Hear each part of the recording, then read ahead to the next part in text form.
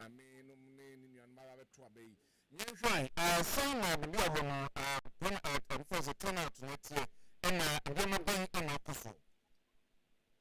Book about the people, some people come to my feeling. Also, police, women, coming to the Wabra, no, or Papa, or Diana, or the two. I don't know this, of people who have a social body, and you don't say what I'm not, or no people, or no people, or people, and I'm not, but only the master, but the money should be the one. And so that I want, I don't know what I came for one of the people, I'm not a bit of a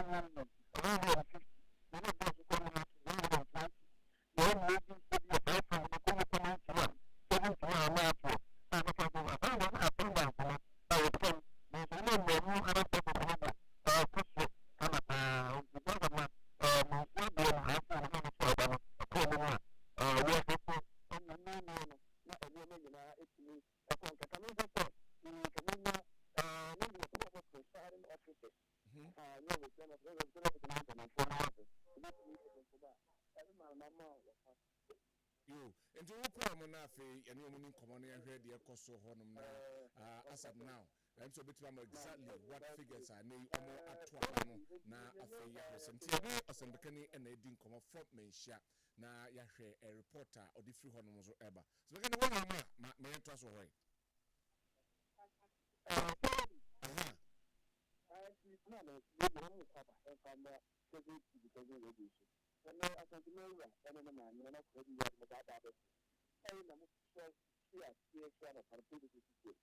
So we just send the before so they say now we are about to have no party. I think say you out and so about Mr. The many man had so much and it's so you man need to see it. So by an only meeting committee. We are both and one of them for the say out.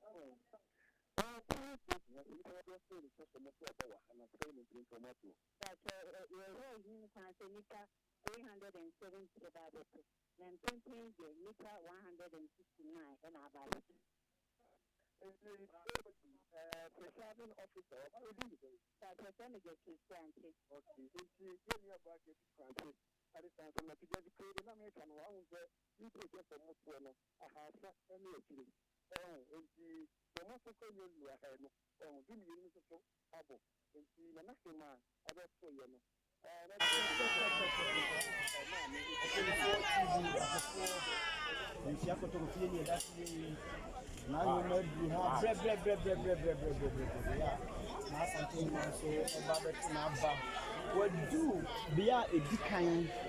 As we leave the tour bar, the voters ID card now you say the deal and a branch cannot get to be no banners and I'm not doing this.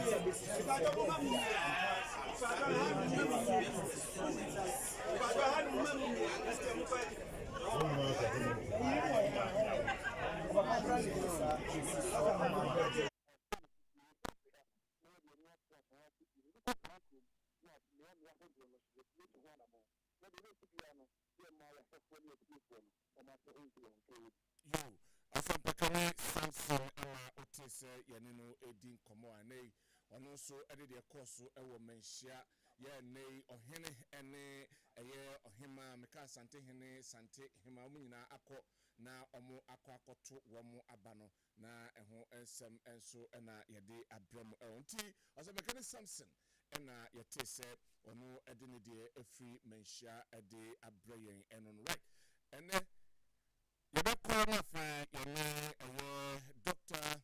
Edward Yabua oko Kumasi University oko business school ono accountancy department ebedin ko but ebedi ni bechem ewo dwabin na afi yakwa akohwe ensema eno so ekoso enso honom enti yakwa na afi yahwe report from dwabedi ekoso enso honom. Hello, good afternoon. Right, you have said but some did the car at the two drama. Udoni FM our doom and important baby aminam buy and a report no cross sign aba abetoso say sabe nipa dodona MP Monteneso enko to womo aba yaba yabe he ho sem ne yaka ba yenko na fe yenhwe de ekoso. Hello, good afternoon. Right, yeah, say yes sir ebeka no na yene no enso atoa so ewo. Right, enti nako na fe yentos. Hello. Hello. But good afternoon. Na Bokoba. Ade nyame say. But you are gabbing. But correct. Ade na koso e gabbing. Baje.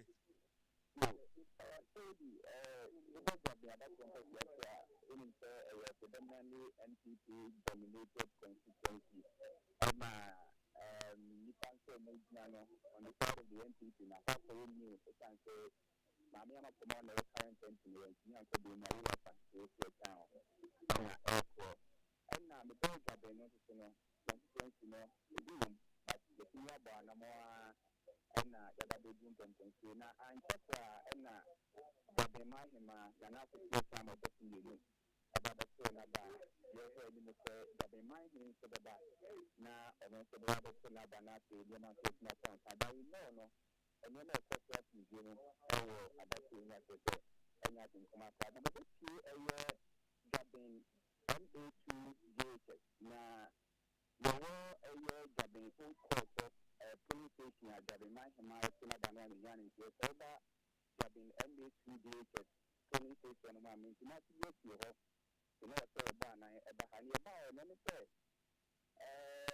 MA2DHSB, MA2DHSB, Mr. Kenyan, and now in charge of electoral process, so no could be transfer what is an president to hire me kind of thing now and so we say we are the two about party agents I hold no more no so bad the two no matter or bar and I will put it to no now the amount of the automatic number you saw the question number 8 automatic manual processor will be able to turn it and the shooter and we take that counting but NDC for no by no meter device people be no no say and no dey take more counting now say send to be a maybe man for internet machine again the do na eja hacking be different breaking the other meeting and we say and other party against me for one thing my NDC phone electronic device now on time your counting so that ko fa assignment machine by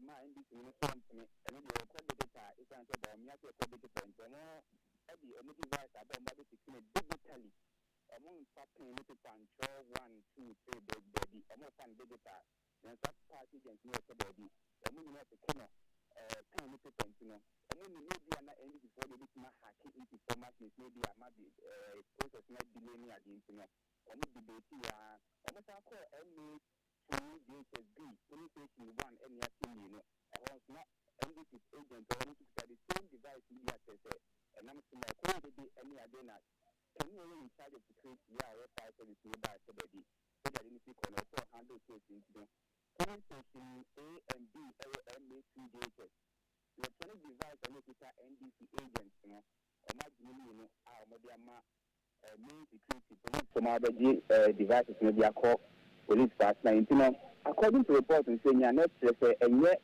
police station we kwana home wa Kessben constituency come here for all NDC party agents with that device electronic device now almost counting and the affiliate sign call other police station now say also NDC agents in that form and also be at one around the beginning and after send machine is it really true say a key counting and kwana so this my other activity with my hacking device now that in the fast I see anybody and now by a Kessben MA2 DHS A and B polling station now let's say massive by no security police now government yaba about one so and security the for Kessben and impact them so far and I'm a woman yo ohimena na kwache adefe na oboya mane no kwache so bibia no apart from when incident bi ansan see here instant back we see and so it's the polling station back for me papers ni memo about the say hospital no na pin sheet no I'm aware say pin sheet no from kwa almost na here I was say party against some present at the time no obia sign or a president now say in the course of vote in the course now sign did not say yeah you can not sign but I don't know if it's the pin sheet or other document be a proper party against available in normal sign now a promo no agent back we on your own sign na later no sign no one here and then it's a way give you know for honor say never say and inform say bambo no and they will be but commend the IGP because so the business me Hanomoa after by 5 minutes na police exit that area na the police station at business because that old police station the coroner as committee or see honor closer to where the MP where the NPP candidate honorable Francis to account number it's case we see 5 minutes and I said police for the car bar around that police for the 4 and I know woman will be fully armed your mobile on better to be out to buy a manager at the answer to us and TVM luckily a buy now not police for no sure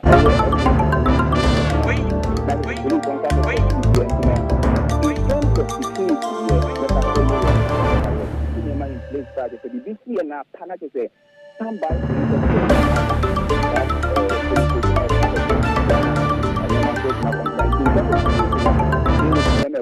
so far Kessben Constituency there all the police stations no employing for B numbers the BC and no my friends yes you say you better call rounds now the cost for me hold on yɛtumi abɔ ho amane akyerɛ people. Yo, na bia okɔ nyina no voter turnout no encouraging. Okay, so my main start here free MA2 MA2 days as an exam print.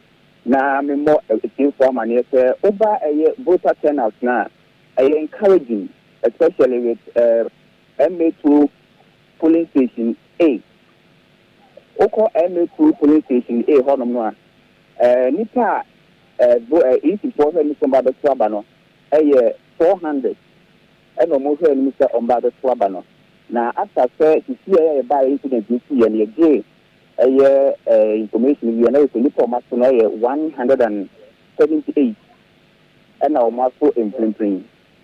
And now call MA2 no so and also almost any most other Swabano and so 468. And so far, you can say Kobo Bay 1 in this one almost other Swabano, 162. 162, you know. What they have no compared to say, your pie enemy and Nipo more from the so your pie one, sir. But you see about Hanomono, old court, one of now is free I buy, no. Hello, old court, one is free I buy, and a horse to know. Na old court A, LED, na A, Nipo more from the Swabano, na a form as compared to other policies now couldn't have voter turnout now. And now, so particularly part of another, what you be say, and Salah, and so Kananka, policies that hold on Nanka, a boom A1. But this is attitude, I am A and B and B, no. And you know, money Panama, the Swabani idea, but you heard me say, after time goes from your retina, you will be a better from an info. You. Kwache adefe yada sense oguso awo okọ oye adwuma nti bo adwuma wa mepebe be saba na de ekoso no wasan ede amayen. All right, na de ete enso and right enti yabehwe na afe yedi yenkomo no atoaso enso ha na yahwe enema eno so ekroso enso various polling station. All right, enti mayanko na afe Omra dwabin hema eto na banwe yarden sem eto dwan yentie nsem a eye nana enso editodwa so editodwa se obiara Ghana man ya sumdwe man papa and say ending of this day no na asumdwe aka say yes Ghana there we know you say you are peaceful asumdwe yentoni akoto enti eju so dada medam wase Bochira we ya Mr. Ghana dwabe hema and dwabe man hema na otese oto na bewie oka sumdwe ehu ensem yema the peace of the nation ehu enhia yen papa na eno ehu ensem enso ekakra eno Dr. Edward Yeboah aye lecturer ewo business school KNUST accountancy department ono ewo ha ena nyamenua Awal Muhammad ono so ewo ha na omo aboy nim say as and when a time ekono there are other important dignitaries on the same room na fe yedi elections no enho enkomo ba mama doctor akwaba doc. Good afternoon. Good afternoon, sir. Na boko de. Nyame adom. Ye de nyame asepa na neso wababe kensa yebedi dwuma. Awa. Se bibia woko. Nyame adom keodi. No ba statistics ne ne ma na oboa. Awa.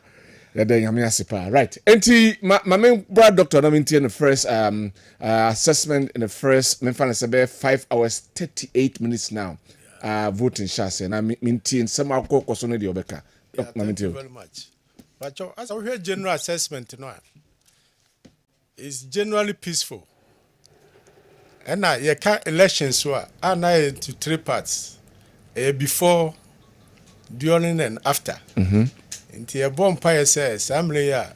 You before now. You were during, after no so very, very, very peaceful." Okay. So that's my general comments. All right. Awa. Kyodi. Mamenti also generally. Well, I think that it's been quite okay. Send doc at the Atujano who send elections. Yenti se bibi boni bi se obi ni obi konto kwa meti. But just by say some few hiccups be a kind by.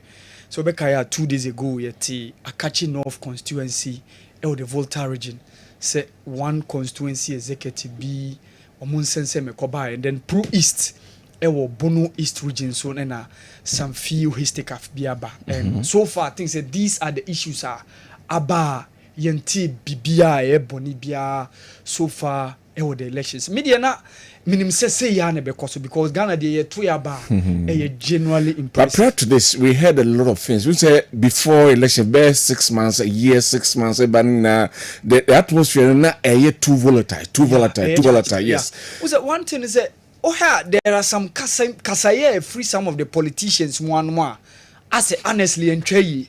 But going for you saw some pay for your one etum yen come tempest down.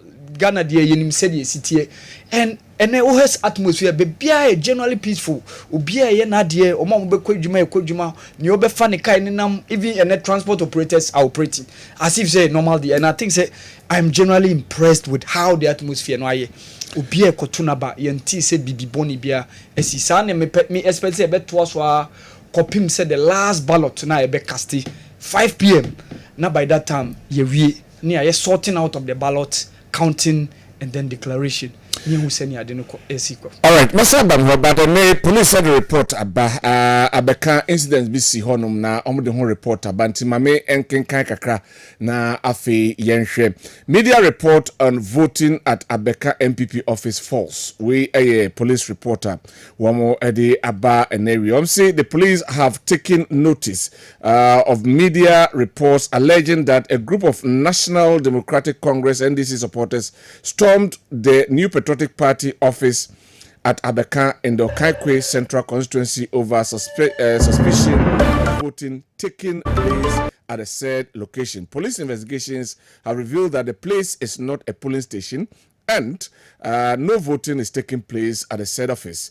We urge the public to disregard this claim and partner the police as we work towards avoiding misinformation and disinformation during this critical time and beyond. We are Ghana Police for one more a reporter amo dia banti a reporter by say woko abeka NPP office ye to amane bi wo ho no ya eno ba say NDC fo bi empo etuana mo akọ police for so makọ yinhwemu a enye sa na tie ho ye nto aba wo ho enti information e de ba bonte no ya ye ma eho enso enti ye ka information ya asemi ma member Dr. Hona yenhwe during this critical moment na yenhwe how I was say they say menka say media personnel social media ebuntu obi a media personnel how should we carry out information and disseminate to the public? Yeah, ni nyina ne say bibia na ebeka no kure na fortunately for us these days many people have smartphones enti asem no say obi kura etwa ntra obehwe na nipa no akanta now some of us you following this election since 1992. Okay. But I can say, sir, this one is relatively peaceful. We're relatively peaceful. Yeah, it's apart from isolated incidents now. But when you come to sub-Saharan Africa, election be no other is this. I see. Maybe or Bruce but so far no. All right. Now my question is, election no into 3 parts. Before, during, and after. And after, yeah, very, very, very crucial. All right. My uncle memory link from the session of the 1992 Constitution, the Fourth Republic, Aba Besi Sabri, Yahweh, countless, and as a number of elections. 1992, December, Yahubi, 1996. You will be 2000, you will be 2004, 2008, 2012, 2016, 2020, and now we are facing one in 2024. I mean, too, take us through that one. Well, I think Kyodi said we are the 9th election in the Fourth Republic. Now, what it means, yekoyi the 6th president yenya 5 presidents 6 vice presidents and 8 speakers of parliament. Okay. Yes. Yenya 5 presidents.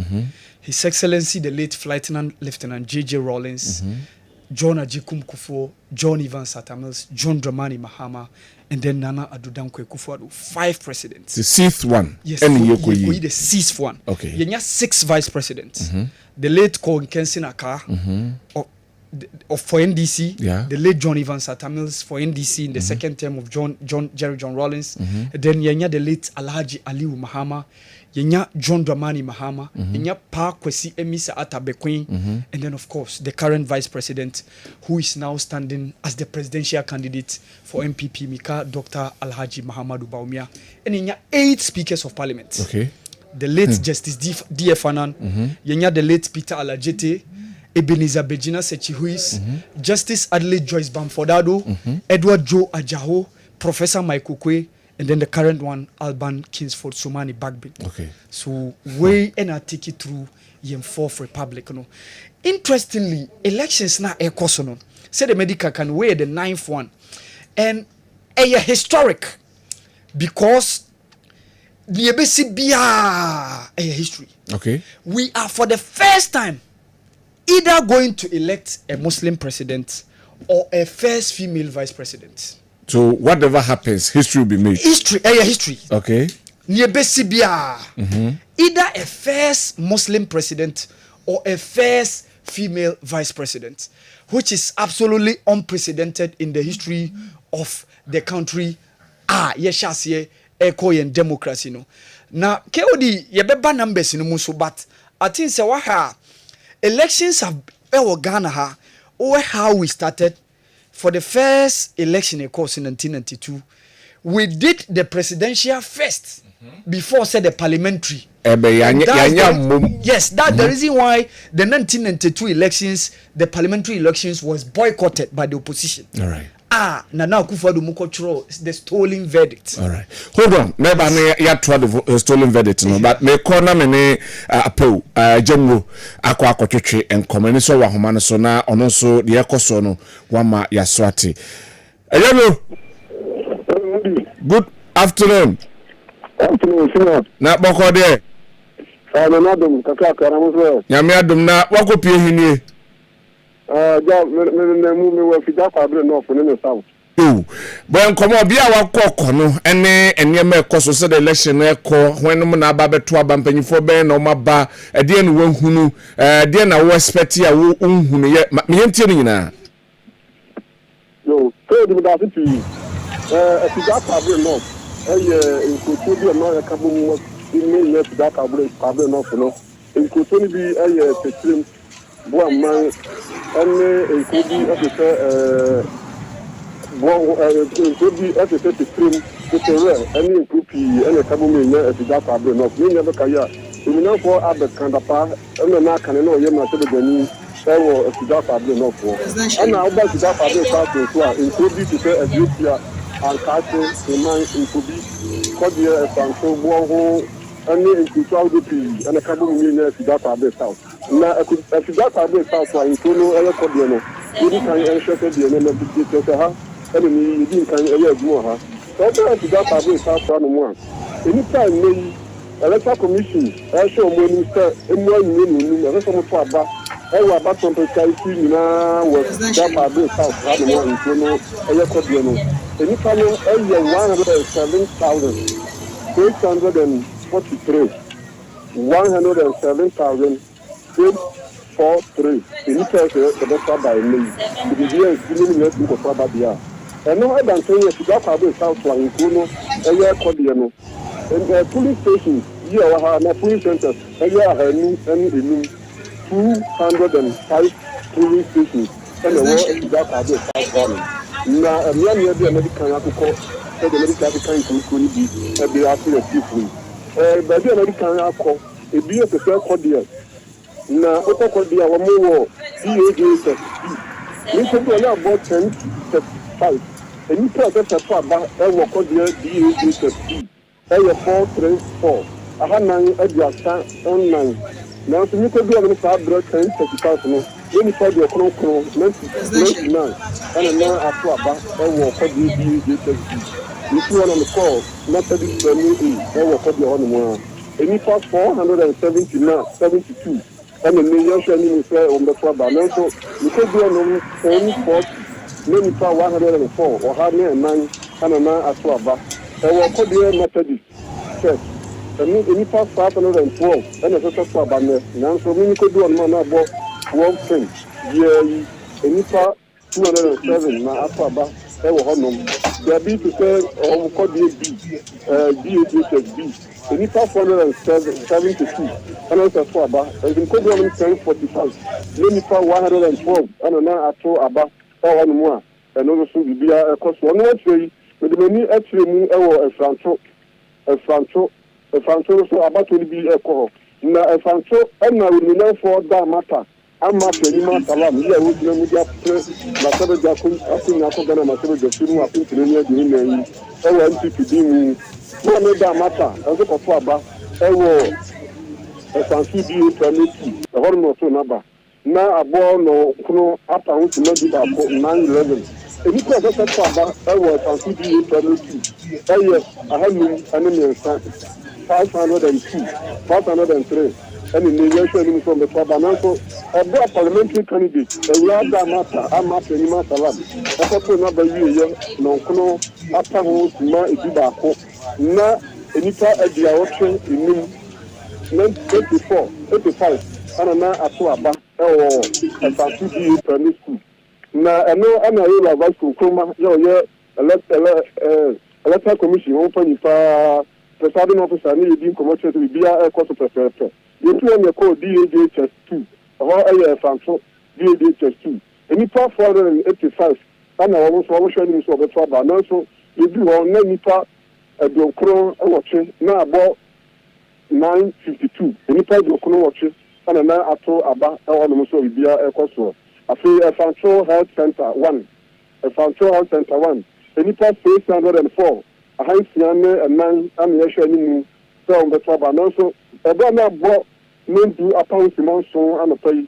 The Nipa to about a Nipa Hansia and near 90 or ha and near doing 122.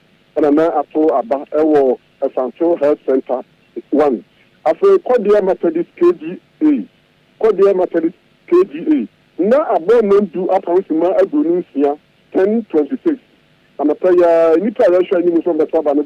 One more boy, I had 9 at the Asa, 432. Now, so now, born men to oppose the man doing your call ye. You will send me power, any here, 106, and now after Abba, and walk on the Methodist KGA. After DHS, Kodia, any prayer to Abba, 435. I had 9 at the Asa, now, so now, brought men to oppose the man doing watch it. And if I now talk about a watch in 85, and now I told about our home. But the other thing, no, a dark address out. Yeah, in Kuno, a Yakodia. Now, over a dark address, no, so that we can could be at the fair to trim, to rest. And then in crew, a cobble mine, and then could found also the bar problem after the medical cancer, also police centers and now police stations here. About the watcher and Kuno. 89 police centers and the West that are being known for.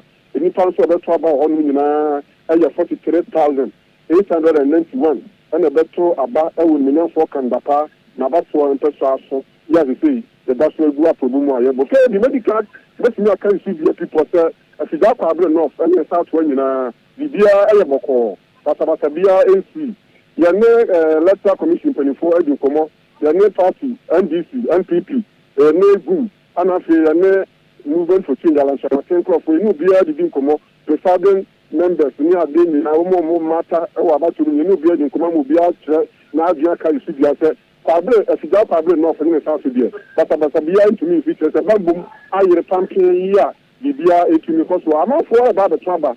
Now, I show about to Renoir, then to me, for to talk about to a Tomono and maybe to say about to a Tomoa, over Connor Fountain. Nipa bɛsɛ wɔ ha dunum ɛkɔ ha ni wɔn nyinaa bɔ santen kɔ saba wɔn nso saa ɛna nso electoral commission wɔn ate sɛ wɔn nneɛma ni mu akuaku ama abatoɔ no afi ɛkɔ dodo nti wɔbɛn nkɔ wɔn santen bebree obe ko tan tra na bo so an pa be ni isia eno mo santi mo e fa banti bibia de na pemu ya boni bia e si center bia ya bo apo no no da pe bia mo so si bia ti obi be ti aba o si ni bia ma enti bia da bibia si ya bibia e ko to pepe penifo de nyama gba kwanu e wa figa kwa bi no friend so ni se no for abetandapa ono ene ye security minister e wo ma de le mu so he na ba tonto so bia na se bambofo asodafo na project for there emu ayere papa e wa nemu a bibia so etumi akoso ye bo pempe ni ase e se pi onino for kandapa ya se nche obo kwa kotuna ba na no so ye di etiri akoyi a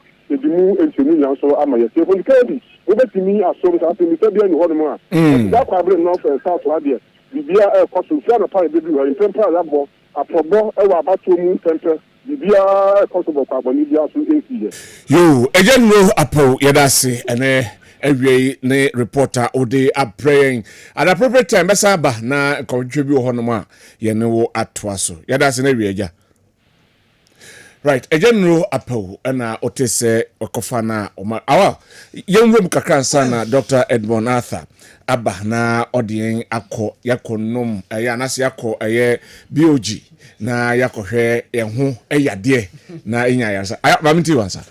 Well, was it Nameka on the stolen verdict near C 1992, and then you know we started with opaque ballot box, and then in 1996 opaque ni chirumu yo na obi na ti opaque na say ballot box na oto abanu wi a ohunu odi tunumu aha yasisum na so 96 na sha say abaye transparent na chese odi tumu a wa utimi hu sepi aden na demu no so opaque na chese ne na okay so transparent ballot box what it means say anani chese box papers na about one hour to no no so you saw say after 96 then Rawlings left off and then he came President Kufuor but one thing is the last 4 elections that is from 2008 to 2020 yes 2008 2012 2016 2020 and also my significant things will be that 2008 we needed to vote 3 times before we declare winner 10 yes. And they decided yes okay to about first round second round third round and one okay the kan first round be kaya na the then candidate of the New Patriotic Party, the governing party at that time, Nana Addo Dankwa Akufo-Addo, was leading with 49% and above. But as I said, when Timianya, the 50% mark plus 1, so we needed to go for a second round. So it was the second round, and the NDC capitalized on a more majority in parliament after the first round. Okay. So they won the election. So in but a way, before that, because of who they see, our parliamentary into a our presidential. So the presidential runoff, it was so easy. Okay. Now the late Professor Mel say, when him say MDC in your parliament. So if you vote for MPP, it will be difficult for them to go with their policies. The first round, no, I think now the candidate Akufo-Addo then needed about 0.something%. Now, in terms of nominal figures, not difference here over 100,000. Yes. But still, now he wasn't able to cross the 50% mark. Yeah. So as I say, second round. You call 2 second round, still near you. Okay, so for example, because there is one constituency, I bet me make it difference. Yeah. So we did the last vote on 2nd January 2009. Before say Yetimi declare say president. So that is the unique thing about the 2008 yes. We voted election. 3 times. All right. Then 4 years later in 2012 gave us our first ever Almighty Supreme Court petition in Cedar. It was novel. Yeah. You call Supreme Court. You spending almost 8 months before say benya 5-4 majority decision. Obekai Justice Atuguba Adinyira Justice Atuguba dissenting Akoto Bamfo okay said I didn't say Obekai Omo Justice Suleiman Gbadegbe and all those Justice Julian Salansa, the late Justice Dochemo, Obekai Justice Rose Constance Amponsamo and Justice Bafo Bonimo Ekoye. And 2016 gave us for the first time said President Otias Otiso will lose the election. Nebi Sida. Right. Na election be said nipa kone tiso or your president will lose. So your president na or be a full 8 years no. Or your president all court to us or seek election no lose. Okay. But 2016 gave us the first time when Nana Akufo-Addo, the current president, won with almost 1 million votes. Okay. And then 2020 gave us an election yenya a sitting president and a former president. Contesting. Before that one, maybe see that. Okay. Now is either sitting president against candidate to be any president that, and now virtually candidate to be any president in a contest. Okay. So but this time we had a sitting president being contested by a former president. That was 2020. All right. And then 2024, so a sitting vice president contesting a former president. And also we see that. Mesaba, but mamenko aye Dr. Edmond Arthur Hona yenkofa aye BOG. Na yeni hon komo. Doc. Bishop. Good afternoon. Good afternoon. Where? Oh, yes.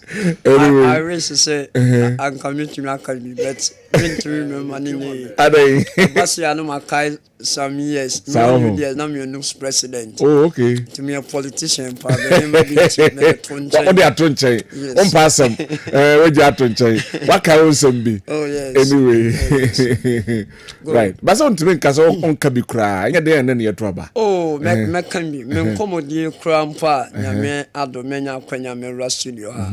About election health and me come as a matter. Me told about Odium. Okay. Methodist primary. But me observation kakra la me pesa me ka. I wasn't pleased kakra. On say between place na we na ye to about woman. Doc, hold on, ma'am. Na me fa reporting brasisi ana yen to aso. Right. Right. Dubuachi meboa ena chief omo ewa homa yen kone nkotie die omo di free bia omo no e de brayen. Good afternoon. Good afternoon. Right, boko there. Yami adum. Efa na wo say.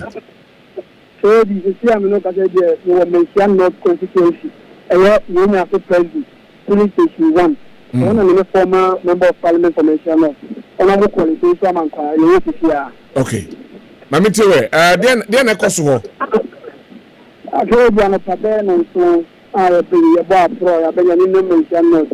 The police station. Ako alata jom chinchini mwa zisia de sere ndi kan kai.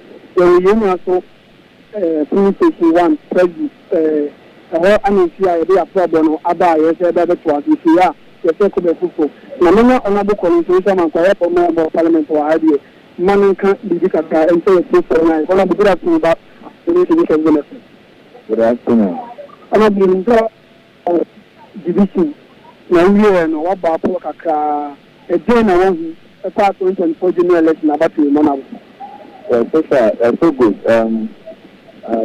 so greater command the Bako constituency from asking your patrol na no cream about no aye very big I appreciate few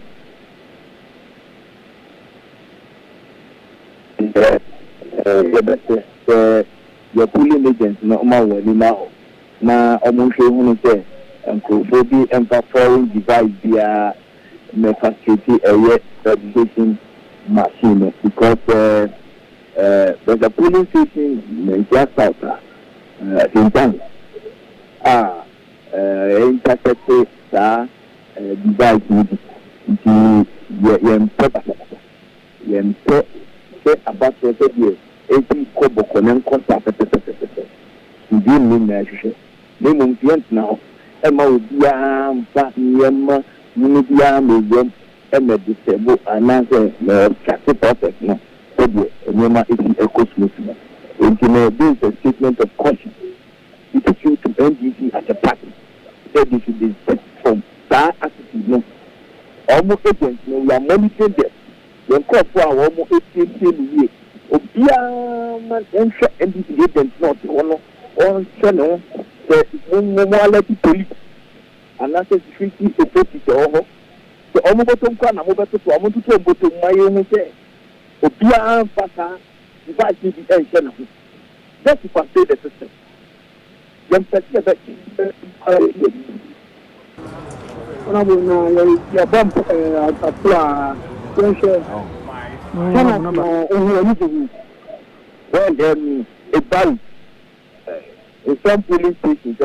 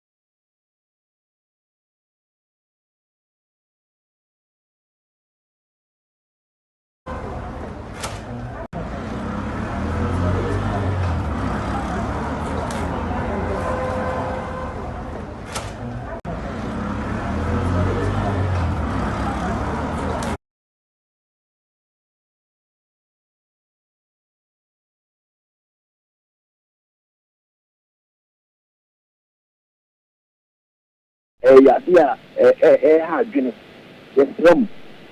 Mom, son, I'm just in the team to a banner of Lydia.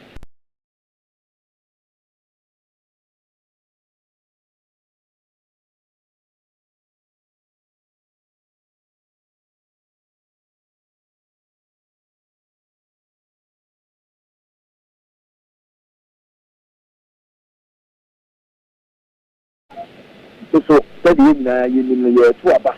I mean, your best. I think Daniel Yawa, no young public in one. So, when I make a big cran and Yama Baba too. Mama in Concotwaba. Mama in Concotwaba. And for now, bomb is not Constituency, and I know both qualification and common member of parliament. So, they are to a for me as well. But Mamusa no oka device bi ho asem wo hu no bi wo device corona the NDC for me fan say agents use wo hu bi device no it looks like what one tap toy watch no yes and a juma ni say a pastor DVD no it no bi o the education nature no e frustrated that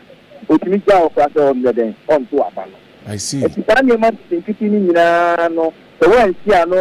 the end of the day, no, it's at the back. That's why we are sending this person to NDC because the was in chance NDC for NLK. But Adam, by say no, my report to the appropriate quarters. Report to the police. The matter is under investigation. Okay. But what I'm suggesting is it turns out that baby also on my mouth. You can't say you're fully agents and say, Monitor NDC very closely. Almost fully agents, no. Almost unless police, we have to do that. We would make sure that if you're not a police station, a baba baby will be a. Yo. Honorable, that's say, right, my influence here now appropriately best to us. Why? Bright Edubuachi and Yakofa no from Menshia said device be a code grabbing. Quite to make a mention of that same device. I'm somebody counting. Now, my name electoral process no law no whether these things are allowed. Ya better hon some na yaka. But Doctor Doc. Young quay na apom dos who here. You make us say me matoma as early as before 9 a.m. Wow. Oh yes, I saw my papa they also me to my bantem. Nti me to you know observation and me make here and say. Assuming say officials net or maybe out line so. Baby a ye to abano. Eh baby a dada away. Ana boot no efesi omo. Ana distance ne nwasa. Ana presidential paper na ewa into when you to mu a nipa ne very smart obetime hu say wo de besi soro wo de besi wow into say nke mutwe wo say mutwe kaka na obi a de oyo bibi ehunu ana say mu ntwe so a omo ntene no to opposite side of them anya sa obi betime de nani ai de ehu say what wa ya na bi. And me observation and me make document I saw similar things. Baby I make to my banner. Those say police ni born home na or mass space maybe but ujine china say me kwa na me space crime me fan say you more problem my eye cry. O share said in pa stretching the paper na o baby a or the besi. See I think say e honum no mo hwe ho asem. I think say omo teme turn to opposite side of the omo hon me say ne be omo hu a better. Doc no Samra, Mesamba, Wadarma, na Menkona Mefa Chief. Hello, Chief. Good afternoon. Hello. Things ono enya ready. Doc, enti mayenkwe na. Good.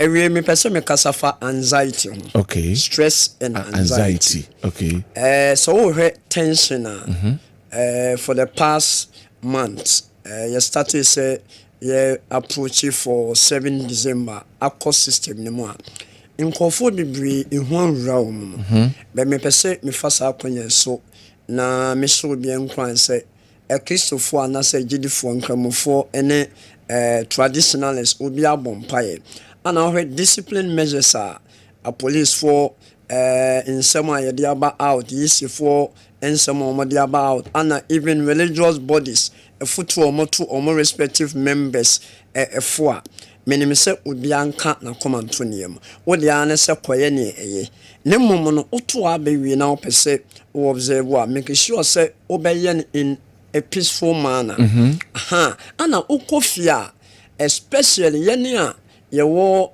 issues kakra in terms of issue kakra ewemu bia o party A and answer party B be almost start say omo bobo from be 6-7 p.m. ne air corner make sure say obeba from kakra sebi say anko ama won eno nche say o wiase no and no wanya sanity say koba say o party anwini a eno nche say o wiase and den a policies bi aban bi ade bebia no o kentene ho a obetimi move from where you are to another level eno ntene memma emeye chinchina meya de swama oh now say what feel so nervous what feel so anxious but what can the book of Philippians chapter 4 verse 6 I say be anxious about anything but say do not be anxious about anything but in every situation by prayers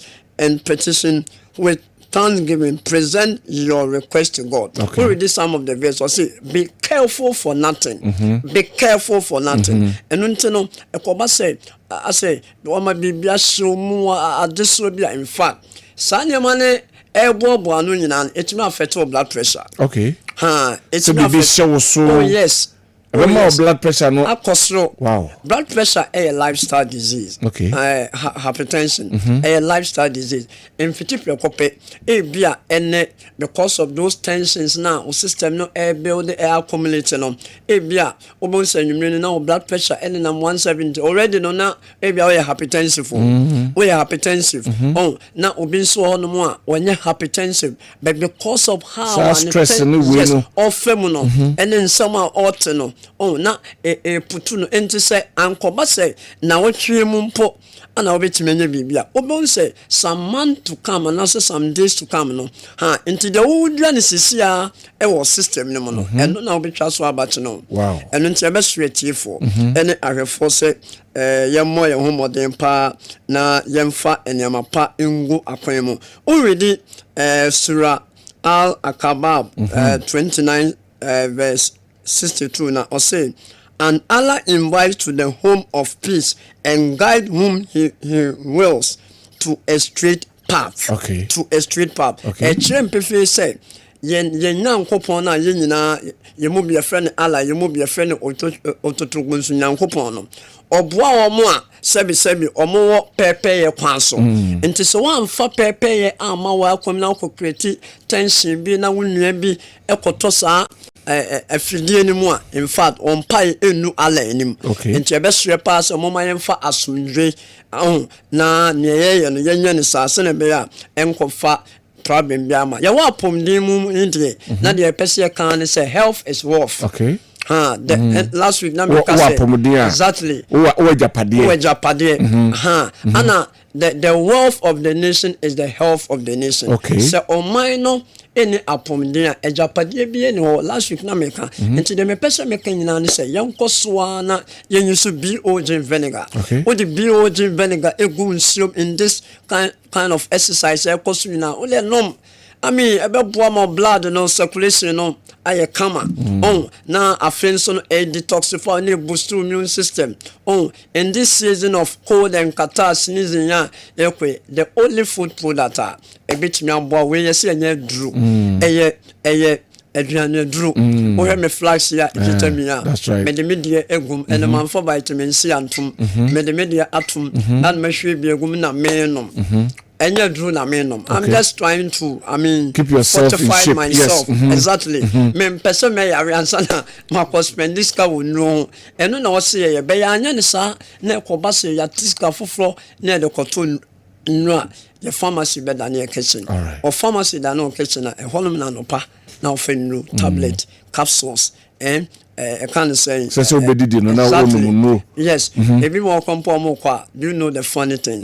obon say wayi no egugugugu some container bi mu anopa de ni ewia de no waja we no ewo ho bulk no fie yes you know container ni gum na nkasa ofie in fact I will see jai sade no the obit me jai sade na to say we discipline health and na say apom den no a discipline so come we ya na what na won kase mabre a consistency.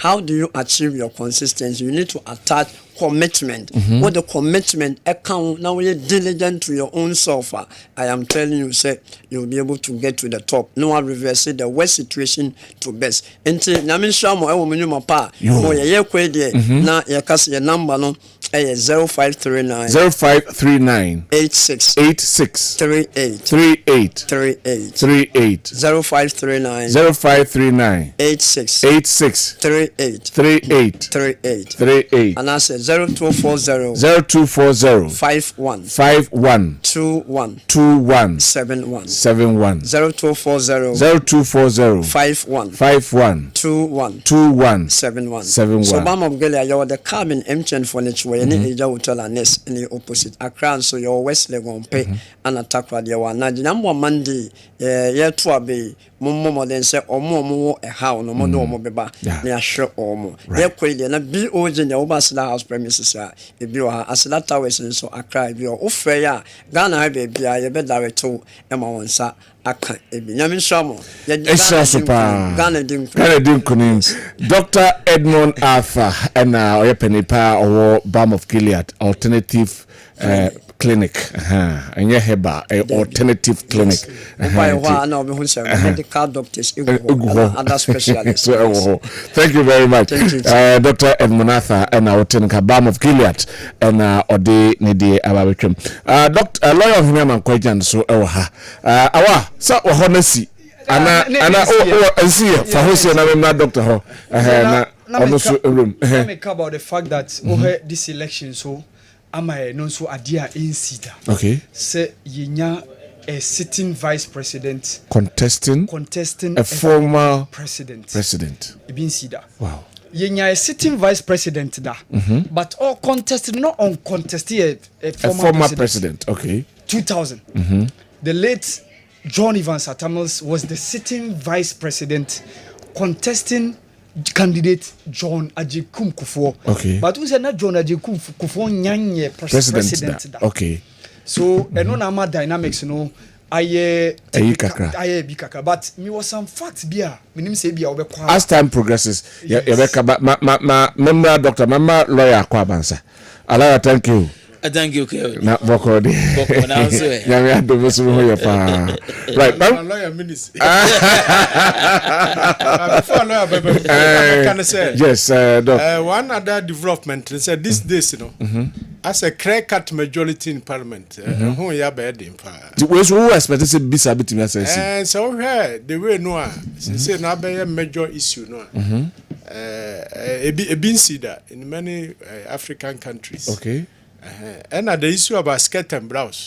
So be dosu. And also unity. What do you think say? Why do you think say abanasa? Is it people understand na say you who say bia what plan the empower 70 new in China? People are trying to understand the policies and they are coming to terms with parliamentary and friends constituency and near constituency e be a power as an MP by president MP. Say ba MP no these days no.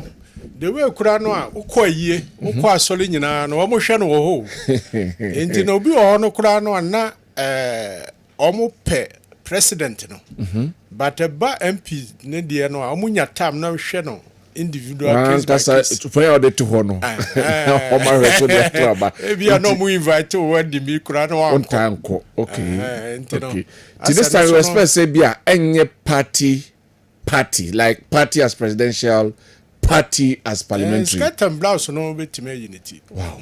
Anyway, my member lawyer Hona, that's about doctor. Lawyer, for our member say be 6 hours 20 minutes now, and a vote in a chassis. Minutes what would you? Evidence on the face of the picture. I don't know. Anyway, my you so far oko to about what you saw. Kill the yen chat for. Now on yen chat one hour jibra with him champagne for once. Documented share check. Oh, okay. Now the TN say say and yes a beer polling stations said the electoral commission why ne hye ya say no untumi enya more than abia 800 people at a particular polling station and kameka say voter turnout no at this time encouraging you come many places you see say who queue send ya ankane na Encrofo asori ahomachi be 2 a.m. Ebobo be 7 before e be sha ase no na light ten na encrofo you don't see that makọ rounds pa. Okay. Now obisa ne awotie ene say one you know ankane na polling station obehwe na nipa over be bia 2 million 1 point something million at a particular polling station. Yeah. And into be free baby, wa man tema and all that. And they know electoral 800 registered voters at a particular polling station. And also pe no more create another polling station. Okay. And into imagine me say enoka hobi and a bia unhu cute and sana me person me imagine no. All right. Ne toso me no so say and they you know Encrofo kwan a wofa so a wodi won djuma no obi wo ha na adwen ne se or monitor Kessben or her TV or share Facebook live or share we entina or ya ade bia on person be say na daage akodi line bia so se okoto na aba enti or ya ade bia koduru pempenso bi o sorry ya okọ ya oto ya no aba no abeto aso enti no madwen se bia sa na ehunu but na no kura wom ne se send ye tie bia no muze say oti kokoso opemso otumfo a oti kokoso asantemanra ono ankasa asori etutu ne nan akọ polling station ama ya checking ni din ya te ne ballot paper e de ama no wakoto presidential wabeje parliamentary wakoto parliamentary patro atimasi endin ko tumfo atoe de na e wo se eno no e ma ye nkura hye se obi bia emfa ho ne ne awoye okay my dream say also sorry na akoto aba because enro aye twa holiday free o and the twa holiday nra no de e wo say eneno ye bia no ye jani akoto ya aba e ka say this about to have say ye pa the few minutes say the few minutes any bia in an hour bia be spend e de akoto aba no enye no enebe ma usika bia e bia wo so nya na wunya o right now the next 4 years no and that way betimi asesa wa brabo forever forever not for 4 years decision now forever forever yeah forever for the rest of wo wa brabo any with generations say wo onko ampo dia nka enye problem yeah but wo ni won a wo di wachi a eba no ebetimi asesa ma brabo edi ye besere nkrofo say meba ma memra na Kobi ewa ahoma no so besere sa hello Kobi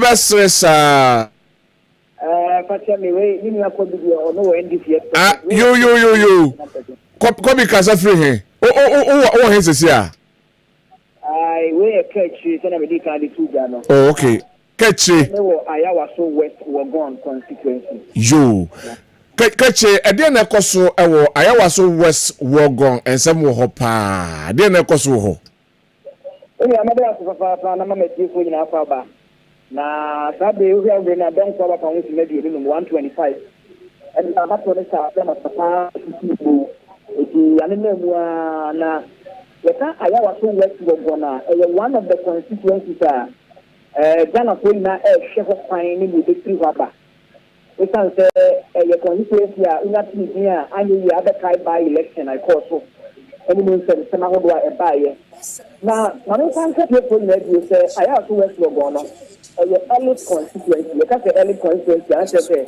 I have a idea tukafo elibifo ni pa wo de we ma ko me ni agabo no wo mo eto ma ba ni ntepa me no ka se me wo Legon police station na be se don we ba ko pe ni na TPP flag bearer nan kasa ma me akusia konkoma saponkoma obeto na ba wa ha sei na ma me atoma ba wi ma one central for din komo e kan se ni lecture ti no se me di kan bo na sei empesu agodo no na baby na we on person ni mu no yetimi ahwe ho so kakra so far so good come here say enyema kofi ye pa na yenya ma me no odi me ntwa so yetia me say me tafie agba proko pie mu University of Ghana I also went to go no conference no ha so ye pa le go nyina University of Ghana Legon campus no we nyina eka ho so na violation we nyina so eka ho ene emiangu probe na bawe mu a ya wa me no wo Legon police station de kadia tijano ansa na no wo University of Ghana campus no police center for dos you pa na fi mo e bo modern ko akuafo annex ni ya anopa be se no nkuna yedu ho no na enipa do e so mo ba aha se bi okono ba ko 391 no na wo be se bi asam yenu 32 ene timi ato o maba na edwe ti so ye san to aso ko akuafo ho 3 nipa na se so ba ho ye 414 as at 9 a.m. come ni pa so ba ni ye asam 35 edwe ti ye to aso e ko bie mu ye akuafo 4A akuafo ho na 4A I was looking at the 399. Now, a new verse of Yanana 44 and no mabeto. You make a kind of say, turnout, no, not a very low. Now, so far, the way to see me, I'm out of the set turnout from no. Some person and they encounter a was so west or gone so emphatic. The out will be a call, you know. Telling this back who you can't know, and it's an apartment almost as your better no so blue. Now, BB machines, no. Na ebi nhyɛ da anya adwuma na so so ankyɛ kra I don't want to see here. My chance of finding effectively. I used to want to be a letter about to a coso. Now, yet they say, what party is the board that will say, also a baby, no, in our home, even though the people say, and we have to be now, let me have to be up at your home. You understand? And then you get to the on that one. You can't change, take your matter, my baby, no more channel. That one shut down, no, you to be no more. I think this baby, I just say, one more chance to be a bell, that kind of other song. Now, the same is that the man is just a journal and condition. That and persuasion on the protection of I also work for Gong. I will pretend be a foreign Westland. So the man is so that the is just a opinion of the Aquacotuna Bank. And the Benya fine, Emma, you know, Aquacudin Como, or Tunabana. But that's like I said, so far, so good. Bibia Koso Kama, our NPP taking so far, so good. I also work for Gong. Turnout na very low.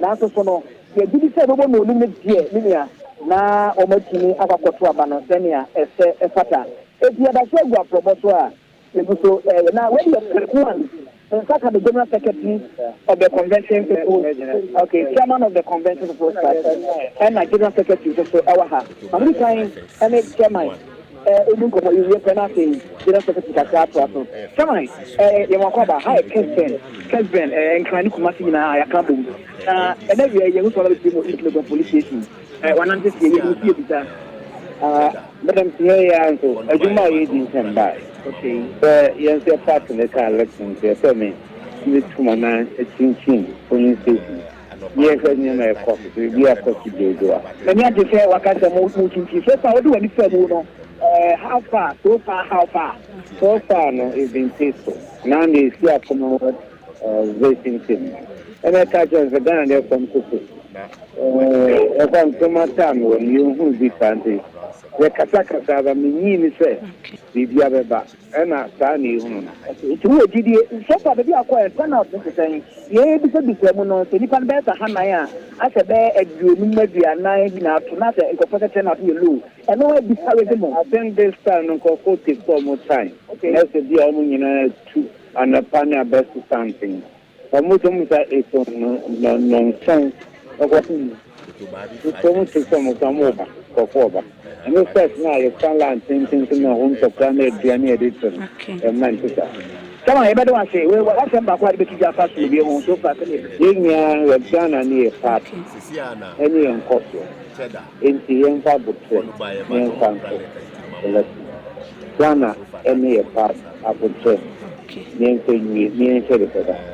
But what maybe I can't say we're going to flag there and Ankasa. You want to find Kadiana in my local. Me from Poma, Sapon Kuma. Mammy, address of white.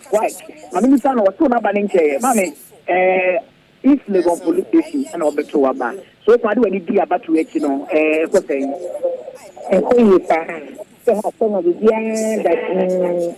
And of course, I make an evening to be able to have a scare, not one of them, will be able to which are perfect in Israel.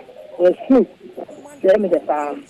I also for your elite constituency, the same person about Hano, because I want farm of the view. What is this someone? What are to a banner as a 10 or 2 low? Who did you say? So absolutely. I'm a swat. We do that. And some will do the time. So before the whole move, corruption I want to. A man I wish you know, meaning of a foot, not of a foot or back. No, banning them and for you. That's it. The flag bearer, the CPP. And we were talking about if the police here, Central for a higher, they can't even bring more, and what you say the police are dealing in our society before. And General and just about to Nabat and Dicadicano, or Westland, and the so now, now to look also the other. So far, it's been peaceful in Anti-Toka, and I have say, the Abayas I also was for gone, has been peaceful so far. But I say, Kachebedu and Otin and Kano from Ayawaso West were gone. Well, yeah, go dina Madugusa na meka voter turnout. Nti madwe say said the scenarios na me mantino me ogidie say amount for ebeto unze BC the year 2000 abra na ye run off okay na sa apprehension na so amount for enkoto nipa ensan lie ye to no nkakra surprisingly results no buy na amount atopa because obi ato anoko obi ato ana onyina ho no ko na ne no se na America na abefo ne ma abanti obi a monitor o enti no nipa no hwa no asori no akoto na aba na ne see 2020 elections no madwem say no so enya esusanso e wa abato we so okay the 2020 because of covid na na ewom and they say na gathering mass gathering no enye ade ana ye encourage every na ye weddings yes da bi nipa dodo say ntimi nkobo chenku oba bi uzi ye to aba no kra na ye spacing ye spacing sa enti enu ka ho bi na ama sa psych ade na we trim say ni say nipa ko bodom pimpi no e polling station no e wo say eba but unim the e wo say yetwi nkrofo adwen so esi so ene say sabri enya bodumienu epa ho pe na emre na aka no esua enti say sabri no de wo nkoto ya all the ndema makeka ne nyina no eni say e justify why a nkoto aba right as at now say free sabri we 6 hours say wonto aba dia na eye eduru mbre a e wo say wo sorry na wokoto aba yaduru say yenko penalty but yaduru say yede extra time atoso okay extra time na yede atoso na America no America ba be say unze football ye ka say extra time e ho ye time e do or die make or break yeah enunti no edu sa time we na justification bia e wo ho anti a wonkoto aba no madwen mi say wo say etwem enunti sa breedie sabri ya utumfo otikokko so akoto na abaidi madwem se nia obi bia ye bia wo se yejai na ye sorry na ye koto ya ba uba na wo betrase na fe wo betie KOD na analysis ayeye ewo ha na ahye wo nkuran because KOD ye be ye monitor other regions now the regions be find say enai I very critical. I was about to win. The Dika no Ashanti region. Okay. Ashanti region because CCA no Ashanti region and I stronghold for New Patriotic Party. And also na be stronghold for the NDC. Ashanti region. Ashanti region. Yes. Stronghold for new NPP. So, Ashanti region a stronghold for NPP. Ashanti region a stronghold for the NDC. Okay. Enunti ankane no se na wadwen ye o say NDC stronghold a voter region. Enunti no se voter for no hwe omo ahonkeka na wa compare wa Ashanti region o ye mistake. Okay. Okay. Enunti memma weni no nkwe so voter cran because voter na ye chiche mu no ama stronghold NDC 2020 election no be Ashanti region. Yeah. Aha no munya vote kase. Omunya vote in terms of numbers presidential. Ashanti etwa voter region. Yeah. Enunti sabri no. Se wo Ashanti mantem ha na wutie me. Na won koto waba. Pacho abutrima sorry. Na koto waba. Right. There shouldn't be any justification why I won koto waba. Okay. Because we Ashanti region American editor nchen na waba Greater Accra region. Okay. Greater Accra region no kra de ne ho krampa ye ho sen Ashanti region because in terms of numbers registered voters no now Greater Accra eso sen region bia. Okay. We in fact the first 8 constituencies are voter population na esopa ewo Ghana se CA abaye kotu eni nyina o Greater Accra region 1 2 3 4 5 6 7 8 about 8 I think say Ashanti region the first one no eba 9 or 8 one of them I stand to be corrected what I say ndi ama ayehu hu pa okay now we say madwem say COVID time na na registration na man for MP akonto p ndi ma nipa p na ankane owon kran obepese ono de obeba asante mantia do abe register to na aba no ye registration no do na e won kran a na wo ye won business a won pese wo be move aba Kumasi no etrankra eye registration okay no ema voter population ekoso na ekoto aba no hwe results a eba ya it tells you say ama Greater Accra region no a crucial decider. Okay. Crucial decider pa. Enunti no sabri say ukohwe traditional battle say na yeto no before 2020 elections na analysis na one way you get it wrong. Yeah. Enam santi no ena Greater me monitor Greater Accra omoto pa. Greater Accra omoto pa. Omoto aba no pa. Yeah. Enunti no there's no justification what's yeah because voter region omonto pa and a Greater Accra region omonto pa okay and the Ashanti region e was here to pa okay but Ashanti region a be key decider now the Greater Accra or the Ashanti any greater eto nchen now we ba central region who are aye hu say was a central region no a part of central region no gona what you do na anu be di won juma e won kran what do na kodi won juma so sa area ho no even though as a part of central region but don't want to enunti e ho so abaye critical decider e this election.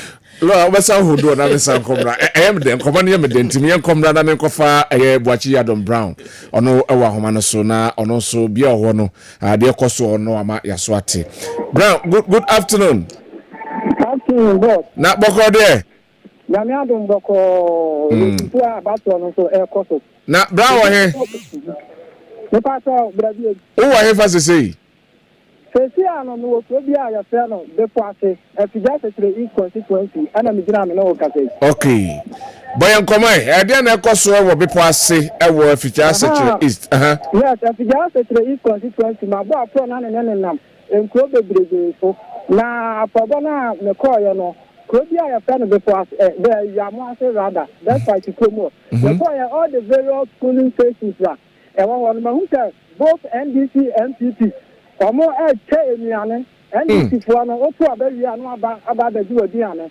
enti amina na mi bi ka senti democracy no enti sei na ye na ebi no se obi eje di ane ato aba dia e na ono so enye di ane a won so aba no eno ne koma ko so ewo ya mo ase a e wo justice the east constituency na senti ane de baba de poase wo be poase amango ase polling station so na no total registered voters 258 total registered in 258 now turnout no elipa 129 so far many will kasei I'm sorry many ewu aya the police station 1 and also no elipa was about 517 and I turn out to know 300 and so by now maybe will be anywhere with me every minister or more I can come up one and Abutre Brown want to be Abutre Beba Yabutre you see Abutre no yan twana nanum Yabutre amuntwana nanum Yabutransa na mame musa o se baby akoya ya che aduane NDC for NPP for che se bi mpanyfo ni ho a police fo ni ho ana se omaja mo sa because him say etiamra etiamra de a police for na police ni bi ta no so e se aduane no omo mani bi ta so na ba so committee and club no omo so e se political practice no and so ebe ma omo aduane adi because na be bi da ba ko ni say you see from coming for no omo nta aduane anya omo so aba so no so ana e just be ni andi for no omo so aduane no omo so protest ya mo aso do Brown Dasi.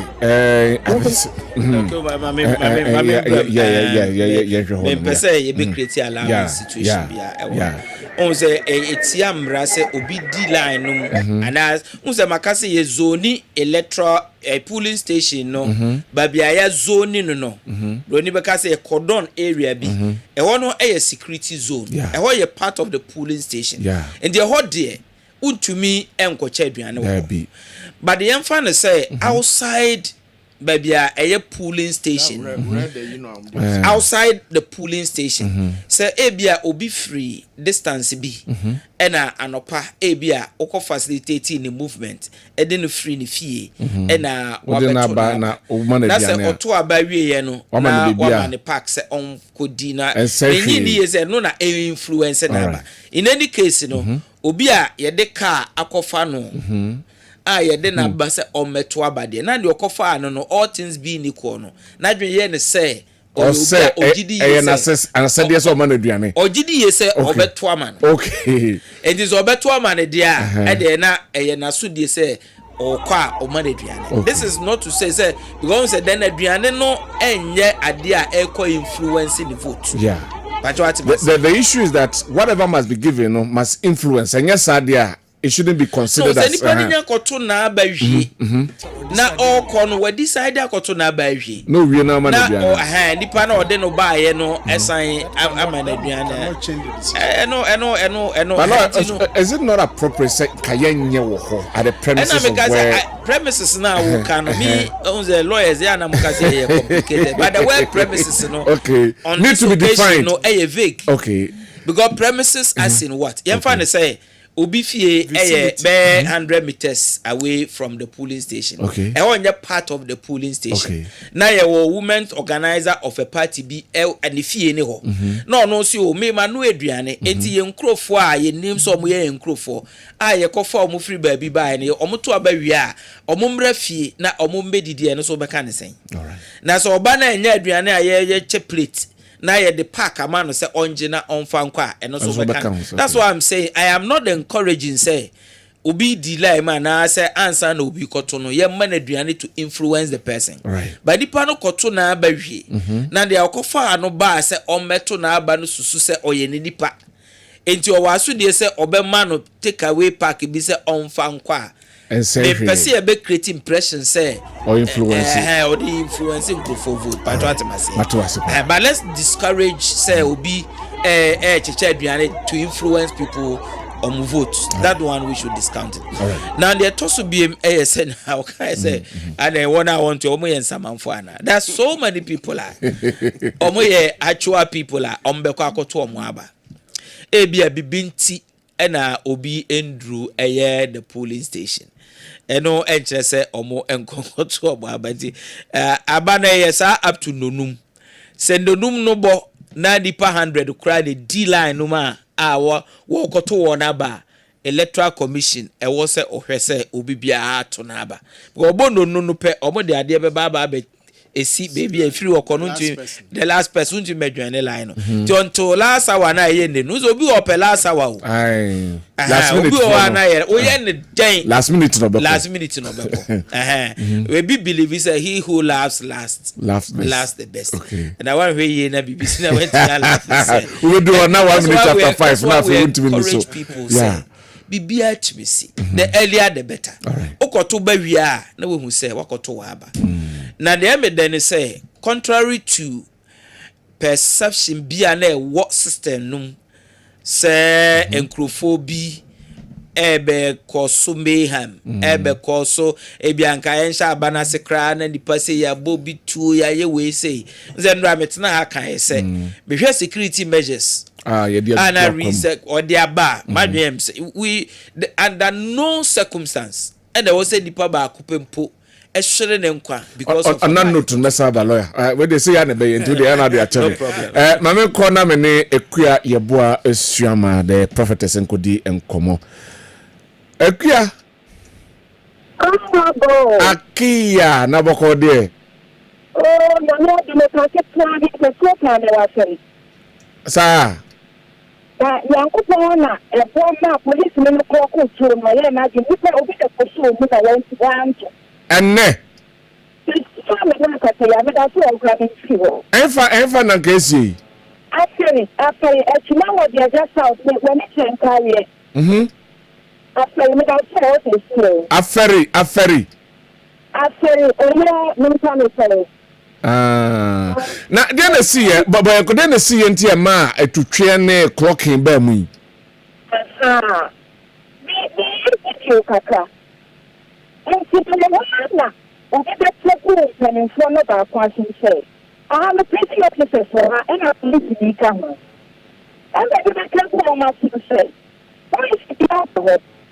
And then looking at a man of such a very almost swabber.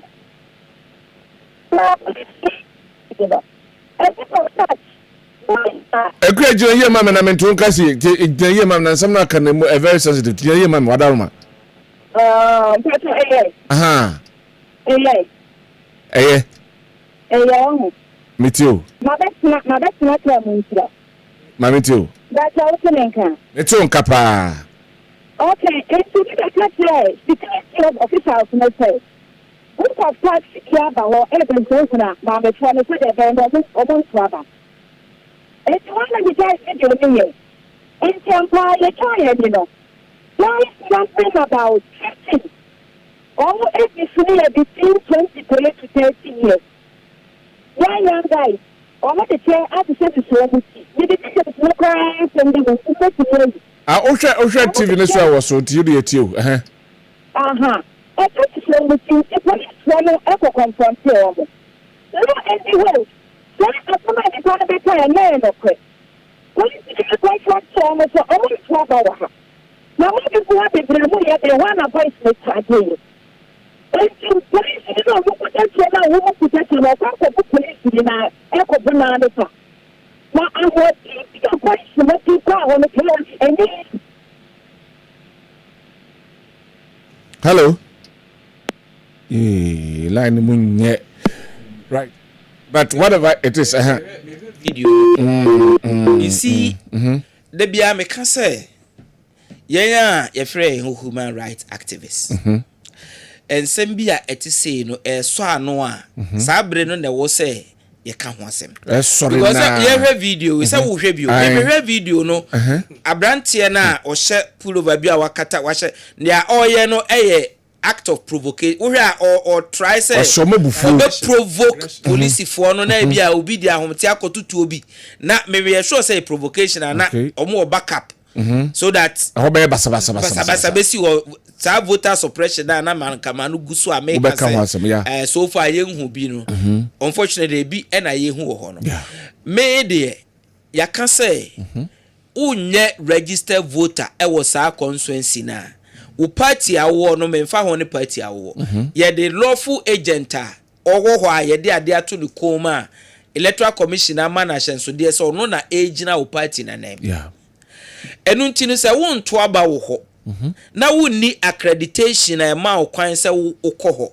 na security zone wo ho se ne abo esi ko ye ne ya na omoye na wa charge a enka wo ko police ni no se wo ko bu no na police ni a yen ya totu ato aboba agum di ama no enti no wo ko akọ na so awe ne hwene kra onyida ho because of human rights me ma ne nyehwe you get my point and the yen ya be condemn police for if omo react ya yan condemn eniema because nipa okọ ho o se nipa we omo numbers no ages any provocation utimo say asoma omo ya ba omo pa okay so omo ko yi na ebia counter group bi nso che say we na ebi koye o no omo so soma omo nkrofo na omo so call so omo ko kanta omo ade na besi wo enu nti ne ye ka say abato no say wo say ebia aban no a otiso no open waye niema eso amanfo ani a jai na Ghana fomfa won kokromoti enkyere se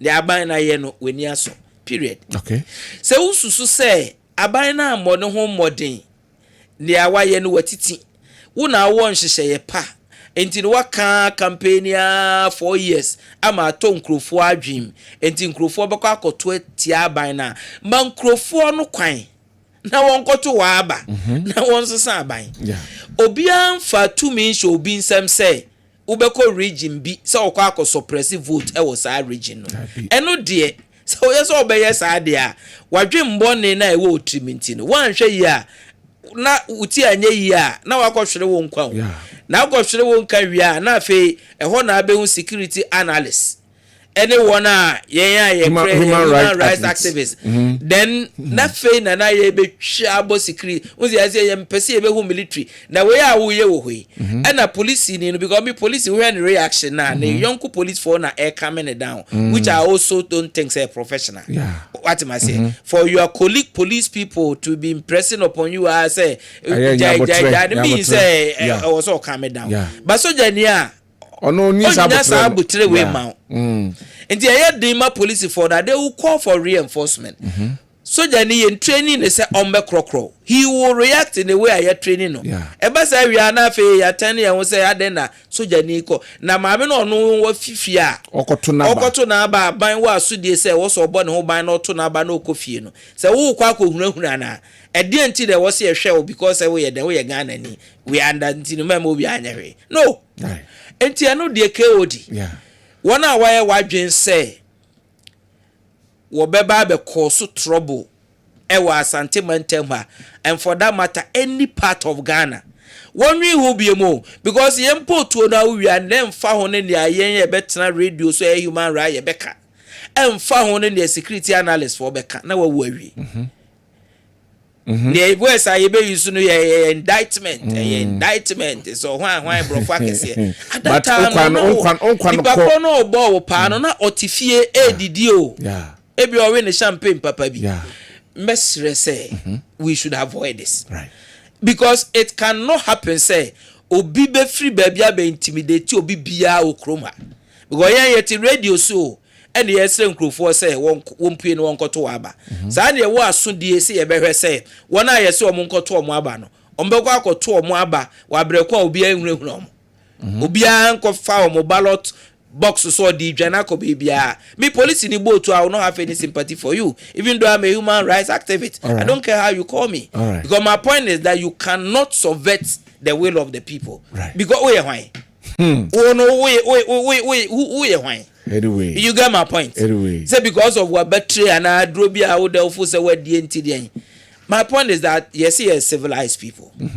yes emra and be regulate yemma emra and regulate emra na regulate is obi a one vote obi anya kwan koto na aba omo ayabo omo ye ti omo kasa omo nkenkan aba no ombe kenkan omo aya tieska mom so omo declare omo be declare according to the will and wish of Ghanaians nobody any right say obe suppress voter turnout or suppress the will of the people. It should not happen. All right. It should under no circumstance. And say na oka Ashanti oka greater oko central kakra. Also 4.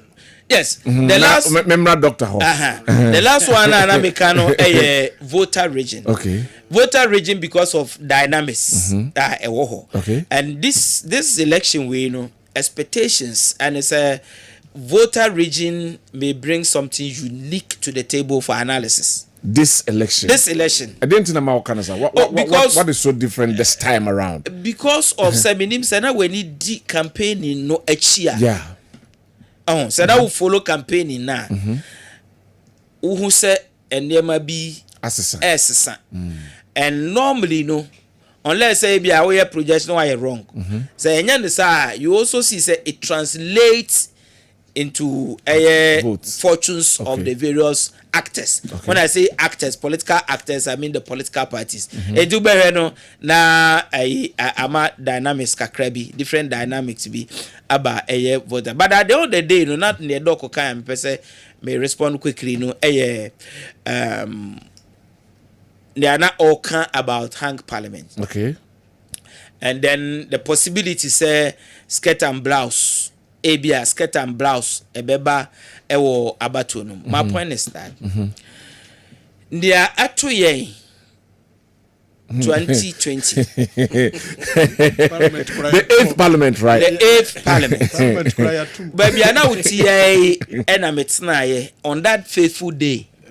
You will call the we unprecedented consensus bill. They may say, Prof, we are very highly educated. I respectfully disagree with you. Yeah. We called other political analysts. Omunjina cancer. Your fresh security. Omunjina say consensus. I'm say, look, me. Send me di many di Ghana your politics. Any send me name your political situation in war Ghana no. Saa de no ye koto me use the word koto bekuma hang parliament de akofa beto ye hoso no na ke odi senka wo ben wona wone parliament here parliament adili wo ben o mo na nka wo tie frustration a wa fam ene niema a wa fam a ebi wa ntumi nka wa abonten a nka be say under no circumstance and there was a cross your mind they say you quiet parliament you go pay bill why the benefit no skirt and brass why the benefit no the 2020 na kire say skirt and brass no and benefit Ghana and benefit and the ayekopɛ den wo lawyer mesaba na yatwa so na namwako ewa homa no so baby su to dik enko fa na namwako ai nana good afternoon na boko de ya na maron de hoyo nana wo hefa atoro ama samai ede na ekoso ho nyama bibia no Unakupon was saying about the editor in two and a for had the dancing car. So, not here, I say about one or kind of so. One more and ever in two ever the food now. One thing I say, dear, one more editor. Now, no about pro as here, a Kaka, if the baby or freedom in a proba or Honor, and I know, and I'll put him on. And then I didn't know the part of the plane. I'm on a coffee to find it. And my own our education money and run to your set. And I'll be up my baton after so on 24 open break. There's a don't back. No, something I saw back on nothing. Oh, dear. Now, it's me and here, yeah, looking for our 3 years. I think, and I come out for you more. I can go my baton, no, see, after home, to my best, and from and turn a baton, air here, a war, student. Now, I didn't know someone play my end to obey. One more thing, they say, fine here, and you're gonna hang out to say, or student pay. I will, I must summon a year to quite a bit. I'm not going to move on. I'm just a fine Yakia, and my baton after 12. I will come for a year, me, Saba, one more, and I'm mixing common assessor. Last 4 years, on one thing, looking to that kind of the year final. Nana ko hesi kan peli peli na ibi ya fa na so ona bona nya dia eti e ko ti ne pa de o mo eti fa o ni man ti e be ti pa be eti ya ma sen ta de ko se o mo mpini e ma bu ni na wo ho no mo e o ha ni na eti o sen sa ma reinforcement e be mu ansana yi ama kan commander e ba ma mpini ko be mu ni na na nda ka pa ya asakada abaso no ta ti e wo e ho mo a me see what you now discuss na nya don bia e da na ko kama na sabe am no ka say there Amasaman Kupak and I'm in Sono Ejemu and Wahanamu. Now, okay, the MA, a primary school, MA primary school, a hall and I'm when I can pour a mamma to say Nipa, or maybe one cat as so much me at 4 above MA a year Dino, a year 671. Now, Sabiam Casini 281 and about a 4 bar, a ma 120 and a member 99. And I want more about Sabria, Mino, Cafe, Sansona, and if I'm the 2B, 2B, 401, minimum 111, and about the 2.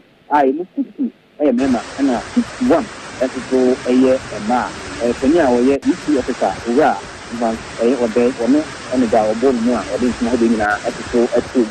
And like I say, I must have a member who I'm about property in the nothing. Dia da na from na the two house say omo eyeli na edu and I'm talking about some say do ha na table am dis go am ba so no etinya ko so no na table no ye ka do do so a the dia mo je ben assembly ni pa ho na am pa ni ni na so mo ko pa e ba e do na ye agent phone bi e mai na so mo kan e mai agent phone ba and sana o mo tinya bi so asa ba so no afre ni na kan bi na ma be do ha and me answer the old man to agree so and ya do na ku na wa ma sa ka ne dia dia nya ɛda na from sama ɛwɔ amasaman ahan so yo yɛda se nana mako ɛna ɔde free amasaman ne mpɔtam hɔ adebra ɔsono dompe wɔn se wɔn ntoaba ne nyinaa ne sɛ ɔmakwan ɛnyɛ Dr. DeGraff Johnson also ansanso wɔ the other end but member me ne lawyer rana member Dr. Honafi yɛnkɔ hɔ nom na yɛn ne nyie dog there say oba na dog ba no the statistics no abepia na yɛ kan na make ne say sa skirt and blouse no there and the manager show show oh tetenu nana emma no eno mo nche skirt and blouse bi emu eh omo manager show okay omo straight okay this skirt and blouse dey skirt and blouse ya eh no crescent na do ko kan say ye MPs no bi wo ho a omo ho abufu bacho leadership enye force obi an force o say ko prese ko ye mra che bedwani eye wa na ho say o pese constituency kakraka na eda ho no we nipa titro wo ma eba nimdia ebi abensen wo bebre eba sika bebre no wo sika eba bibia ma that people e wo constituency ho bibia o mo sen wo bebre but constituency for no ehye wani monyam se kosom wo mra che bedwam madwen yem say you should show leadership. All right. Ebi wo ho a won conduct na ehye nkrofo abufu a wode ye ne aya na wode ye won. Ne to so biem soso no e wo se political parties no esua ye mu bi yakan ye bekoso aka say kwanya ye fa so a the delegate system no se na TCCA eno na ewo sa incidents and a scenario na ya na ediba no because ebi ana nipa dodo na wo party no kura ponka won pa asomasi na delegates no ne asomasi adinkita ho obi na delegates na endorse no na dodo na wo party no se obi wane am ko ye mu ade ye be kire mu sese eno ka ho obi na de sa ade no ba but me can say me hwe no from the angle of Ghana me ran from the angle for the sake of Ghana. For the sake of Ghana. Okay. Since I did me preacher for the sake of Ghana. Ebi a obehwe kra no na eye MC ana DC bi ho abufuo. Enti na wode ekwa akoto sa skirt and blouse na tia member of parliament na a peace na omo yi no. My point is say ebi a sa MC ni di amambo na the term obetwa na watwa no patwat me say the term a obedia na wadi okọ enti no mema ono no ne ho abufu hyew bi e wo so no so oga no koji no kafra but mema no nhye wa abufu se no nti uko skirt because get a manager she emboa Ghana in any way. Oh unim 2008 so koya analysis na hwe skirt and blouse and a man 2000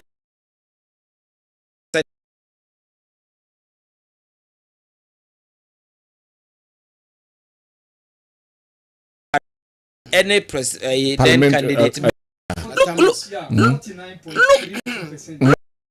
Imagine the margin point difference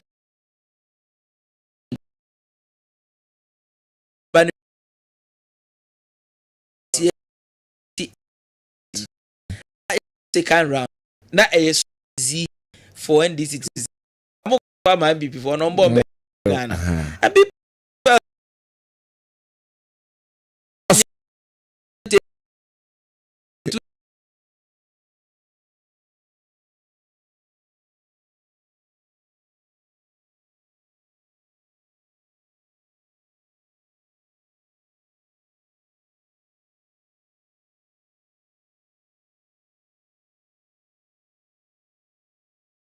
okay.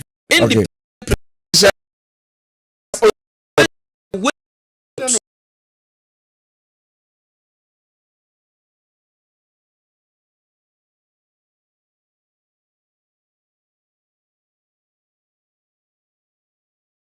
What the other? Well, some the idea. Fine, but my point is, my point, run off now.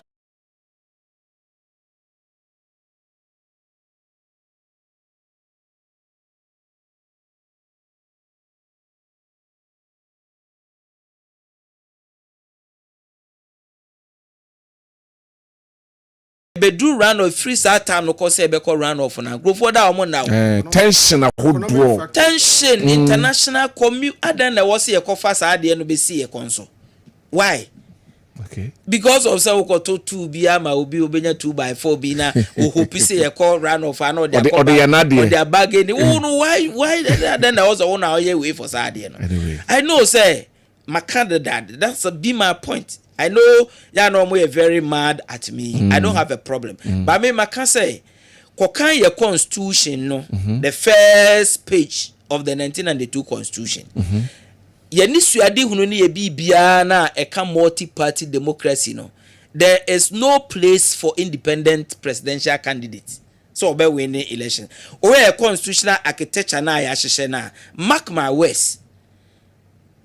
Ya constitutional architecture wo ho sesi yin one hour it doesn't support to be one susu da say ye be sorry da bi na obi abe we ne Ghana in the so independent candidate how the ye be coin because ye system no nye system where a parliamentary system ebia ubenya majority seat in parliament na the war ababe form government so and I say enunti no yetiminya coalition government where ebia nka independent party nketekiti na ebia nya be 5 seats obi anya be 10 seats obi anya 15 seats entinu ba hwe na ne was of form government no enya the number of seats out here no mo na akoye alliance then that much me bargain BB for positions and all that your system we send it here and yes sanity okay majority enya sanity absolutely majority rule or call it dictatorship of the majority. Okay. I don't think we so time say tina your face and when your face and party color and your face and dinner.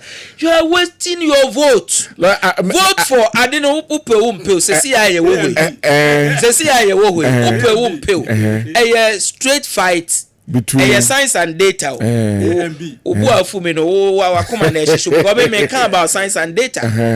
History science and data share ho I wo Ghana na kire say wo no betumi aka from anopa kosi anadwo say Ghana for na we am anti ko try independent me say Ghana for say science and data ho kire say nye NPP NDC right. They alternate until say you betumi agrumi political parties no be ama mo ho so abaye akono a omo betumi abaye overtake any of the two no there sa na tie all right and you know I don't pay any situation of say run of Zambia ade no there e pay and crying na yenya kwandi ebronya yie na obi a ho nto no security challenges ne hwa bia na yango to aba no boom unto aba sabre sorry na ko to aba na ye hu se ya nim no ye ko ne mesa aba na you know at appropriate time yen we have appropriate you be ura here those independent candidates no mujina for if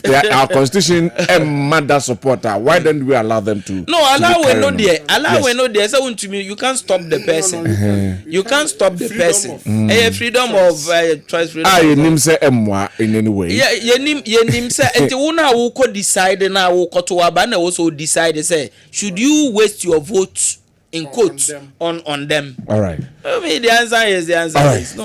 Thank you very much na mamenko Dr. Edward Yeboah Hona afei minti ono so ansana do no lawyer kana ade mienu pe na mekasa ho the first one is the voter turnout no o statistics no it's not too low. It's answer scientifically no. Nya de betima cross 60%. Voter turnout no. Yeah, it's answer me no case on religious grounds there are some people who don't even vote. Okay. And I was also who say this day no it also coincided with some people's belief. Until now so titi free man. Chire say ya turn out no but so mbeto. So ya turn out about and it's all figures no it's not too bad but normally no and I say aban bi tena cha naturally there will be voter apathy no naka mesre say ase NPP no I ni hu dwumayi I was aka omo educated people say they should come all out because our first. So why should it be the NPP? Because the other people, other areas as well. Okay.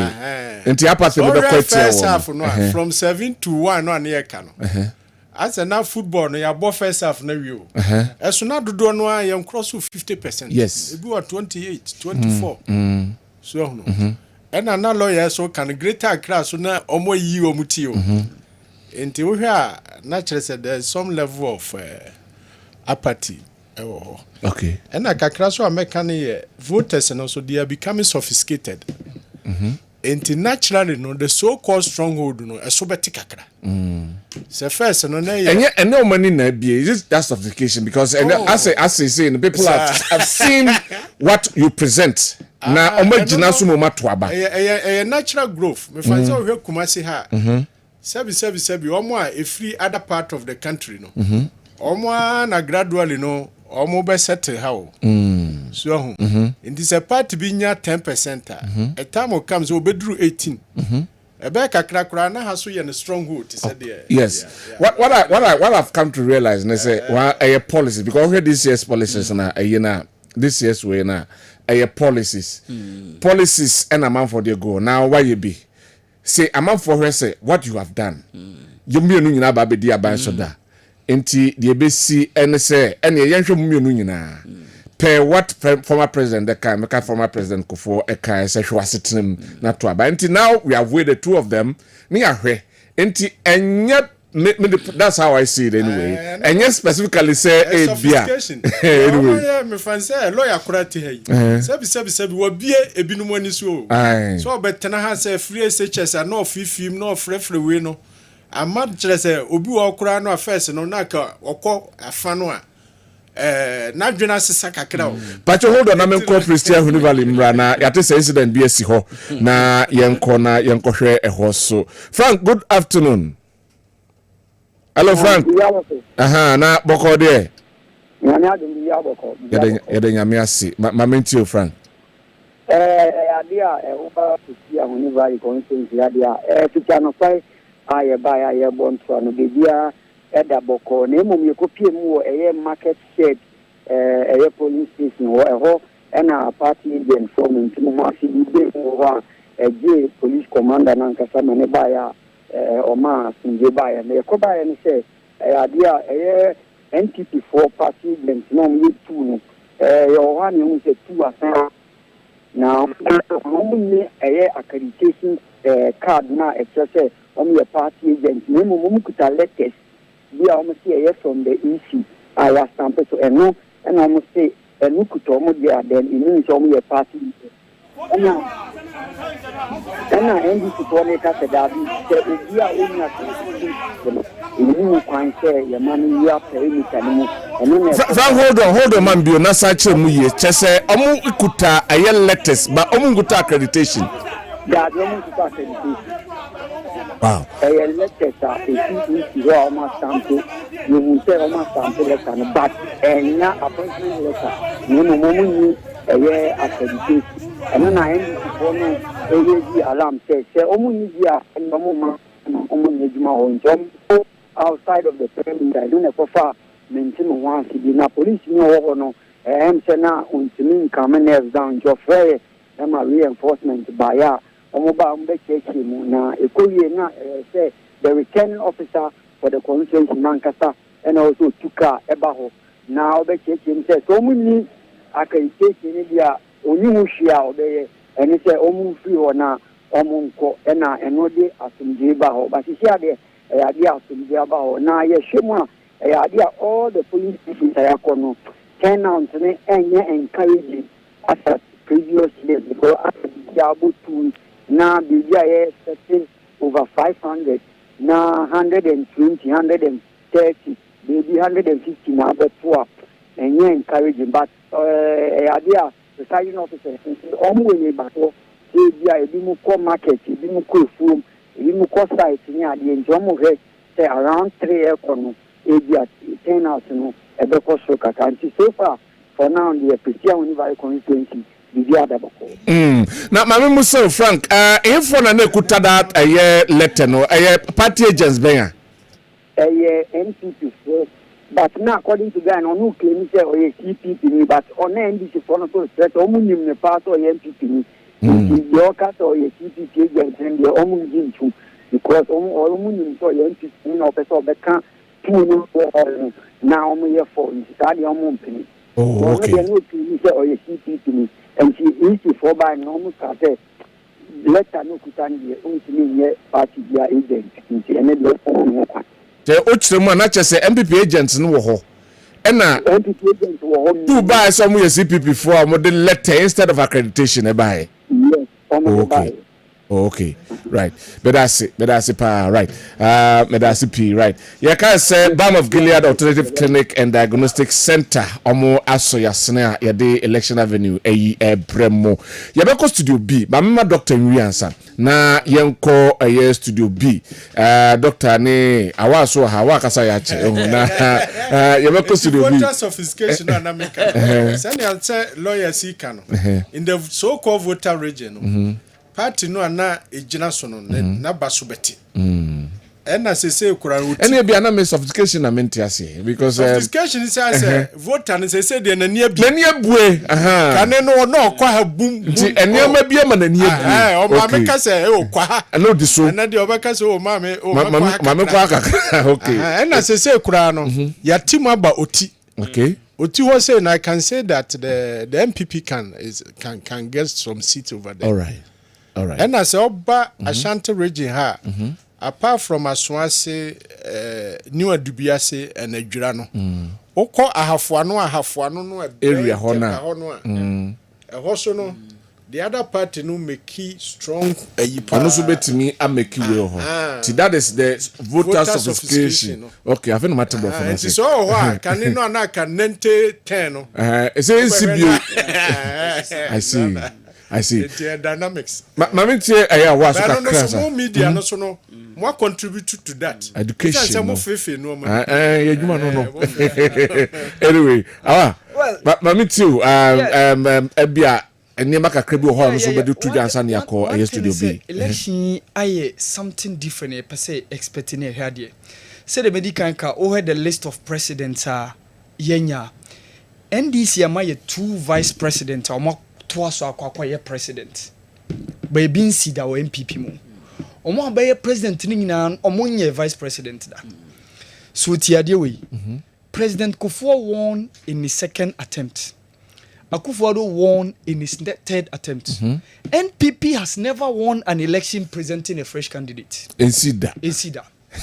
Say you're the fresh candidate. NPP you're the fresh candidate, but first time Ojina no awene. Okay. Even see that. All right. But on the contrary, whenever there is an election in Ghana, since 1979, share presidential elections, I say. Now when 2 dominant parties are contested, say not in a big unity first time awene. Nyawotre, mommy. Nyawotre. From 1979. Yeah. Eba be see a year woman year simu. MPP and presentee a presidential can first time in Reneda. But in the history of this nation, say not now first time 2 dominant parties. Any 2 dominant parties. First time what president. Not in the first time, not in a baby or winning.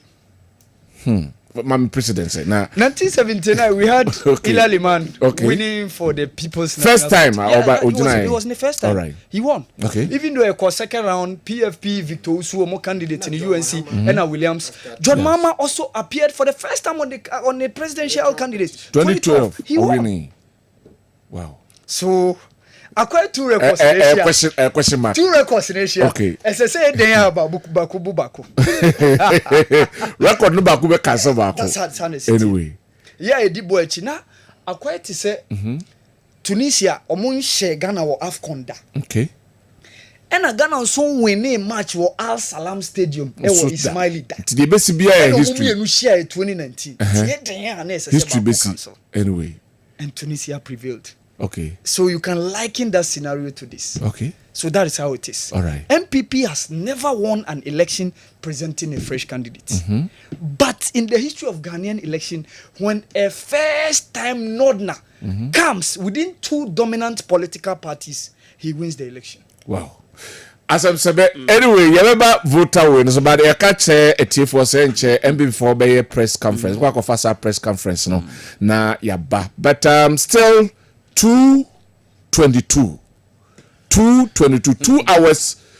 hours 38 minutes left na election no aba na wiye reports na eba na still just go the quick one I doc there na okan kakra me de so ne de no so sa oka one say religious considerations say ebia enne akoye memendanti some yenuanom a ebia osusu say we SDA for no ebia won enne memendanti no say wodi kanka say na ko challenge bi aga no try say ko be we but me madwen me later ndia meti ye ne say omo enama na mo ananka electoral commission for no A2 crampo say na ko person de ba November parties the year ya wokohia ya wo yes ye maintain way na subsequently no ya hwe saade ni nti no me madwen ye me say nti ase amete ne omumu bia meti free omo won say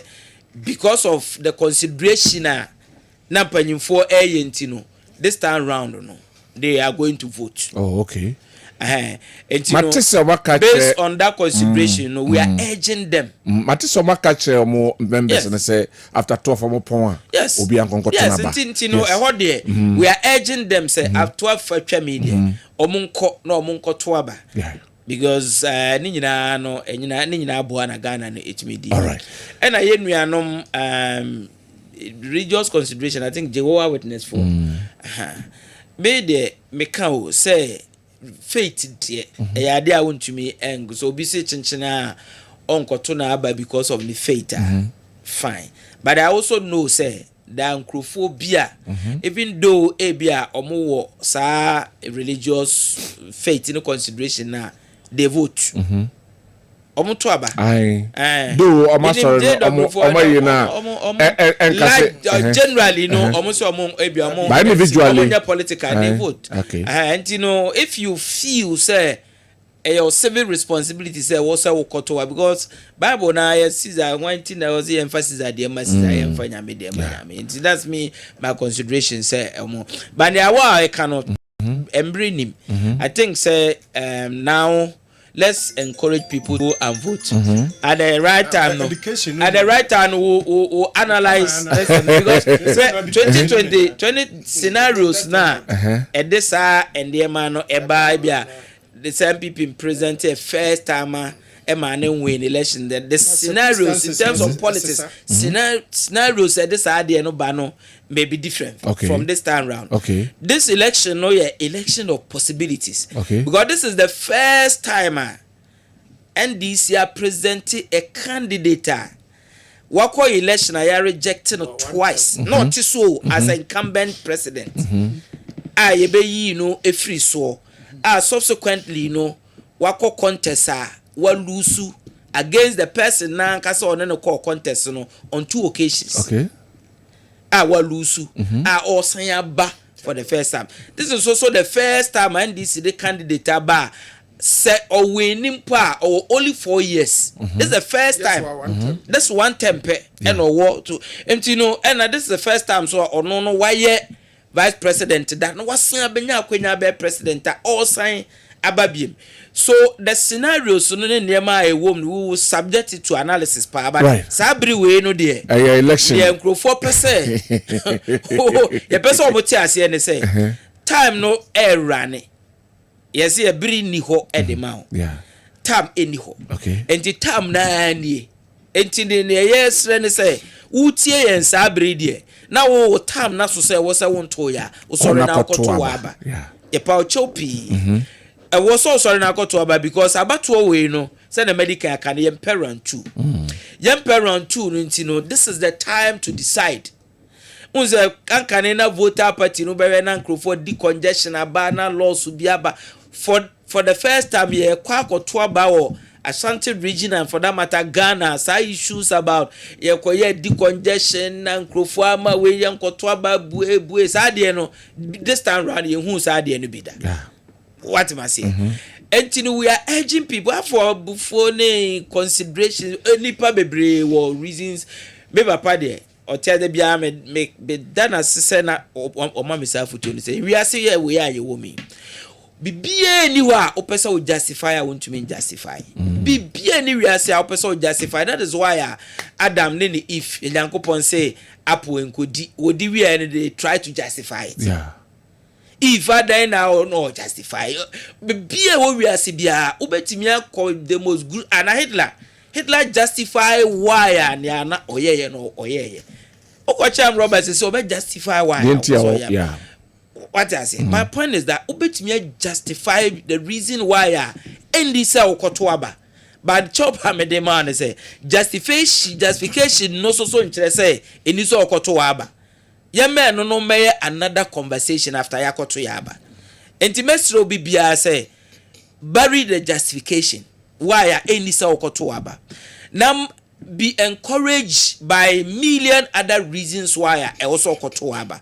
After abato no ne yaba back ne yabehwe ne ananka ode justification at any so Okotoaba. We'll discuss that and we'll move forward. Mr. Obibia answer Nkotona. Right. Doc, my mother we na fi yenko yenko fa Dr. Emra. Na se be ka kofa. Ode cobra. Hold on. Ye ko Jowolu na press conference na NPP campaign team no yenko fa salam down omo omo press conference yenko fa omo na yenhwe nsema omo ede etudwa efa de ekoso no enso yeba beto so.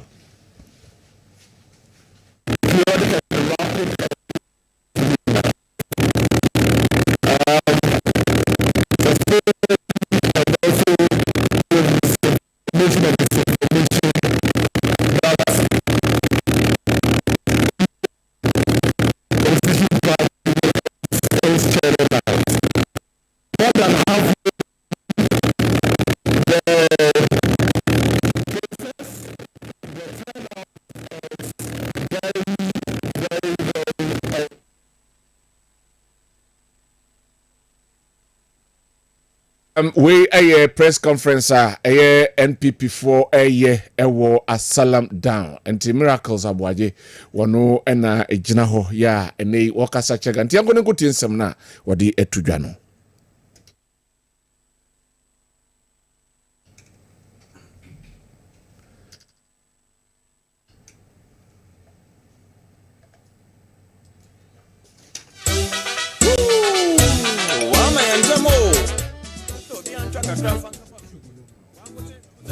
Yeah, say you bring your sound in a year na fe yani aye some of the tudwa na yakwa kofa bi efri aye enkran.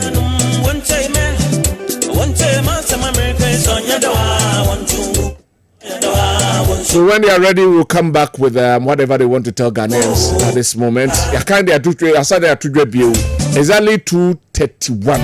I cut 2 hours 29 minutes. Na unkodi santimwa untime ntwaba. Unkodi santimwa na untime entwaba. Enti I'm just advocating and then make chobia say one ko na koto waba. Yede atudwa sebi we say nyansani oti ho na wanye yina ma sebi nkwasi afoko jiwa asomro be ka oni nyina efrawo. Enti se we nyansani dia na chese wakwa otu atama anamon wakoto santim. Na de wo pe no wo kokurumuti akwa akosio no wato aba e de amana. Eye wo responsibility. Ekase responsibility e wasede. Ekase bibi ye wasede na chese e wo se wo yo. Enti ko na kodi santimu. Na onye wadwe se obeto so a na wa consider Ghana. Onye waze wacha obeto dia ka hu se Ghana na bia na wontremu bi. Na obetremu bi dia. Whatever decision a yen ya akoto aba no ye be yi amanipa kura be take ama ono e be ka obi. Enti ko na koto aba. No matter what the situation is, ko na koto aba.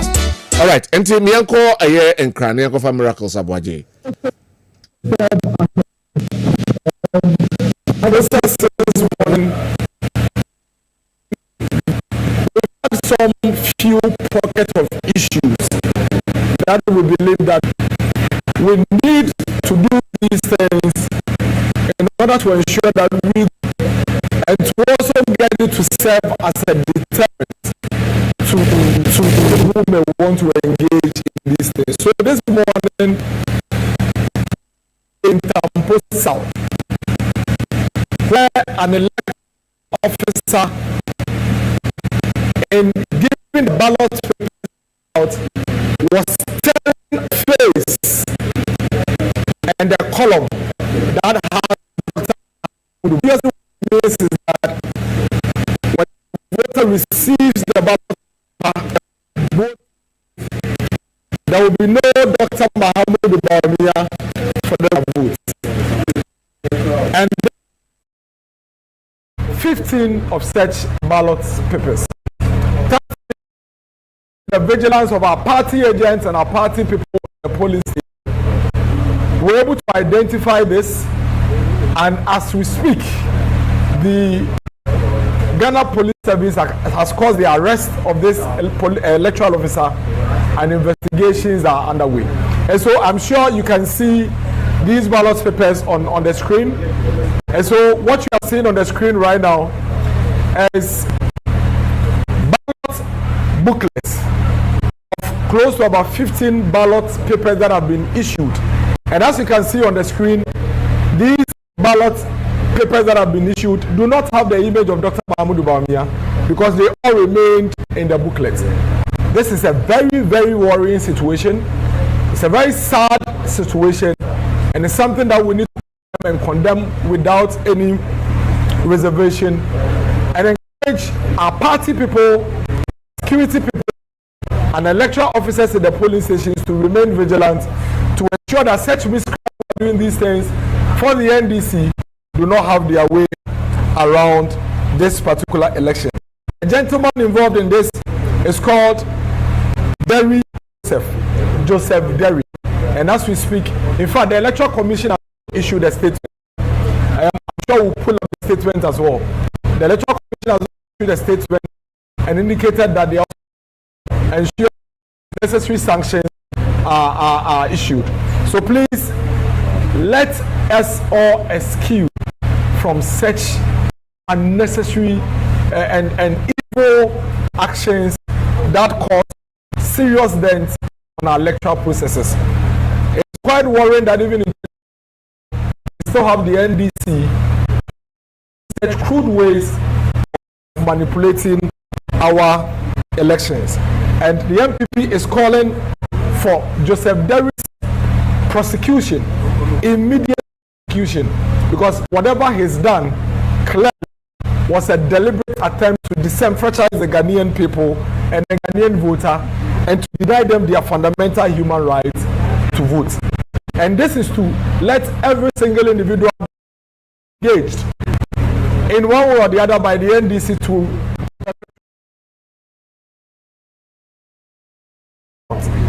we have a robust system in place in every polling station, and no matter the mechanisms you attempt to do with the NDC, we are going to find you out. And if we find you out, unfortunately for you, Joseph Derry, I'm sure we'll pull out his picture on the screens. Just now, Mr. Joseph Derry is on the screen now, and he's going to suffer the consequences alone. If the NDC manages to lure you like they have done with Joseph Derry, you are going to be alone, and they is not going to be there with you. And so we must all be cautious as we go about our days today. In a worrying situation, Mr. Foko, son of the NDC youth organizer for the Echima Kwawoma constituency, his name is Charles Foko. He is the son of the NDC youth organizer for the Echima Kwawoma constituency. He had in his possession 76 printed ballot papers already printed in favor of the former president Mahama, and all he did was to try and stuff the ballot with these illegal ballot papers. Like I keep saying, we have a very robust system in place in every polling station, and again, Mr. Charles Foko was caught and arrested, and now he is in the custody of police. We have a video of the incidents. It's been widely reported by the media, but I think it's important that we make the point again that why would, and please play the video, why would organizer of the Echima Akwama constituency, the NDC youth organizer, encouraged, hand over to his own son, hand over ballot papers to him to go to the polling station to go and cast his vote and dumping these foreign materials into the ballot box. It tells you the mindset and the thinking the NDC have in these elections. They know they have lost. They know there is no way the good people of this country are going to go into the box and vote for them. They are resorting to these illegalities, good means, to manipulate our elections. But it's going to be extremely difficult for them because the Electoral Commission is vigilant, the security services is vigilant, hard-working party people in each of the 40,000 polling stations and our high alert. And so you can see the police causing the arrest of the son of the NDC youth organizer for the Chuma constituency. These examples, these critical examples, and it's important that I make the point that you realize the NPP is churning out misinformation and disinformation. What we are doing is to highlight specific issues that have gone on that have already been actioned by the police and the Electoral Commission to ensure that we encourage every Ghanaian to be on the lookout and watch in preventing such things to happen. And these few examples clearly is I believe that it is engaged in a deliberate attempt to disenfranchise the Ghanaian people after they have realized they have lost the elections. And of course, clearly, with the numerous going on, it's clear that they are failing at their strategy and they are failing woefully. And so, if you are an NDC agent, you are an NDC officer, you are an NDC friend that has been engaged by them to execute any activity from this moment to the next few hours before the election ends, please be reminded that you are going to be arrested, you are going to and when you are arrested, you are going to. And so you would advise yourself and ensure that you do not in whatever it is that they are actually tasked to do. EC officials have done tremendously well, except for the few places of the NDC within the EC. But the good news is that even for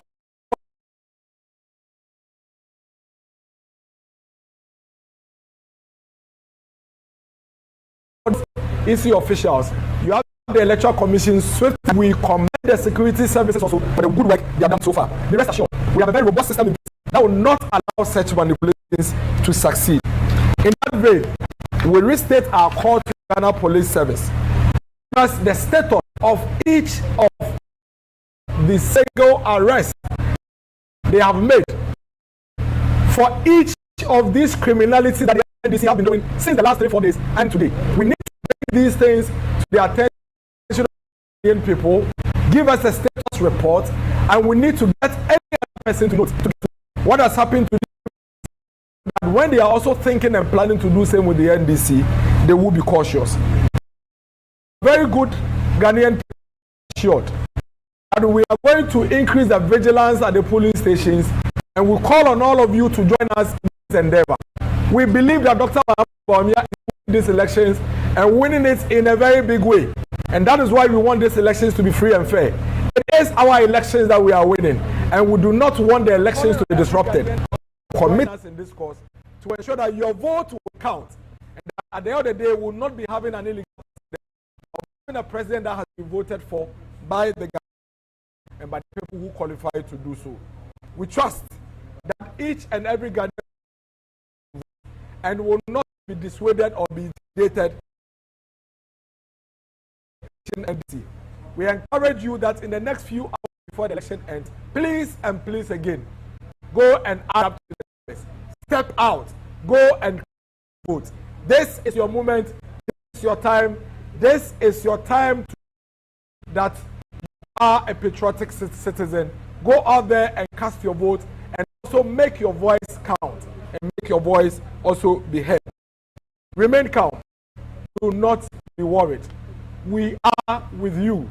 We are committed to protect your vote, and we are going to work with you from till the end of the elections to ensure a peaceful, free and fair elections that will reflect the views of the Ghanaian people.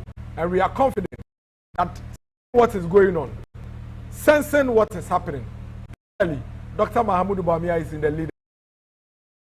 The NDC is jittery. The NDC is worried because they came to these elections with one strategy. Having realized in the last few months that they are losing the elections, they came in with one strategy. Let's steal the will of the people. And at this point that they realize that their strategy is failing, it is a lot of discomfort for them. And this is the time for all of us to work together, push them completely into the corner and into obscurity. Confident that their candidate, credible candidate to lead this country, and they are confident that the good people of Ghana want their candidate.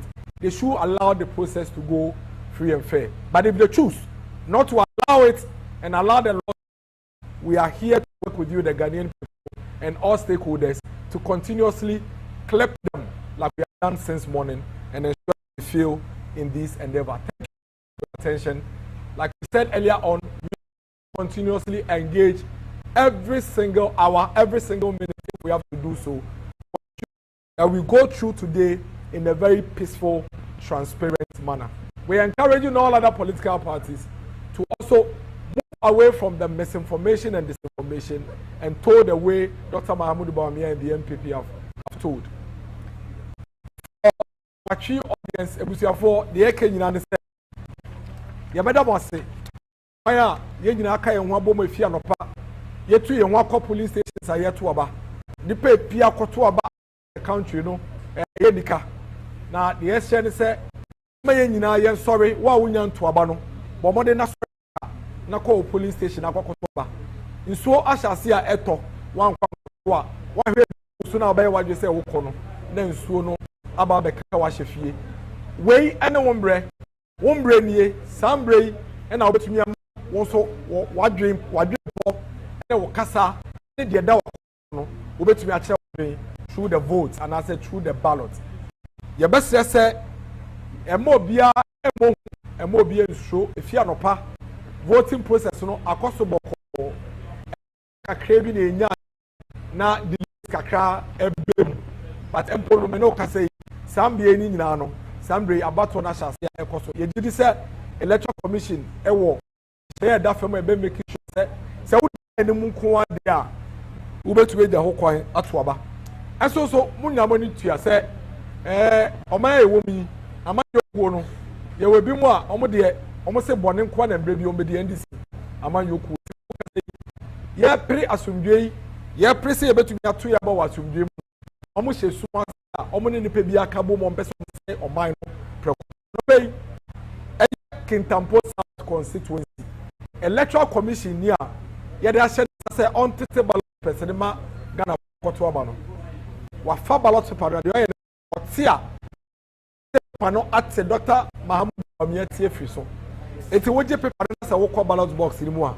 Wo be hu say who Dr. Mahamudu Bawumia mpo na wato aba ye den amano na ekoya ade na tiamra nyame ncha de ehhehye ya NPP ye de ato akwemu ene commission for nse hye omaye ene police service for ene brabrinti yetumi branti ye din ade Joseph Derry all yes adwumadie boni ma NDC for the crane say na tumi atete ballot papers mako edu enum ama nipa bi electoral commission for etuwana mo a Ghana police sponsor so abranti mu a any need ebiem etwuma nkwama constituency NDC youth organizer ne ba aye freno Charles Fokuo NDC youth organizer ne fa ballot paper and ba ne onko police station na onko koto ba na on paper ya 76 pengu ballot box ni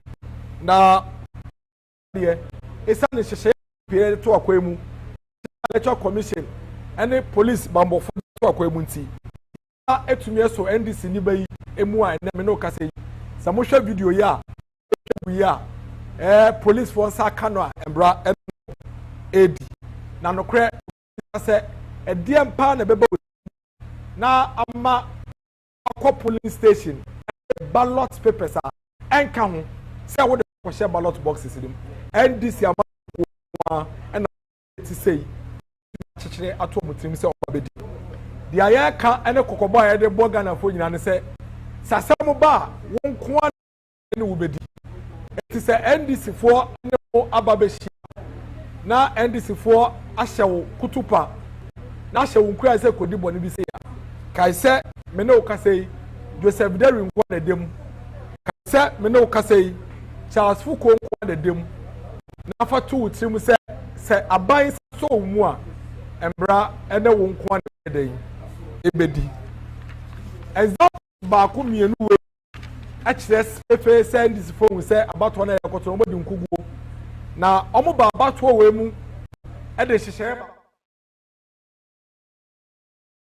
be fa kwan bi so na yetumi agiga adwenche efi omo nsem na munya rese NPP amayokuo yegyina nan so fitianopa boni bia this for your madwen so mo be di bia ya chi omo almost strategy ba kumponi wa efi anopa etumi afa kwemu efi samre kopem member e beto abane no Ghana bi eni bia nya ahotoso se ye bebo ya bato no ho ban ye bebo ya electoral process no ho ban na kwan bi e befa so a ye ma NDC ni bia ntumi nya kwan endi bone a omo ahyehye egu akwan mu no ye mom kwan e mom ntumi endi saa e bone no ye sere Ghana ni bia wonya nto aba se emre na anie aka dɔhwɛ bɛyɛ mienu miense bi na yɛ de abato na yɛ den abewiye hyase sɛ won nante aka o police station empo na wayɛ wadwen sɛ won to aba na sambrei bɔne NDC fo edi foto uti na fa hyɛ won kran sɛ kɔ na won so ɛma yɛntumi ɛnkɔ kyerɛ wadwen na mampeni yɛ bɛyi no ɛnyɛ mampeni a won so wadwen kyerɛ yɛ den ɛka ho nyarehyɛmu na nya gidie sɛ yɛbɛbɔ waba no ho ban yɛn MPP amayokuo bɔne baako mponi wa NDC for de ato akwan mu a yebetumi ama ho kwan ama na bem obi obeye na dwen so obedi sa bɔne no nyarehyɛmu sɛ yebɛkye no na embra ɛno no edi efi sambre ya akokopem sɛ yebeto aba na wie no yebɛkɔ so anem edi nkɔmɔ bra no na embra bi ansɛm bebia no momfa nto musirimu sɛ de aye tintim aye ne mo kan nyina no aye normal Ghana police for the electoral commission for ekredi hu dwuma dada enti obi a or perpetrating misinformation and disinformation. To say the NDC for you know, Mumbongu, near the Ghana Police Service, Electoral Commission, and no more get the Juma show, Massa Monshe, no more processes, and Cosso Chochono, Yashanayama processes, and Cosso. Now, and Brandon Brano, Yanamo, Ebedin Como, Yawa GDA, Panse, or has any about one corner, Dr. Mahamudu Bamia, Ninkunim Dieno, one hemper by a cassia, as in Semiana Yesusono, Yadamase, Yabba Science Waba. Na ya sanso ene mo ba se be du nkomo emretia mu ya me hye nyina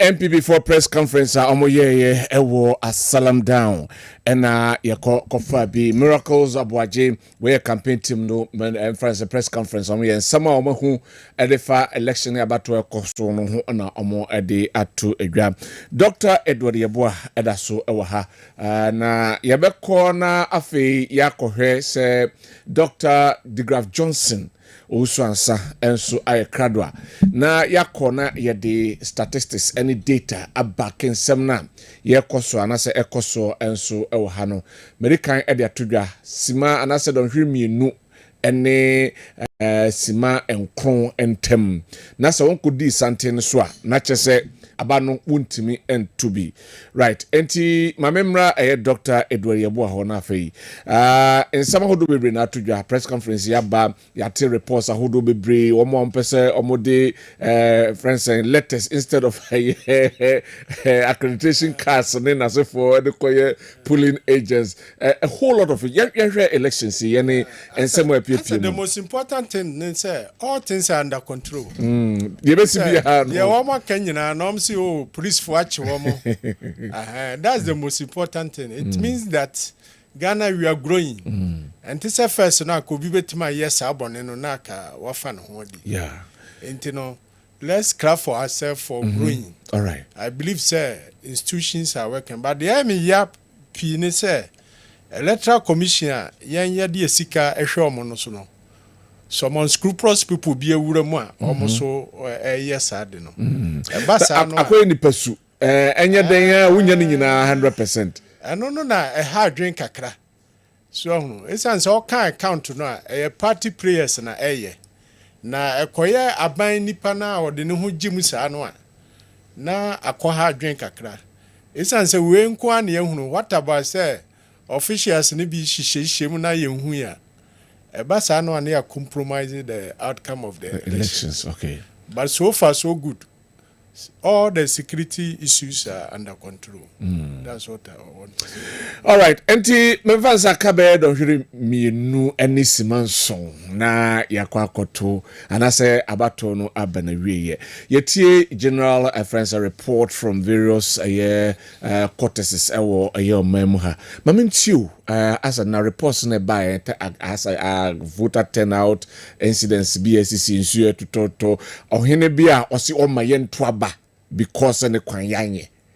Yeah, voter turnout no say na misika no normally no say aban bia no say otena so cha ana sebi nipa ho afro enti na de wasaka party prayers ne ye ne say e wasaka omuma education no ekosro pa so no isan say voter apathy say okaya President Kufota mebisi and time I call run off. Now I remember one Patricia PJ, one kura de na oko kajitia obunkutoje. Na opa a man for chow.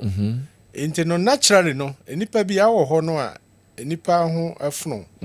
But what I want to say is in general no any form piece a man for to aba no. Na sene a misika say many voters have now become sophisticated. And no na my Kaiser John or see fear the voter. Fear. I don't know because omu nyina be match ya kwese omu kotu also no. Echiro beba na adane. No na ye bompa say bibia be na bibia akoso. But generally the election has been very very peaceful. Very very peaceful. Very, very peaceful. Once you are advocating for Senka yenya hang parliament say lawyer and why nya adwene. But maminti wa dwenchre agana ye duru hosa say you bring the hang parliament to put government in check. I say the president in check.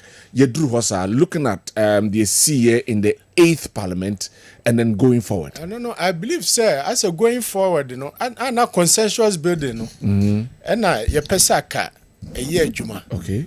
Naka so much partisan issues, you know. Naka above from kakra. Into one advantage about the hang parliament, and say be a budget kurano naka oma you meeting them. Into umushia no naka compromises be akoso. But with this one there, yeah, naturally no, nipa very very selfish. This ones, you know, it became more political than okay. And you know, on that note, I agree with the lawyer. Say hang parliament na be ya ki nya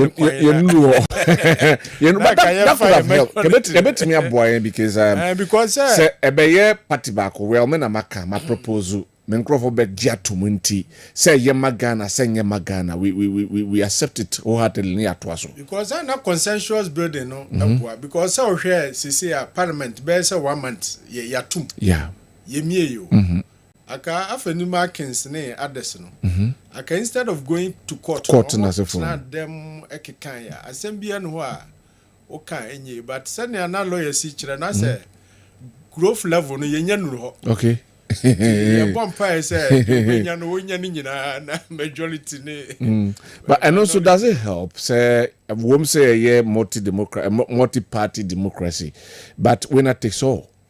And I believe so with time, no, there will be some form of moderation. So here, Alaji Baumia Kurano and the Kessben Kurano. Okay, when you're so partisan, to say can other presidential candidates. And going forward, you know, say Obi Kura Renia or bet turning inside a day as soon a month for. All right. But I said the bay I can normal base move no. The obenya no nya any parliament ni nyina na mamu no omuna yenhwe. Okay. So 4 years no so na yebesisa no na chese yasisa. Yemra voter sophistication no wasem na yenhwe. Yeah, they are there are some regions that are decisive when it comes to elections. Oko northern part of Ghana, me in baby omoto maba eko oba the Volta in baby omoto abako, ba Shanti in baby omoto abako.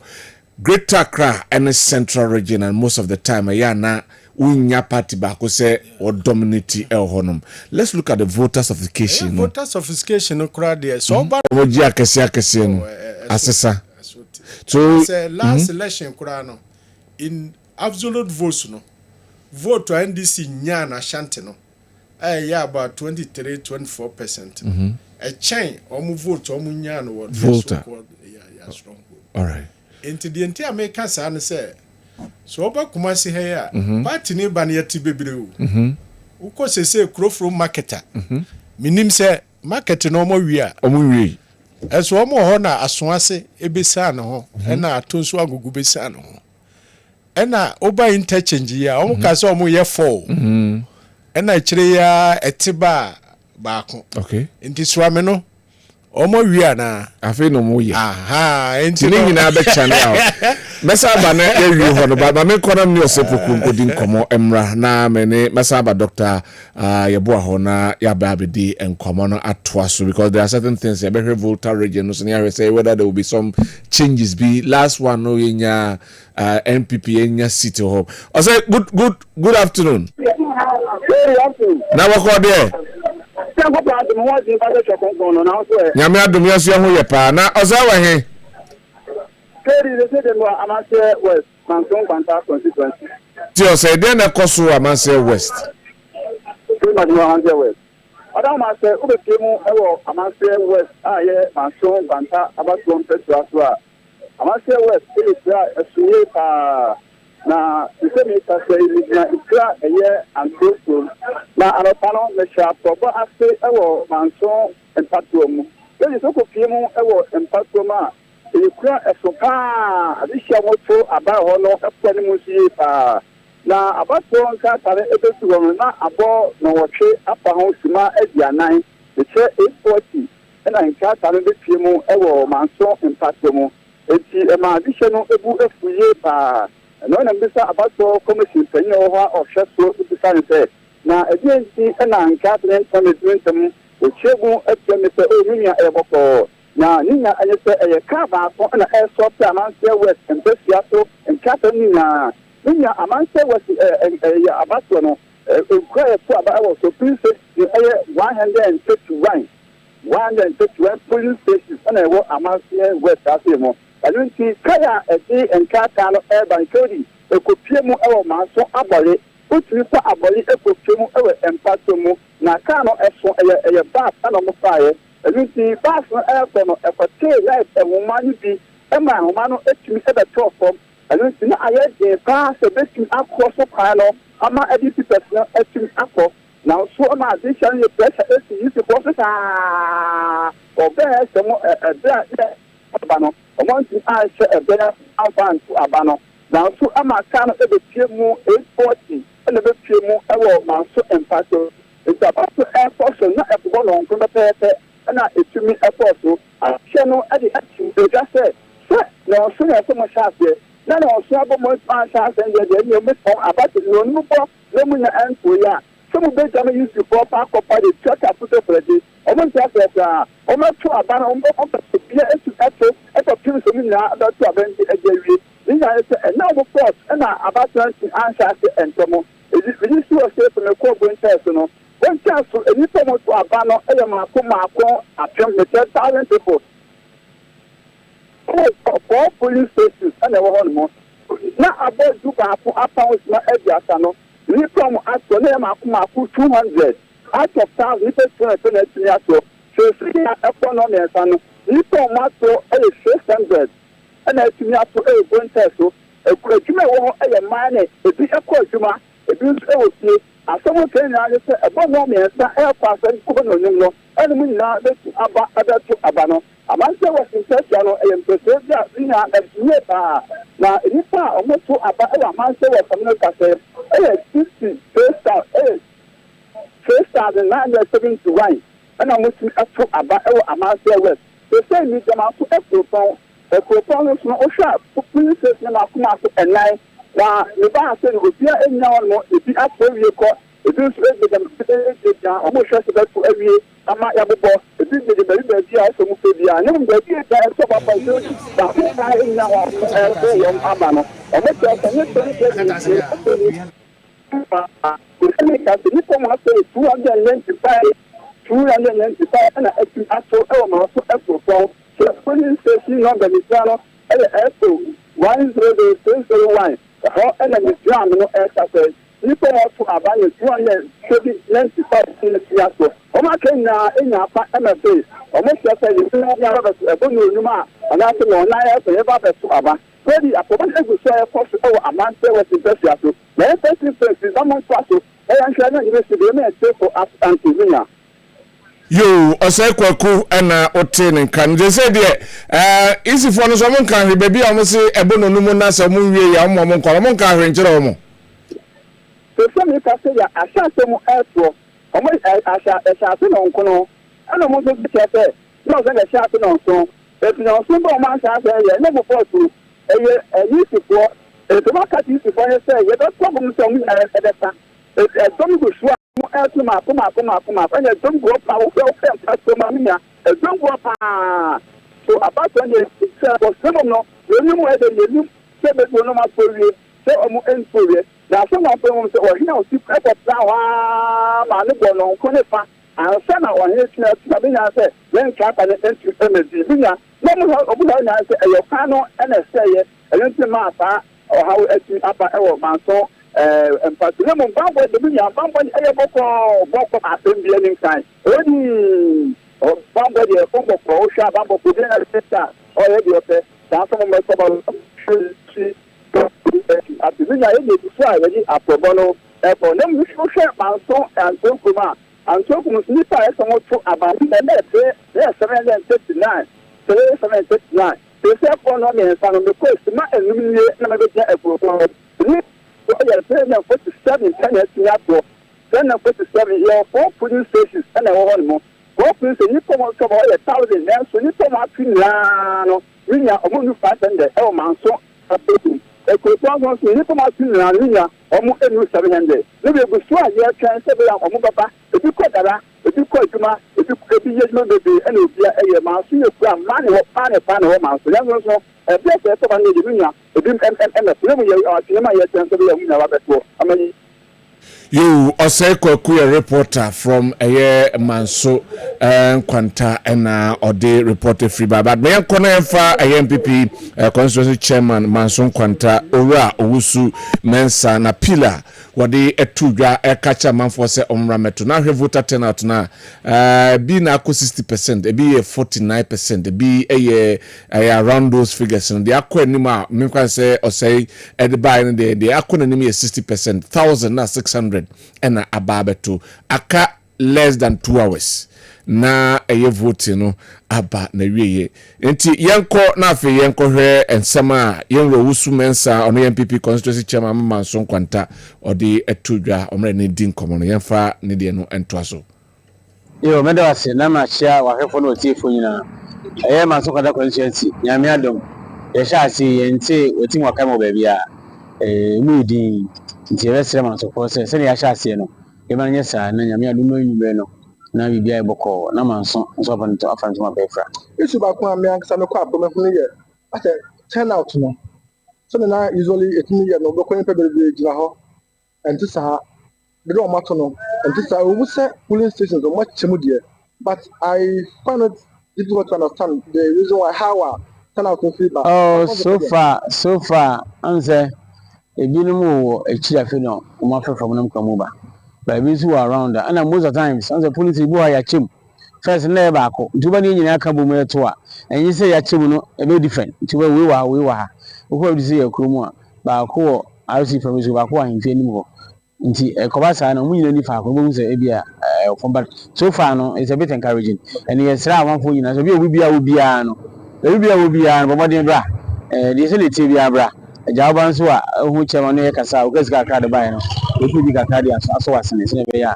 de ye ne hia e che o man da ache o man BBS ye for the next 4 years de so wo be na so ma meto a oba ene da ache ne de to atopre it means say we am meto you are appealing to them whatever you find yourself out to about man so can just go there indili brana bra beto ne nso wa ba me ntem kan so wa ba si mesa ka bi ma kan ho se be bi obi a be bi wo fie obi se me no ade ani aba obi se me ko fu ma ba ene nya fu mu da de wo bi entwen ma no 9 na no num man sa na obi dilem sisi akọ ho a within 5 minutes but now you let's use 4 years I didn't improve be babam ndu ba wa chai 5 minutes obeto aba na wakofi na de se wo ye na wakwakoye edu anwume na se wo ba se wo gyan so atwen wo tima gina wo atwen na wabi se anwume se na wo ba na waba je sere mansoman be bi obi a wo ba 131 police stations ye se obi ato ba bi akọ ho na kwakoto aba entwen se wo twen se ye twen se me frɛw ana se wo twen kakra wo han se nunu abo je sere amanfo nyina se omra na meto aba no. All right, did we young Rusu Mensa NPP Constituency Chairman Mama Son Kwanta ena otenin kanu Dr. Hasanso ena awal enso ewaha less than 2 hours 1 hour almost 50 minutes left. Sophisticated voter no kanu so me fancy bia a project bi to say agenda 111 why no bi beka so sawia wabie okay afale hospital wabie Inti na just 2 things no a obi so be kanto na so na ma ayi na dwene kura free wagenda no a oye no inti atamo kama this voter sophistication abeha politicians no pa. All right you go studio B but I want just for no tum kakra na fe yanko studio B na voter turnout no I think say other regions will get in say among for it to pa but okay ebinum so ni say ase essence we call polling stations say the first no okwa polling station 1 na nipa be 1000 say ya chemu mienu miensa nti ya okwa ba me hwe percentage wise no me hwe nipa na akwakoto no we hwe 10 out of about 1000 na nipa 400 na akwakoto dia me honestly I saw said this election is going to be one of the elections ebenya voter apathy pa 10 out of very from because honestly KOD yan kanukre a lot of people are losing confidence in democracy. Yes. Me kobra yeba be dis anko eye me de pa na yeba be din ko yanko studio B na yanko fa the programs manager Sami Edu Buachi oni Dr. DeGraff Johnson osu ansa enko toaso elbe simaka kra ne asan aba so over to you our studio B. Thank you very much Kwabena and lawyer and doc Nyamin Shamo. I want to say people are losing interest in democracy. He made me laugh. For Mamunina Kwababa, Kessben 93.3, Kessben Television at 92.9. We're also live on all our digital platforms. Yadru Babia. Dr. DeGraff is going to dive into some of the numbers, but let me ask him a few questions and son our call into the numbers. Doc, which am a cabes don't show about Konisima Dianai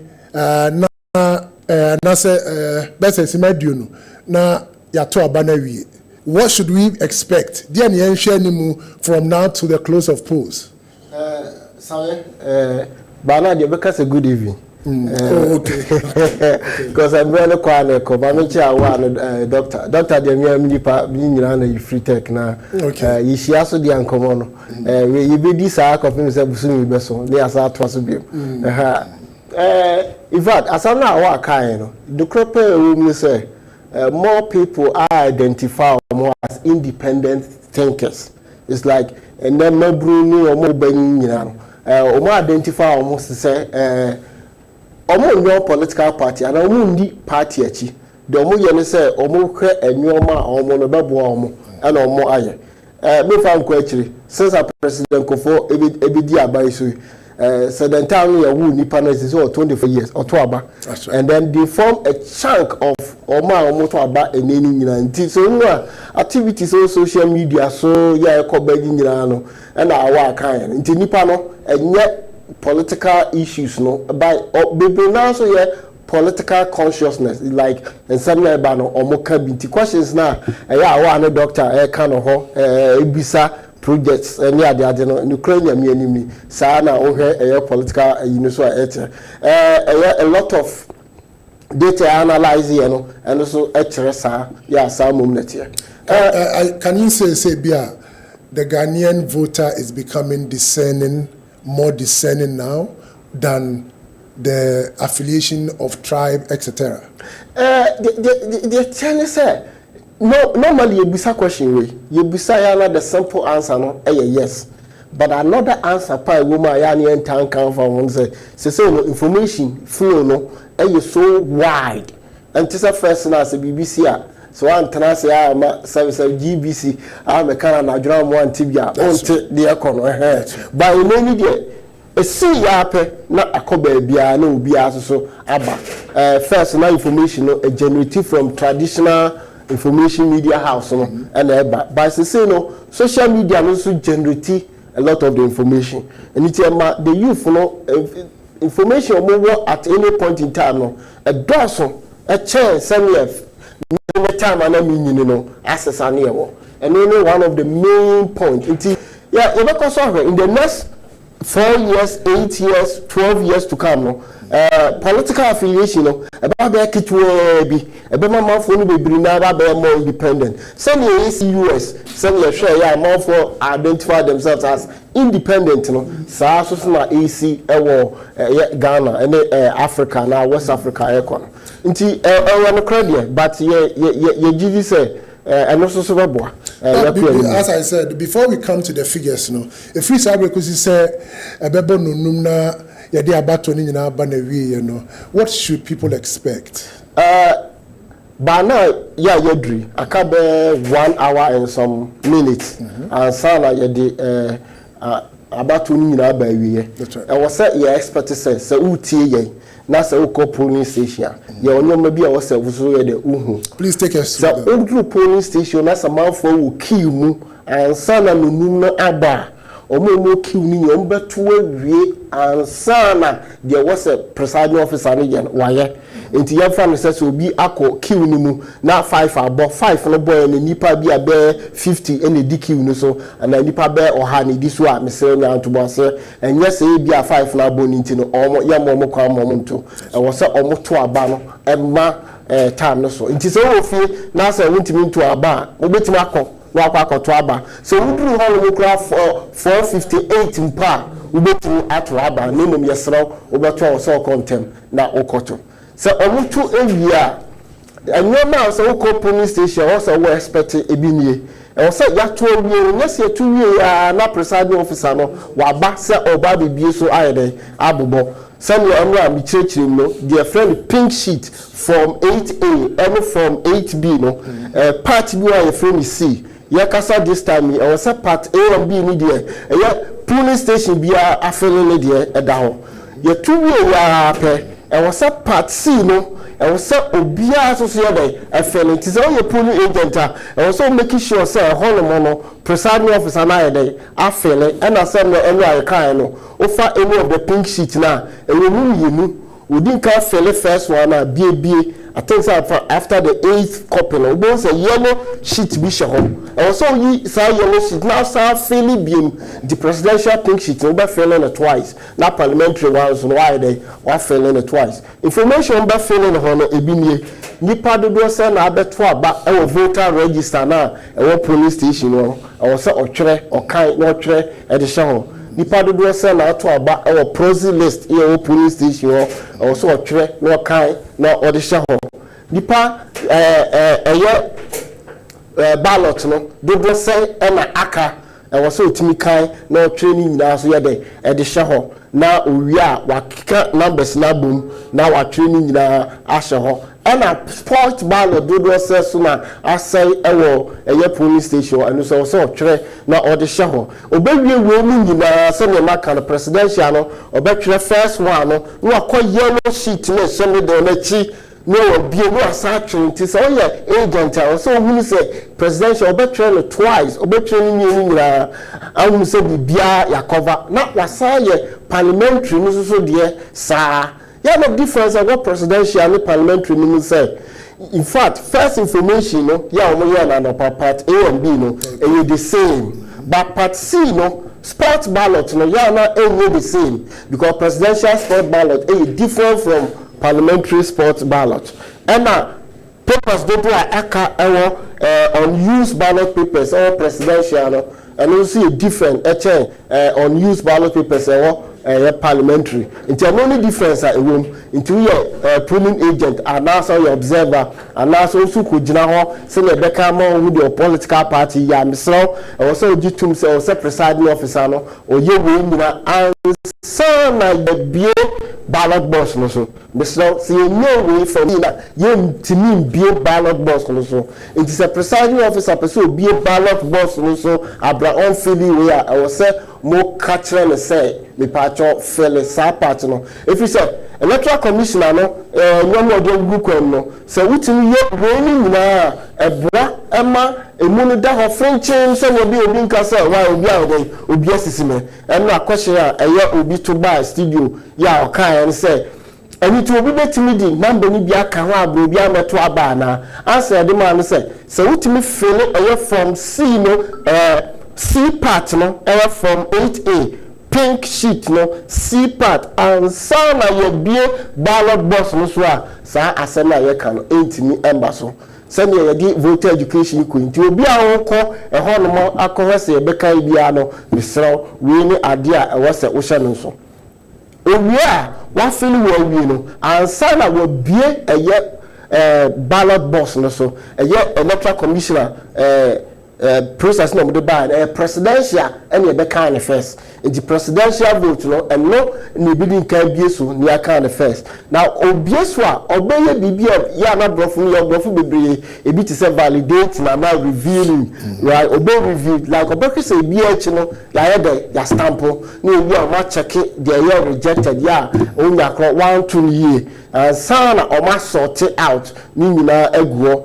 and sana ya ya kan na se ya kan ewia and sana ba betwere e part D ye wo pink sheet no so you polling agent e wo so mo wani ko ho enu se number na ya twere no ana number na ya kan no enu na ya twere de also mo wani ko se numbers no e ba figures na yetimi twere ye ne mo ma chorus na ya na asem wo ho nti so wo polling agent so mo say west side no ubehwem ye am ya twere say 270 270 the patcho yen twere 270 there be yes an twere no 270 say 309 309 and 309 asem ne kan ha no enti o so kwese ni nyina no wa twere ne pepe yeah, a presidential no, and also the same thing. Or try, and also call yellow paper no, as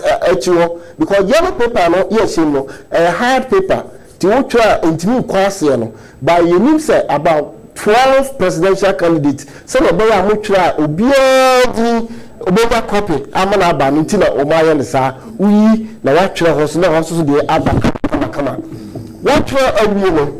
And sana mumu na ma hwe na magia tum se uji tum se dia ye no bibia no e correct pepepa uye polling agent a wasa wo ye dey wo sign both ye ba bia do mu no ani no ene ba bia ye no sheet no she no for presidential and for parliamentary se uji di se bibi na asi anti se o sign a wo ho kwan se o sign no mo reason kro no ntino twere hye ho Chere reason krona I was a one sign or so day o treasure ni kwa so jam sa say one sign wo so a one chere reason no say one sign na one try and validate your counting no dabi counting is still e dey gina ho no mum say wo chere reason kronti a one sign na e coalition center ho na your presiding or returning officer ho no obehwehwe ni polling agent nya na o ma solve problem no amang no mo ade ba ko so ka ho pa ye pese eyo mo mutie nyina eyo ne se eyo presiding officer no another jumadi a wo so wo die ne se o kan ni nyina efele presidential and parliamentary baby ni o ba fele 22 o fele ni nyina wia e wo se o de copy ebo polling station ho emi kwa se okọ Abraham fa copy ho emra no kire se o de copy both presidential and parliamentary no would be bought a polling station yes na so the copy no both polling station wa fa phone make the picture now I send you on social media friend Kessben FM, Kessben TV election 2024. You know the course see you know to me yes about to my perfect to be a call national hashtag Kessben TV Kessben radio now on election 2024 election avenue you be able to also a course polling station and it is sad about course no we are and was sir presiding officer no assistants no more polling agent no or more security official no at this time no money nyina eco coalition center cra coalition center biano yana our constituency no district no o mayi ba bia o si hia agents no more political parties no on so betimi adi akiri adi akodru baby a wo say dey eko yesra e so obi adi akiri pepe se na be ya obi nkofa asem emba say na ya pamo me eni yese obi na obepamo wa hyede enti na ma nipa mienu every polling station electoral commissioner yesa no enti mienu no munyam betima ko babu aso a baako betima ko na baako so e de mo pink sheet no akọ baby a eye mo party no ayi se o samodeko ti dwumadie we ene hwehwe se eye agents no enyina ebedie abra time a ekopim se about one baba wie this education has been nicely done and then so you did a lot of this on during election avenue yesterday. Now I'm saying panic kakra. Let me diffuse your tension a little bit. The Electoral Commission this time no ya nipa enkonko bomb peso metisala yo hinija na ka woni reiterate it nipa enkonko bomb peso emien sala tententi ntiamafo fi said the turnout is low. Now for instance baby na prime to abano registered voters 453 as at 9:30 no na nipa be 64 and ababa to aba according to the one in charge no. Now, Sani past 64, no. If you extrapolate, like I say, every 2 hours, be a nipa 50. It means that one here mobile for a train, no my day, or my 2 away. In terms of one go 5 has a 10 out, no, a bit low. No, it is because of the Nyoma and she say Electoral Commission they buy. They say no, unto police station, can you and answer me and son. Into be buy or 2 years, no day. Now, so do not fret too much that the turnout is low or whatever. Now we are coming to some of our figures. Doc, we share a data from 2004 to 2020, and the figures are quite funny. Some of them are less than 800. It be about 49%, 48%. Now let's look at some of the constituencies that are likely flip. Just the Nipane de parliament or DBT ni opponent, question very marginal. It be on mass NDC, a baby to be by 100 or 200. It doesn't reflect in the presidential. So let's look at some of the constituencies. The MPs are sitting on a high fence. So let's take some of the constituencies one after the other where we are likely to have a flip for 2024. So me lawyer mo da Ohinija Kasa say tawa election by 137 no so okay tawa we di echi ko Ohinija dey start no enye na asem to we di echi da ka say no e dey asem baba yes no correct. In fact for 2016 election on Tama Yadiba 2020 no you identify a 68 parliamentary contester and what's a ubia any year there a cohon. It is 68 no still we know Kasa in the 68 no still a down horrible contest we are I know yes shit because young go through all the 68. We can mention them, we'll mention them, but then young go through all of it. So now take about 20 of them.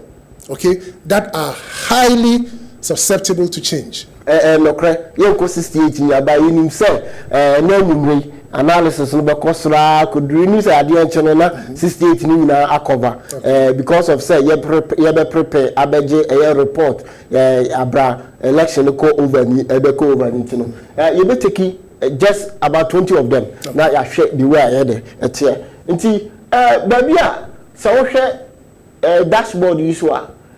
Your constituencies way more just say na any agrokra baby say Ablukuma Central. Ablukuma Central constituency just say na MDC eta eteki Ablukuma Central from 2008, 2012, 2016 and NPP with 52.90%. But now God no issue down the also papa 2020 NDC flip on but even though so you are 49.70 but we say parliamentary there and you 50 plus 1 and you can do simple majority with simple majority and or defa everything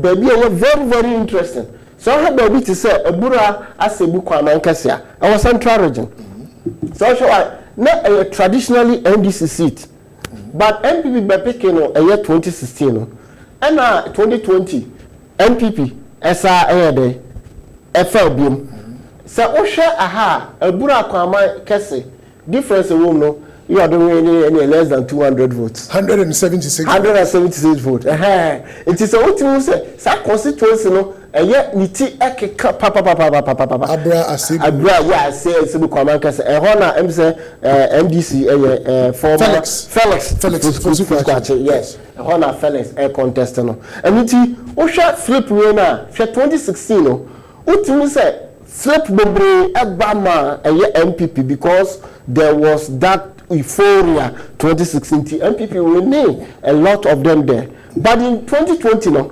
flipping and no na ema a year 137 asema na ohija eka no ema ni nyina ye dey ebe sometimes difference no one ra obeka say esoa ma basa ni aka no nkura kese mu difference ni betima so anso nkura kese ni timinya more votes in the next election yeah itimi sisa bibia for bit say adenta ya bobia obi obi timi traso 2 consecutive times right mostly no eya ohwe MDC kra atraso na dia na tell say MDC traso almost the following 4 years no nipa foforo e na MDC for na akasa ye dey etusu no enti do otusu first no ontimi ye dey e traso biem e ba no so traso no kra no obelusu di ma eya MPP and the NPP news to transfer only 4 years no so lose the mad NDC ebiem NDC this is the first time I hear NDC you know yeah transfer omo beside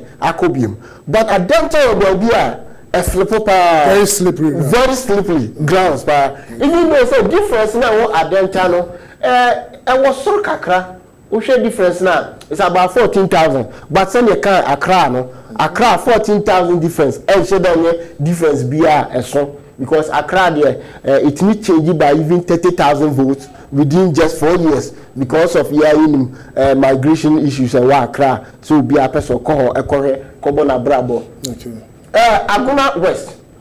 Aguna West your MPP flip by MDC in 2012 and as I go back to MPP and MPP retain here but on retaining this year Aguna West no or the difference 2,840 votes and they are retaining 2,840 votes your friend be swing nature say the person on here 2,000 votes on here just half of this and the best thing into a whole issue there about if we say NDC meaning 46.75% and the MPP no 51.55. It's your whole say baby yes ya was so pa election and you may you be who na send you kusi I have for no love and your seat bia MPP bet no lose I have for no love because I have for no love o share percentage wise now 2016 now 51.10 for MPP a decrease by 50.67% or just on the borderline it has for none of so baby you dey me share pioneer share the election because Aguna West so no nanka seat no 2012 NDC FLP and 2016 MPP FLP seat no but FLP with a huge margin of 58% and so 2020 election no eso only 51.55% When and summer na ohini jamo discuss no ya na doctor mo kan se mpuntu adwuma no ene no market nketi aye krom fo no ehia no ankoso a ene de saa nyoma wi ni nyina eta eba hwe ye be ko ba bi efre ho akan eye oti first na akan account because the difference no isha we were 51.10 but ochim ediko 58 nti ye hwe se afi we no obetima twima na obegyina ho ana se eso bete ewo account constituency akwatia eye constituency a ya yenim se 2012 and a buy na traditional baby a free buy nti no traditional and LDC seat ena amase ebe omba be fine you could change and NDC a fan back Amenfi East the same thing.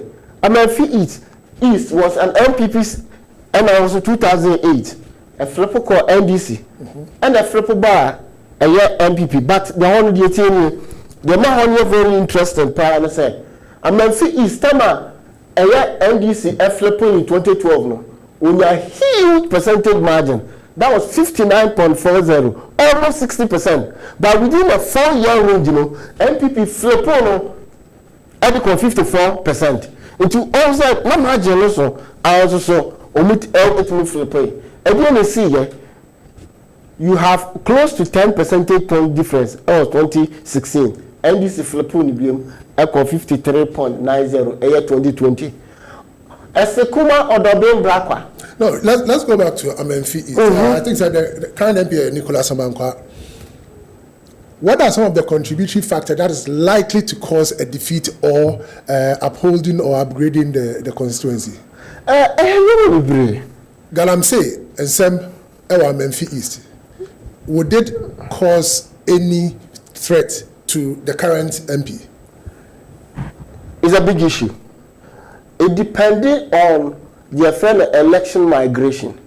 Election migration is a nipa do say na eti krokesi ma omo ba ehonomo aba very very dicey issue. If you say what ma follow a Galamsey issue ni nyina no anytime bia no uti ase say ukwa krono abra Galamsey no happen ho the sentiment and omo sem no ka no a different chair wa uti krokesi emu no sentiment ye ko if you say so we know say a threat to their livelihood you won't vote you out so also na krokesi emu so we say the consequence of it no a threat to the livelihood omo uti krokesi emu oma omo so ti sa kro ba bia Galamsey and so kono so it is a big issue here honoma a bit more play very influential role a be man for decision omo ye you know depend ba bia MP no star or ojina ejiba bia MP no ojina no so baby ojina no against the indigenous na hona e be kind of power e be a very very huge influence ewo say obenya election no. Let's continue to Sekuma Odobin Brakwa. Sekuma Odobin Brakwa constituency bia na ye nyina yenim it's a PC appeal for it right yes one of the gentlemen for time now yes anti-corruption crusader yes yeah assembly ba utimi no be kana dwen very objective very be kana dwen ama watching yes tamo free ho from 2008 no 49% and I'm the free ho and a flip 2012 to 51.7%. 51.7% and NPP flip on the in 2016. Equal 50. No, 50.10. And NPC a flip no. It is our share. Tell my NPC be flip be a flip cost from 51.7 to 52.54. But so share the cost of our constituencies here. Ultimately say and finally the Oba no. Once our constituency no acquire no swing constituencies no and fast will lead by 52 obi betimi aflepo no amana ayiye enti na dia ka eye baabi a wo se yehwe no asenof na asenof eye baabi a wo se yehwe pa na so eye by election na be kan ho no asementi asenof as an NDC base. Okay. Because now asenof aflepo na MPP 55 from 2008 na ba NDC 51.60, and a call back 2016 to NPP 56.80, and a Jachikoation and winning 55.21%. Yeah, a year Supreme Court issue ni Burma re-election cycle ever sa every year. Into winning or winning twice or winning ama who bass was I winning ama a 70 ascend off very difficult say be flip this year. Asujamai a very, very interesting area. I'm looking at the percentages and I'm smiling. Yes. 51, 51, 51, 51. Yes. Asujamai a very, very interesting area. And also, Eastern region side one. Asujamai a very interesting. The man Asujamai is interesting to say. Asujamai is a bridge of the indigenous and elite. Because Akosombo area, Pom, and the Oba so many who's so commercial develop to that side. Don't forget that there's a university there also, new university for so many new now follow under Asujamai. But Asujamai is a very, very interesting area. Yeah, anytime we are it was an NDC seat in 2008, and the NPP flipped here with 51. And then this is that flippy with another 51 again. No maintaining with 51. Anytime we are on a contest, no, and Shaba also be brave. We will look at 52% for the last 5 elections there. We'll be anywhere to winning with 52%. To my whole percentage, you know, anytime we are very close because it's a very elite area due to the kind of works, the whole VRA, and the Ghana water works. Yeah, it was that area when you know. So Jamai, one of the interesting area. Atebubu, yeah, Atebubu Amante. Atebubu Amante, so baby, now, obviously, half of the vote crowd they are winning. Indeed, so 2008 was 49.9, 2012 49.9, and the NPP was the first timer. Or when you until the cross 50%. Yes, it was the cross of 50%, you know. And you say, oh, if it was 50.9%, you know, difference no shut down. So if you don't say there was a local dynamics, yeah, it will. But I was saying, say, a Tebubu, a Mantino area, you know, settlers communities, so say there, and we're home. You already see year 2020, it moved straight to 57.41%, the highest ever. The highest. When money dynamics in play your man 137, no, it may happen here. I want to say West. Was a very interesting area. So because of the Bia place, we say I want to say East on the only and kind, no able, and I West no so or no so twice. Into social 2008 NBC seat 49, and on the code 55. And so 2016, now wind blowing now no 55. There was more than 10 percentage point difference between NDC and NPP. But NDC winning. But at the end you see a year 2016, NDC over NPP over 10 to 52%. And so NDC has started 10 in the BM a year 2020 election. TLC 2024 BBC. But you know English amount from a constituency a bar a year 2012. And this na fire and the NPP flip and was maintaining a year 2020. Busa South was more of an independent a park, yeah. But a park etimi are maintaining 51 to 46, even those are 46 that's why they acting about from here. So 2024 so better be man now at Bekosra, you be who there was busy. Cape Coast North. Cape Coast was also a flipo, constituency, a Tifree Cape Coast constituency, Cape Coast North and South. Yeah. It is also a year 2012, NDC, and I met is 51, and the NPP flip here with 49%. 49%. So NDC are flip on the back. Difference is very small because it's a civil less than 2% difference.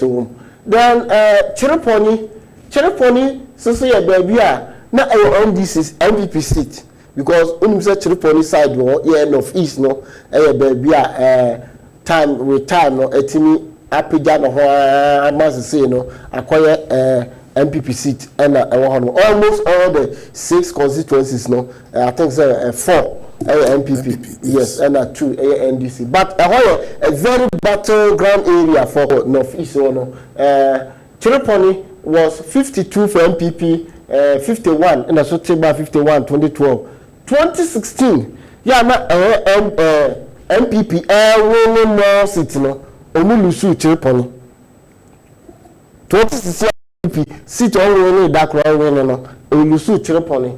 But 2020, MPP FLP. It's here. Send a bit this year, 2024. If you know you copying China Anopa, you better say a bit more Montiniana, say NDC, bit more flip on the back.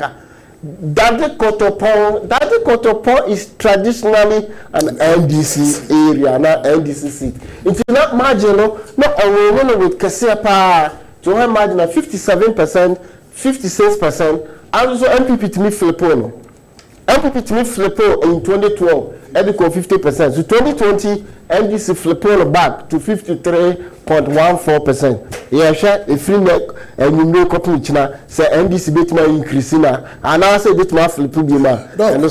Hold on just briefly. You better call over to our reporters in Kaswa. It is reported that there has been a gunshot and one person is seriously injured. Nipa bakwe prayipa.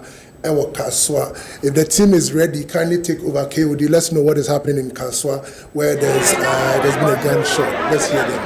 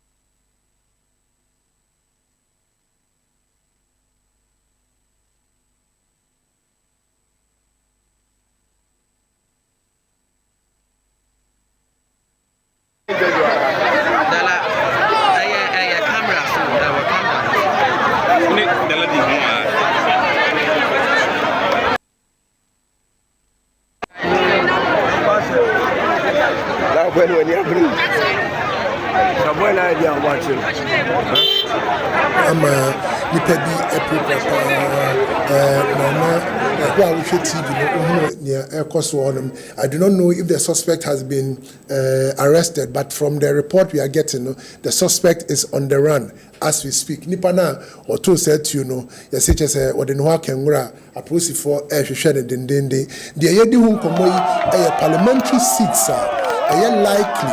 And I said difference about tuning from 2008, 2012, 2016, about 2020. Kakrebi, Semframa, Kakrebi Ba, it's near there, Edane, and the Abu Swabi, the Fria Watebu, Auti Senya, Botian, and Busa, Cape Coast North. These are seats we should be looking at that the homes who are in Rano, Ebebrama Mono, say Adane, and I say I maintain. But I'll come with a few questions on the likely contributory factors a bit DCs to flip. So now let's do Dade Kotopon, then we'll continue to Doma West. Dade Kotopon, said traditionally an NDC seat. But now winning margin 2008, but not I was so. And so time no air corner as a winning margin, a sotia and air tobacco. It is all winning margin a hammer. It used to be 57% in 2008, and so Tiba a year 56.9. MPP 8 move flipo, 2016, and so NDC a flip on the back beam. Until 2024, NDC beat me. Our idea gabno, and as MPP so bit my flip on back honor. And sana you call the next one, a honor Doma West. But Doma West, baby, yet free Domamu, because first name in Abuntu, Doma West and Doma East constituencies, and honor. Until 2012, and as our constituency, so 18 years, a pig buyer. A buyer, normally that area is NDC dominated area. And until NDC winning with 55.6%, and MPP flipping in 2016 with 50.90. And MPP, the buyer say 2020 MPP maintaining, but vote also at in terms of percentage wise with 46.97%. And omutimi edigina what. It's we no money because a traditionally an NDC area. Until share for 2024, ZNBC, NPP betma maintaining and our NDC betmi aflepono. So okay, a year Setcherdumase, a Jura Setcherdumase, a Jura Setcherdumase, a baby, a car Ashanti region one, ye can't a whole asem anytime. Be I can't one of the 4 cities one a year NDC, a who do Ashanti region. Predominantly, you know, also a lot of settlers communities in farming. Yes, farmers, agriculture, no hopper. Now, NDC leading with 51.90, and the NPP taking over in 2012. The amount dynamics, you know, a year interesting, you know, because the amount dynamics new interesting. Anytime be a year 2012 be 2016. If it's a 2012, no, normally no, and then you as the best performance of NDC, and at 2016 you see you as the best performance of NPP. But at that time, the best performance of NDC Elusui, sitting the NPP, yeah, 49.80. But 2016, yeah, best performance of NPP, no, NPP Elusui sitting back to NDC at 51.40, and the NDC Chimu at the core 54.06. A year 2020 election, no. Until you shot a name, say a MP no bit my retaining the seat. I wajé the governor water and I say a bit flip over as well. Dog, hold on. Uma said this a futu kakra at the firm.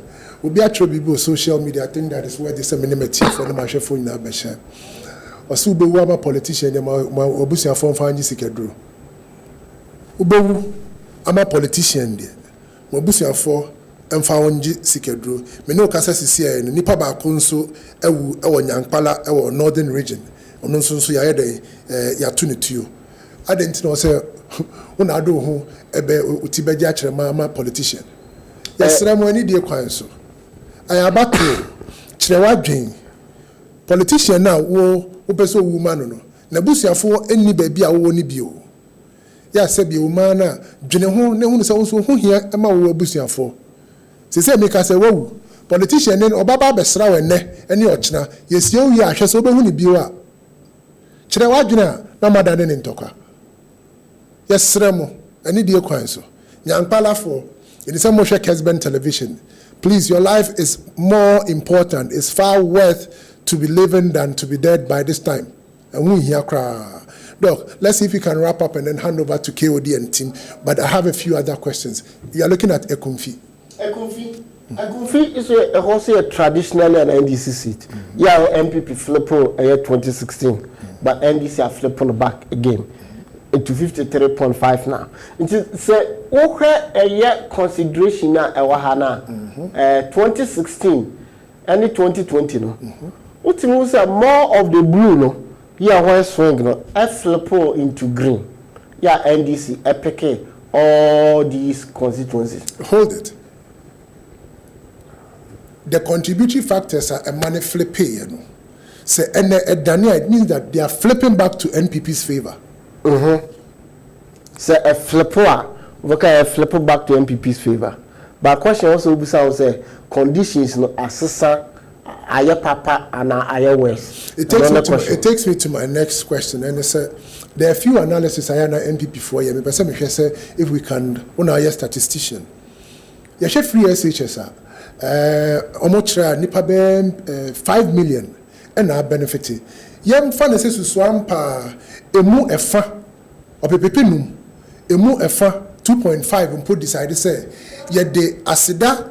NPP for giving us opportunity to go to school. That is 2.5 million votes. Possible.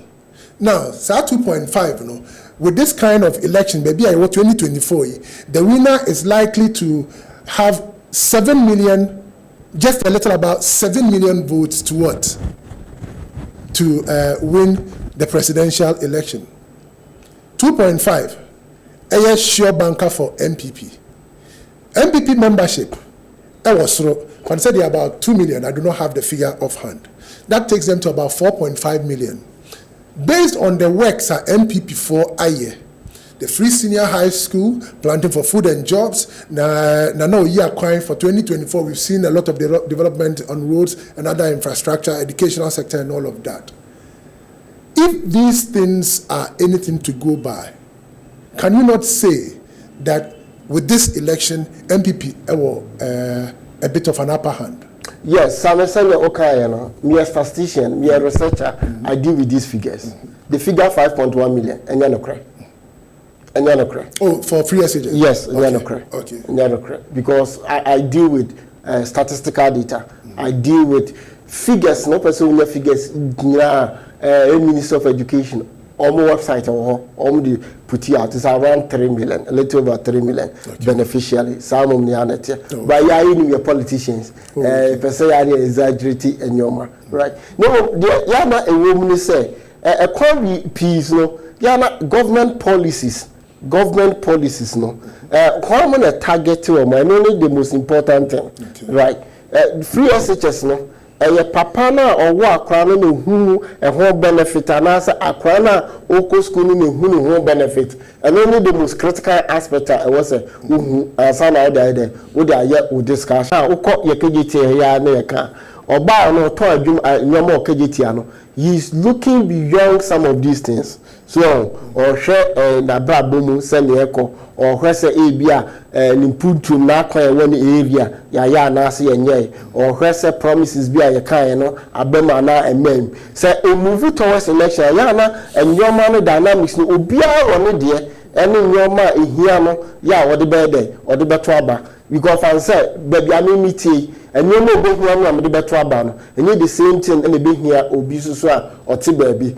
But I also say the here obi no obi on ma a free SHS any idea so bopa de e ma no also the no say or can no metie no because of say e was so who say also the so bopa na de e ma no but obi so tie no e bi a you can say in so bi o da ho e no mamika asemi chiro e 2020 election time of the I was much involved to say I feel me more involved in surveys. Yeah, you call baby crabbies and I call your mouth. You be some a dear depart any here as a community. Dear depart in Yamo, opus a buy your mouth. So, o call on your cat a beach in a while. Well, a bell one. Ubi on quina and your coin. Ubi on my and yet a toilet. Ubi on my free SHS. Your community will catch me a brass band. Oh, meaning back exactly. Okay. So, Prof, let's wrap up. There are a lot of calls that we have to do. I can't hear of the constituencies that we are expecting or that they are likely to have flips. In fact, 2 minutes and you wrap it up for now. Young sound some back. You're a lot of the constituencies. Okay. Yeah, I okay, can you mention? Let's mention them. There be one a dominant NDC, NPP flip 2016. Okay. By NDC flip in the back. Okay. Nalerugu, Nandom, Madina, Laura, Leje Kuku, baby. I was say be any share because in DC 2016 Minister of Health. Ultimate flip by 2020 a flip back. Navrongo Central, New Dubiase, Kumasi Yedi, say NDC Bitima Atwas Bia, Prestia, Huni Valley, Saboba. Okay, no, let's leave these ones. Okay, give me your closing remarks for the first part. Yabeko back to the TV studio. There are a few developments to the radio studio. There are a few developments. Akeo Dine, lawyer my radio. Let's wrap up on the likely flip constituencies of the parliamentary. Young Comra. And you may Obiabo who map on send it here our Kessben TV. Send me a numbers nearby. You bet me the idea too. You bet Obia send me numbers net here any day where I move up to now. Into your sister, man for video into baby at Kessben. Ubohu and your man send me a call numbers nearby. No whether say wide no a movie and a close here. Ubohu a bamo a parliamentary seat no send a call one befa majority and I say bet nasa I break 137 Bima na and then you be shown and throughout the night detail ban. Inti share our Kessben TV more of the 68 parliamentary contest to watch. The 29 key ones, numbers and start here. You be discussing near the BBA to now come. I'm here for the Abano Diaco. You were here for Niasha for your Beko studio, radio studio. KOD, if you are ready, kindly take it up. We'll come back with more numbers. Kindly follow us on our digital platforms, Kessben TV, Kessben FM, Facebook, and all the other social media platforms. Thank you very much.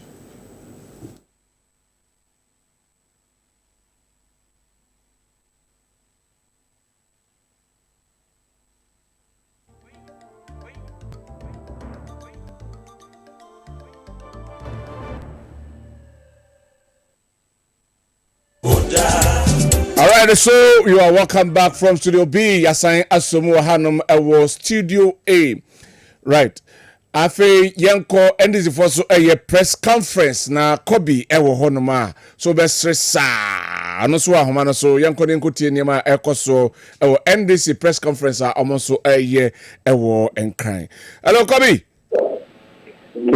Na wako there. Maminti we minsa akoso nto de maminti. Make a training some agency our national communication sector the mark and the offense and children na building me to kasa continue look at the so kasa yinti one of the to get a life 500,000 of them 500,000 of them how about so it was found in a house. No, it's a video. What I'm asking for is actually a video of Yami. So, but you let's go through sequentially. Okay, so this is a Yami video. Sorry for that hitch. Can we get audio? Yes. Just there's no video. So in the end, it's our ballot papers. Yes, ballot papers. These are our ballot papers. Please repeat the video. This is Father, sir. And we have reported it to the police. We are inviting the media there to do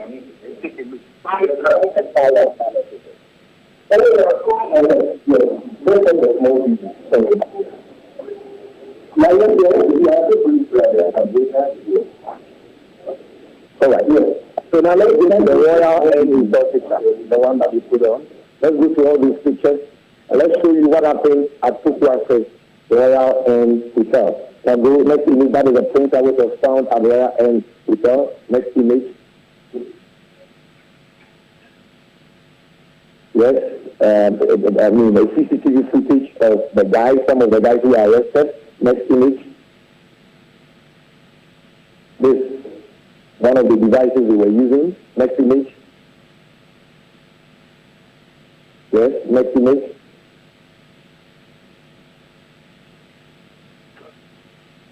Next.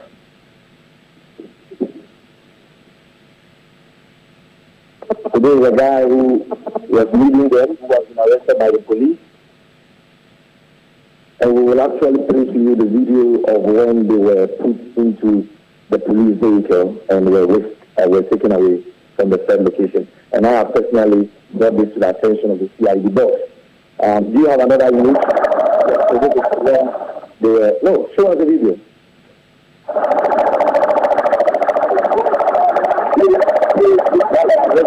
Organizer confronting them. Continue the video. The center, the DVD. Can you show the picture of the ballot paper so that people will know that this was not sample ballot paper, but real ballot paper? That picture is there.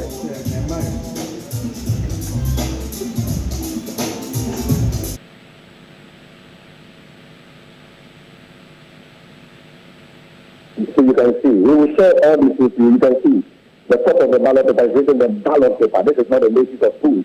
It is not a sample ballot paper. It is ballot paper. And that is what they were printing today. And printed all for Bawumia, the NPP for Amasamai, and the NPP for Travel. And the police is aware of this. We have effected arrest. So that is it. Now, ladies and gentlemen, to conclude, we've been quiet not because we are oblivious or unaware of the shenanigans of the NPP and the Electoral Commission aimed at manipulating the electoral process and rigging this election. We are very much aware, we are on top of what is going on, but we've been focused on the process.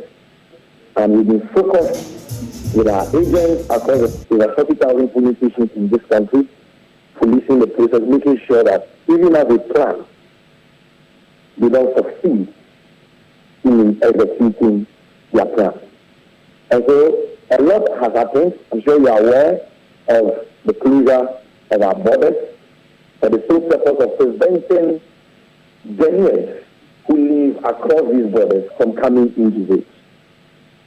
It's the most nonsensical decision that has been taken in the processes leading to this year's election. Because as I speak to you now, people are flying into Ghana. I have a friend who flew from America into Ghana this morning to vote. And so if people can fly from foreign countries into Ghana to vote, why can't people travel by road into Ghana to approved security checkpoints and border points to come and vote?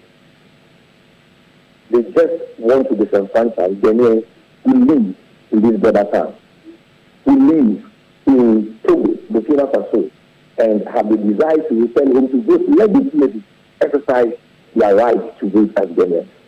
That is what we have done since 1992. But to disenfranchise them, we have prevented them. And this has gone on from morning till now. Aside that, contrary to what we were told by the military high command, we've seen the deployment of a lot of soldiers. And I'm sure that you in the media, you've seen that yourself. They are everywhere. They are at police stations. They are roaming everywhere, having needless confrontations with voters. The level of military deployment we are seeing today, we have never witnessed anything like that in the history of Ghana. We know that the military command is not in support of that. We know that the CBS is not in support of that. But we know that President Akufo-Addo, Alhaji Bawumia, who are desperate to hold them into power, even though they know that their time is up and the people have had enough of their tyranny and their misgovernance, are determined to hold on to power through the power of the gun and not through the power of the camp. That is why we have done this. And we are working with the appliance chiefs and collaborators in the military. But we know that in that same military, there are men and women of conscience, men whose fidelity is to the Republic of Ghana, men who have respect for the oath they have sworn, and men who are working tirelessly, even as I speak, to protect all of us, men who are standing ready to intervene if there is any security situation which overwhelms the Ghana Police Service. We know that Vampire and his men are doing their part, and we salute all noble men and women in uniform who are doing their work professionally and diligently.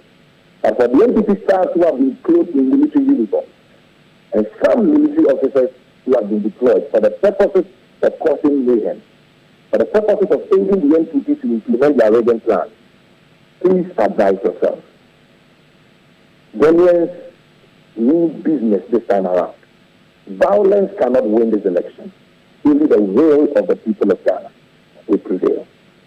And so, be mindful of the fact that what is going on today is at the heart of the democracy of Ghana. The future of our country, the peace and stability of Ghana depends on this. And so, don't go ahead with the evil plots you've hatched with the NPP to shoot innocent people and kill innocent people. The military high command through the CBS have told all of us that the military will have no primary role as far as election security is concerned. They are only to intervene when they are called upon to do so by the election security task force, chaired by none other than the IG. That is our arrangement that all stakeholders have accepted for the ongoing process. And let's all respect that, because Ghana is all we have. And we must all behave responsibly, whether you're a military man or an ordinary civilian. and ensure that the process will be peaceful from now till the election outcome is declared. That is what John Mahama and the NDP stand for. We are absolutely committed to the peace of this process, but we will resist any attempt by any part hooligan of the NPP, clothed in military apparel or any form of security apparel, to engage in violence or to cause mayhem at any police station or coalition center. Not too long ago, we had a very unfortunate incident at Obuasi, where our constituency communication officer boldly stood up to two military men holding AK-47 or M16, very sophisticated weapons, who were trying to go to a police station. What is the business of a military officer at a police station at this stage of the electoral process, when there was no issue at that police station, no security situation at that police station? And I want to salute that comrade of ours for standing his ground against the intimidation. And if we can quickly see that video, for those of you who have not seen that video.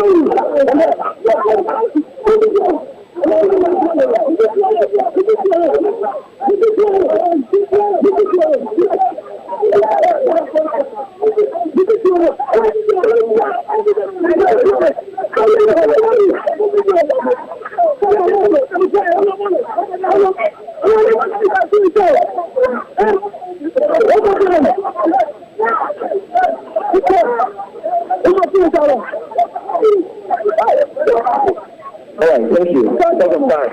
But we are going to put all these videos out, you know.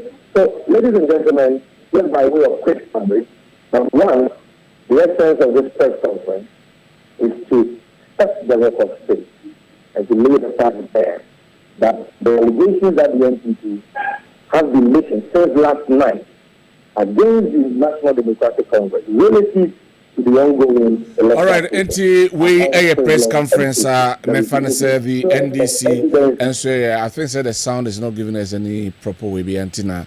Yeah, but police for the statement about bunting and statements upon statement, press conferences upon press conferences, and then Croneba Nina and Habayanka police for statement omodi about bunting. Here we are quack of a report on it Eddie Abba. Now, fantasy a police on manhunt for suspect Mujahid Suraj alias Mims.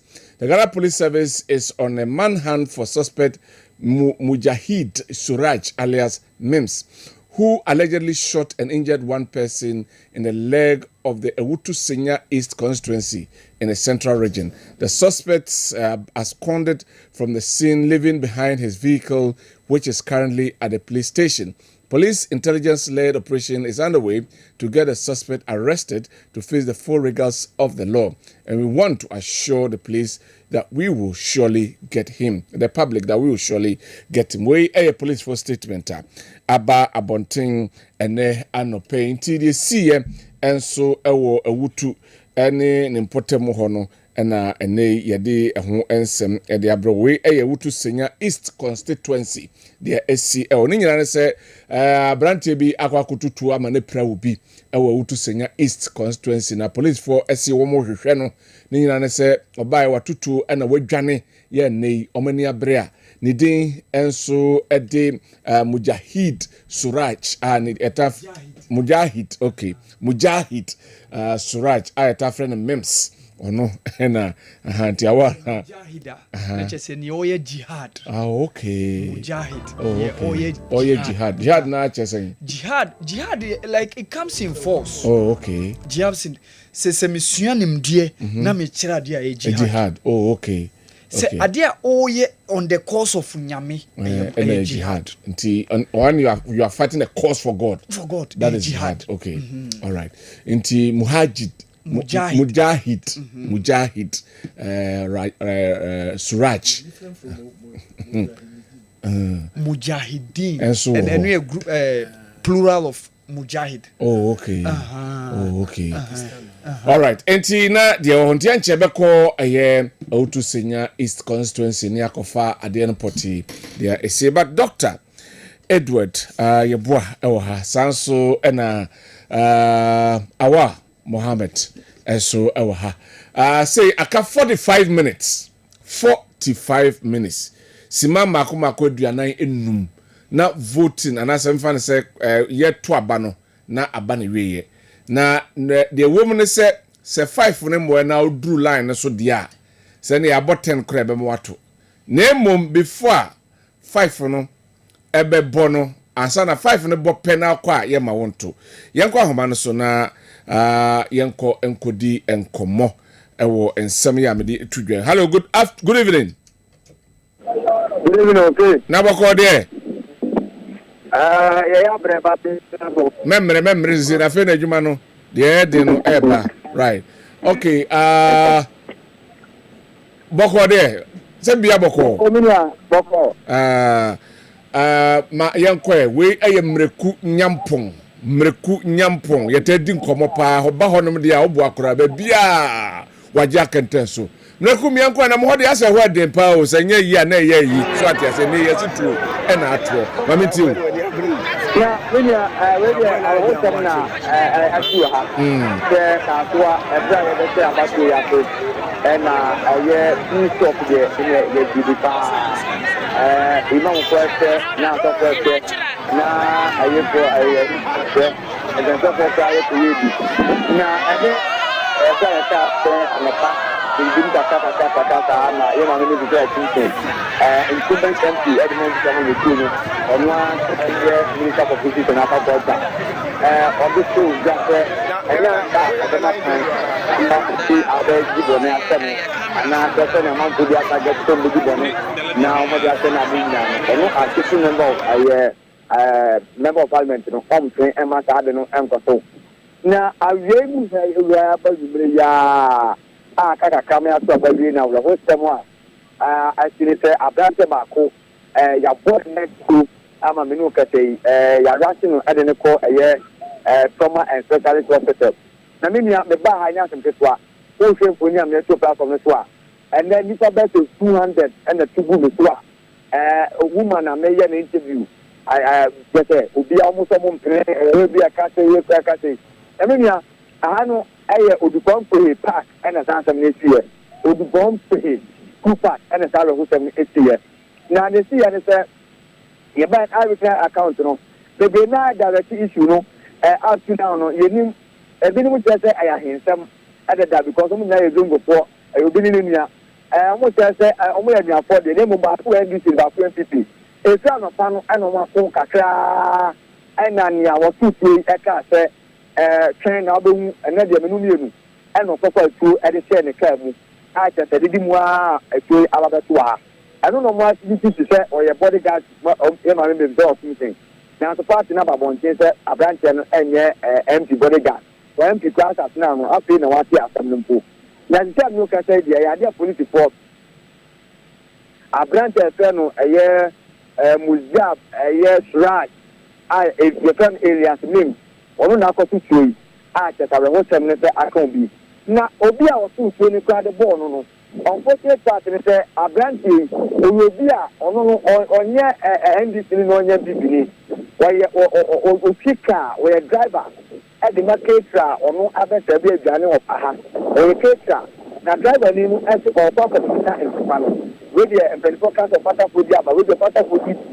na wo pa ko so onipa ni ni ana ye ta so che che wo gani o pa ko so mu se etu monto ana etu no etimi eka driver ni na ya obuhwe ya enya so ketwa na tere se eza branch ye scratch esa ba ya ha no ko pa no ke ta ko pa ye no ana ba ye to ana etu da bi ma bo ni so so boy na ya wa no ne de ga ma pe je obia pe de bi e di chapa anja driver yi ko to pa ko pa ko pa no ana se etu na ko ana no ka te die dia scratch no etu gane e je bi e pa te ma isi an ti jama ni ko na wa ha ese se mo ta e de se na ko ga ni ha te onipa na o ti ku ni ọmọ mi jẹ ọmọ mi nà nǹkan ọmọ mi jẹ ìyẹn ti tì mí ẹnti ẹnna mi jẹ ẹdínwá tó ẹyẹ bíi gbèsè ní abirante ẹyẹ ti tì mí nípa di alẹ́jẹ̀ tì mí mẹ́tẹ́ sẹ ètò ẹtì jẹ sáńpọ̀ ẹyẹ MP ẹdí sẹ pàṣẹ nípa sẹ ọmọ ní abirante no ti sẹ yẹn ní sẹ ọwọ́ kọ tó obi ní obi ìfún asẹ́ni pẹ̀lú kan sẹ ìgbàsẹ́ náà nù ada asẹ́m bẹ́ẹ̀ lè si yẹ ẹ̀ńkásí ni yẹ asẹ́ bẹ́ẹ̀ náà ti ẹbí ni mo jẹ sẹ ọmọ yẹ ahemfo anáta ahemfo sẹm anabusi asẹ́m a ẹwọ́ ṣiẹ́ dada ẹnna didi mu a de be gba ye party se mu anei da etu na to police for atimi ahwe ama maami ana me ne ye interview onu driver na issue na asi amana na esi ano ne driver na etu ya kane eba me ye interview over 200 amount for etu ya to ama je maami no mo de mo sa se de kanu ejo obi pia me ana ne police for wa atimi afa maami na traka omo ni akwa de so ndo friend life ni na maami ne se so no de enye party sem ena na mo so etu na to ye and amount of higher end is for the church what's my man etimi kasa and the case I will be there me no kasa ye entimi police going to nti abranche no ne mo bi no and as a suspect the police going to have found na call ye get him back na nka etu no e so kan na ntian kan no ana mo ko person police for etimi afa no e de so ka ye center police command wa ko na no asem enti asen so ba na ye bi no se to kwano efini akoba ne sen enti a nei edisi so ama atuo anti anko ka onu mum enam so ne ne niako ne mum obi ojen ba bi ana sai tuo no akaka no ya enti sansi subio echese sisubio de enti a atuo no ko ka eye abrante no ono de ojan ba bi nyesa sisubio ubio mame wadaroma wonu kwa we driver ojen ba bi na ntokwa no no ye se woko na wakọ pata odi pansi da bi atuo de yemfa di agro because the camera one sort ni panso ha na na yeni musa no afro fit that was said then because according to eyewitness no side arm pump action gun just no wa and it's all pattern no so mu no and two me the ekroke ya to ball no just enya sem to 20 no ka say there cross way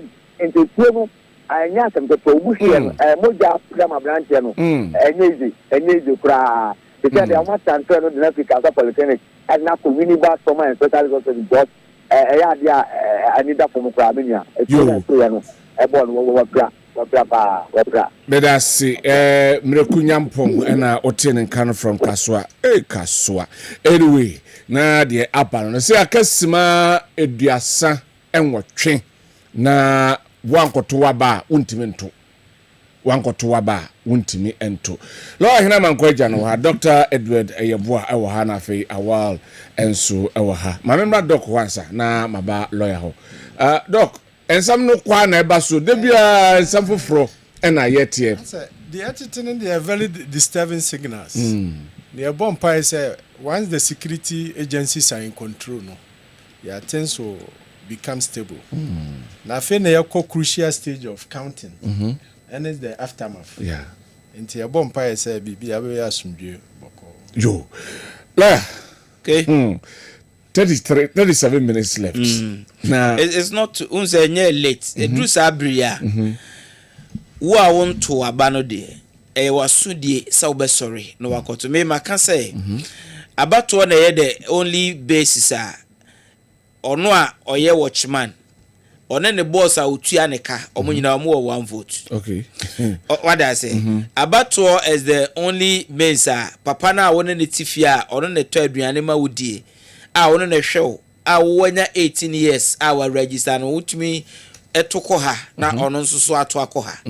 So a opportunity a Ghana for ebi ekonye enema ye de ahye constitution num aya boka aye process saa na abeduru enne na ndabato na aye to no so no ebetimi asesa wo daache for the rest of your life and wo the life of wo ma wo wo mo ene won so no wo ma obeba be wo because maka okedi wiase bibia aye the policy ene bu oman na wo ba oman Ghana free abre aye benyin sen wo hospital a o maame na wonyim wo no obekwa kosi abra ye bewo ye wowa hospital obekọ ene ehun sunsanso ne bibia no still regulated by policy where wo be chase any school a wo bekọ ne curriculum a ye de be kire wade ne teacher fo be kire wade any educational system wo ho ne hun sensem nyina regulated by policy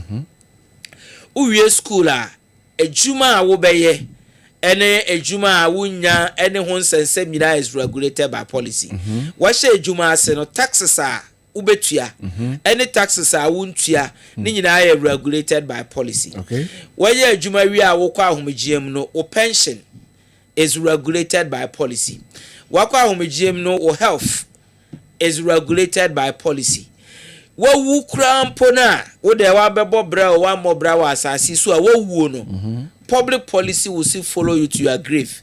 You know why? Because ya nya barrier permit a yentimi nsio. Yes ye wa wie no wa japade na wo ba asasi so a wo be pay no.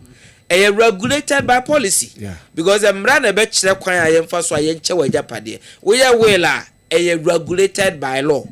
One ya wela e regulated by another law. Send ya japade na ye be che no age so court be kwa akwaji early be kwa akwaji probate ni nyina regulated by law ni nyina so ye public policy. So the bottom line is say from the time I be wo from the time I will be wo achimpo no public policy will follow you. Ni nyina no eye enhyehyeye a oman ne ye enu ntino that's why me I always say Abattoir is not about swabbing interchange anyway. Because maybe we swabbing interchange be our own car de kofa so. Anyway. Entino swabbing interchange no aden na no ye wo sintu dia se won koto aba. Where directly no aba wo beto ne aba wo nto no can affect wo ba wo ne tifie school a obekọ course a obeye ene na brabo a wo school adwuma be and all that. That is more direct. I affect wo taxes a wo betua sa wo ton niema wo dwom sa wo kra force sa wo kra niema free hen taxes a wo betua e free 2025 ekono e ya ba wo koto ne. That's why I make it ya na me pese issues like na ayi body kwan kra ewi nya wi adru fa bi enwi so I mean interchange ka se be nya ye bi wo ayi for chrome ye nya so what every 2025 or how December ye see January from 7 January wabrabo no nyina will be determined by about wo to ne. That is why asabre no se wo aduane o se wo kan aduane o se wo ye den o koto wa aba no bra o koto aba no wie a efri sabre kosi nonum se wo di line no ma se line no efri ha koka eyikra wo betnya kwan ato wa aba ne ye dangerous no se nonum no bebo na wundi line no for the rest of your life for 4 years wunya kwanya enkoto aba bia bia on chira wadwene ba bia because me call rounds me free me call rounds me free so be neighbor yes me free so be neighbor me call rounds okay okwa omo say lawyer yesremu mo nka na nkrofo meto na amanfo entoye nti no tifie na wonto ya sabre akabe 30 minutes o ye denke odi o ye den ti we dey yesremu me maka mesia team say as for justification ye fa no nto ho ye to aba no hwia we can then analyze the justifications and all that but sabre there justification bia enya adwuma bia biem the only idea aka ne so be sorry no akoto aba ukoto aba ne wi an aka nyina no ne aka e free time I started say can aba no analysis bia wo se bia ye be ye basa bri aka ide adesrede ne chopa ne de mo unkoto ya akoto omo sorry no omo koto omo aba incident bia ni ho a ehuna wo say bibi be ye wonti no enkoto aba bibia nye meba hai emama meka mema mo wa ayifoi ayi sa akasie mienu ena na esanso a e patrol e okrom military for mo nko ba police station bia but mo nam krom hwe se bibia dadin so bibia dadin bibia dadin incident ba ko mienu aye titi is normal it's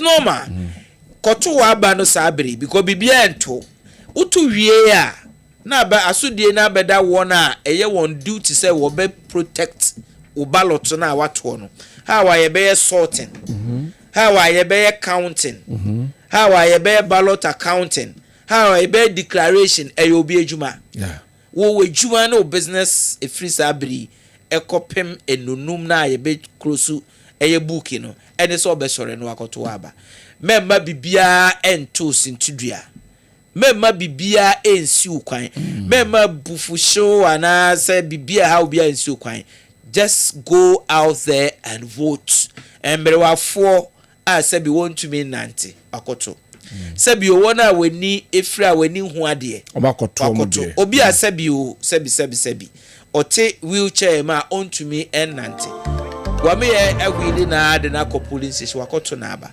Inti wo no to wona unkoto sabri ya. Why? That's why I'm saying forget about justification. Yankoto aba. The aka we be discuss. Right. Yaka is a Balm of Gilead Alternative Clinic and Diagnostic Center and Asoya Sne this year's election avenue a day April. Awa. Cody. Maminti was so about 30 or 29 minutes. It's a time no kwa and echo. 29 minutes. 2 closing of voting not just a year 2 months even kotoa bebiu maminti also. Well, I think that senior lawyer dika kanu among for more munyan kotoa ba they should be encouraged to go and vote near tiene se time I wumi se all line so na even 5 p.m. na bokra obeto aba just say ebia 5 p.m. no ebo atwam na obedu ana yempene ema wonto and you be akora ntwam Paki di mahu 2 press conferences akokos Dennis Miracles or addressing NPP DNO and then Sami JP but like for once minyahu they said the last 3 elections said niema koso say within elections eye enyumre mu honom and yet it is asem after yeah, but we no be the Mikakos Nachi ballot box and by the time no incidents, shooting, intimidation, what have you, a lot of them are going on in that. Yeah, I was asking myself, say Sebi, and you be away at the 9th elections in the 4th Republic. Yeah. Now still yansa. Till when? I keep on asking myself, till the baby. Yatuaba from Rollins Town and then Rollins Ayeke away. Atamas Mwaba and no way. Yeah, called the elections or more of the main actors maybe no money. So why should you as a person go and sacrifice yourself in this situation? So imagine say among focus soldiers for ba police for ba EC for ye nti yetime for nankasa yen so die ne ye say ye nyansa ne ye bibia se pepere e ebe koso. Imagine adia ekukosi na kwabrane de machine biaba polling station said be ya on my by me say ya shase ete wo sam na no pano me twa wala no be free su bi na ebe okay polling station bia omofro TNT communications ai ahemfie na chipe baby a omo ye kakra British pop okay British pop na e wo no sa polling station no any palace no any bon see before one na eba you boy be a young guy sa machine no bi hye ne ho a na omo ache no I mean na ma hu say na we na me mfa mani say hu bi young boy and the whole process na the bua no ne say boys no I wo area ho nyina o area boy young guy omu nyina nim no o e manini ne tire ye no and a police for no so I mean the police oba taina and omoje devices no if you send run will be friend no say omra no koy no mo de ama no say so the BVD machine na upre o miaso a na etimi disable system na say slow it down as I now ya to say but me first be gina hunu until my point is that send na boy no posenka boys na rush ho say nye security for police for no and twitwa je no and unfortunately for him boys na no nim no oye area boy omunim no say na am say we are okoye na nka ye bu akoena ogina ho an ho process ahia na ye de bema say me koto ma ba wo akoju sika say de bi kura wo press say mamento ma ba wo ye correct are you serious seriously my point is say wo na wo soso no wakofa sa device no de akoma obi say onfa nkoye sa ade no aden because wo wakoto wa aba wo wo expect say Ghana for na ento aba emma na ye declare wo say wo no wa win in the side devices na wo de ama nkrofo so mo fa nko enko disable system no so mo fa nko ye den no aden aba na esi ye koto de dodo no epe no omontoma side dipa no okoto aba no nim baby a obeto na aba akọ so the device no ba ye voter say why Would democracy tuma? What the democracy na tum say? Democracy no. The first so ID obi NSA ye go promote na be akoto aba. Ye peri enti the akofa BVD machines aba. And the machine say ye juma. So what me akofa machine fufra e be counter sa machine. Na the day you know why? But the good thing is that now I am happy say people are very vigilant. My boy omoche na otete otete free so se wo ti anye ye na akopie constituency bi omoye round and police for baba na ya finish wo call for one na because obians who now say electoral commission for say ya bue opportunity aye fa nipa ombetimi ya use omo electoral commission for amamu training ye betua oka also me dem me makotra o makoji pyron fo akoji skabi say me baba be hwa tete obiti dey free ho e wo ballot ade no so that why anyway me saba wa ho na mamenko na Alan Kwadwo Chematin wakwa cast the votes na yanko there be on the so on cry otuna ba on cry oza yanko some of the two Westland yanko okay it's in place. The officials are doing their work, and I'm happy that there doesn't seem to be any tension around here. So that's good. It's good for Ghana. It's good for our democracy. All right, and so one more thing. What is your message for those who aren't voted yet? Who haven't voted yet? Yes, please. I would encourage them to come and vote, and obviously vote for the movement for change and vote for Chematin. But not to vote at all, I believe, shouldn't be an option. When we exercise our democratic right to vote, we are putting ourselves... Yeah, we saw the Alan Diana Betrosso, but Matisse NPP so a press conference. Yankofa and also press conferences upon press conferences. Yankoninkuti, we are the General Secretary Nangasa and then what taking the mantle to address the media. Yankoninti Sama or the Atuja. Ti yehwese yensabeka aye sound na bibia timi akoso ne ahwe ensama ene the New Patriotic Party enso eka about the election aka be simadua adunumiensa na chese voting no aba na wiye we Justin Frimpong Kudua ono General Secretary the New Patriotic Party Yanko na yenti nsema ode atodwa se enye ready ana afei yabo atum ne ahwe nsema oka press conferences upon press conferences. Yeah, lawyer remember na me kwala. No, it's press conferences upon it's normal. My point is say if you be 500 press conferences and ebema at the end of the day no yenya free and fair election, transparent, results acceptable to everybody. So be it, no problem. With the accusations and counter accusations, we better than say instead of say doing press conference, you know, you better resort to violence. Okay. What am I saying? So we go who say we are win and cause so mechanical yes we counter. It don't get the violence, but if a casa there press conference there, the press is also always ready. The president, your person, we ask questions and then we are good to go. All right, well, I think the lawyer canning now, but when I counter or counter. Now I was saying press conference number. Press conference number. Right. New Patriotic Party and Director of Operations for the 2024 campaign. Right from morning, we have been monitoring situations in the over 40,000 polling stations across the country.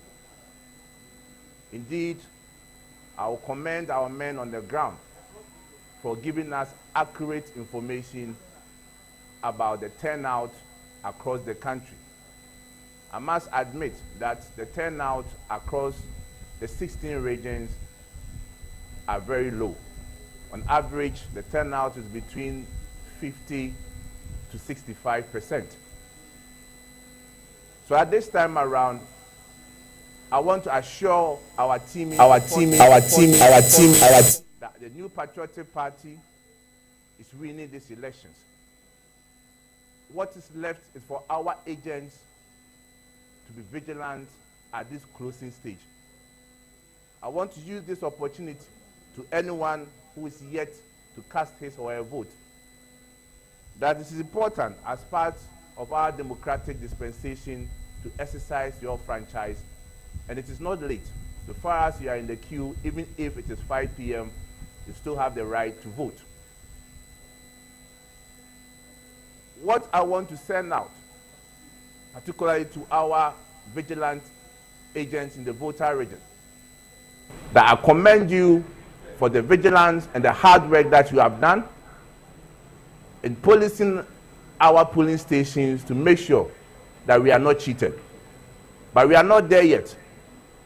We are entering into the critical stage which has to do with the counting of the voter or the ballot papers. Let us continue to be vigilant. Let us not sleep. Let us make sure that the accurate votes are what are going to be counted. Again, we also want to call on the Electoral Commission that earlier on we received some disturbing news in some parts of the country. To be more specific, Kintampo South, where we had some of their personnel tampering with the ballot papers. At this crucial moment, we are also asking them to also be very, very professional in the work that they are doing, to make sure that we will not record deliberate sport papers. Again, for our agents across the country, we ask you once again, please open your eyes and make sure that you call the right and accurate vote for His Excellency Dr. Mahamudu Bawumia and the New Patriotic Party. We are also calling on the Ghana Police Service and the security agencies to make sure that our polling centers are safe, because from the report that we've gathered from some parts of the country, our opponents, sensing that they are going to be defeated or they are going to lose the elections, want to cause chaos in some polling centers, particularly our stronghold. So we are calling on the police service, the security service, to be at the polling center. And when the collation has been done at the polling center also, we also want them to be stationed at the collation center. We in the NPP are very sure that the votes that has gone into the ballot boxes, His Excellency Dr. Mahamudu Bawumia will definitely come out as a winner in this year's elections.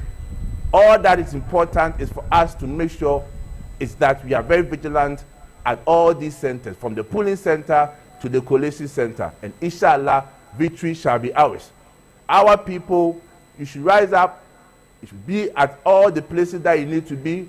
At this point in time, when we are about to close, move to the polling station and make sure that at least our votes are secured and protected. Thank you very much.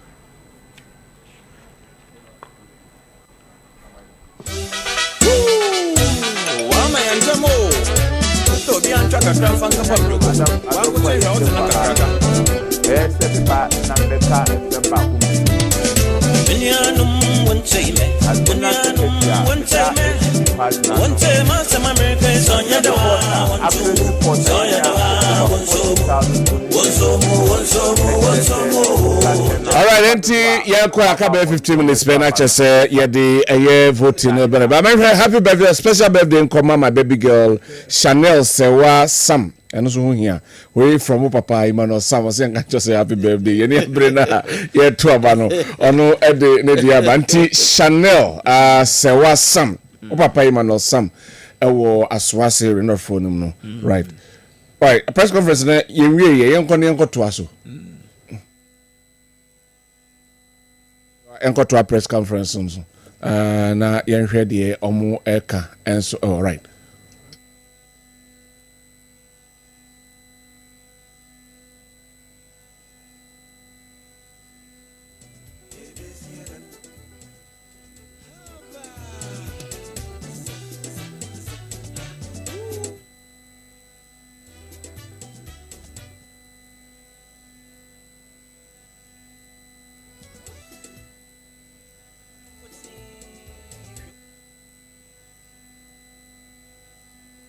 No, and so Banafe Yahre and Tema Aye, the General Secretary for the New Patriotic Party, Johnston Kudia Frimpong, or also Adi Atu Eja. But whatever it is, Omo Adi and Sem Ahodo and Atuja 15 minutes to closing of voting. Near Casa Mada, aka 15 minutes. Ya two near Casa Mado, yes, I say kind 120 days.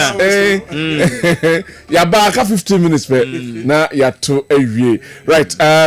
Lawyer, well, 15 minutes, a lot of time. 15 minutes, Mrs. Sandy MP. Right. And the injury time. And the way they want. I think the time added up. Yeah, drew time added up. Injury time. This is the time. Ensure last one. No, Kotoa, but ensure I personally, my embo just could be abaso. Yeah. Say Wakasa as a matured person, general secretary. Of a political party. No incitement. No, I mean, send your casa saying here because at the end of the day, no, Wama who say records so baby or tena konyo tesunasu. And you know, unya information or confirm say voter turnout no ewo fam. Yeah. And none that was encouraging and sorry say yakwa koto ya ba so that voter turnout no betimi akosro say na ye nyina ye expect no. Again nso no wa share in cry. Say police for and making sure some beyo mujuma security beyo mujuma pooling agents anyway so accurate figures and I mean that is what you expect from a general secretary of a political party. Yeah. For me, I think say a plus. He has shown maturity, and I think say a democracy. Right, Doc. Yeah. 15 minutes to time. Voter turnout still low. Into 3 stages before. During and after. Okay. Now, if you call critical stage, no. I pray after no. At this time, no. All of us should be vigilant. Yeni ayatu ya bakura. At this time, now also yes we pay na you be witness what to go on. But in general, no, things have been relatively peaceful. In Africa, you can't have perfect election. But apart from isolated cases, you know, I believe that things are so far so good. All right. Yeah. Well, I think that I was really happy with how he addressed the issue. Justin Kodia. One insight you be but one warrant, the low turnout generally across the length and breadth of the country. For me, I saw it.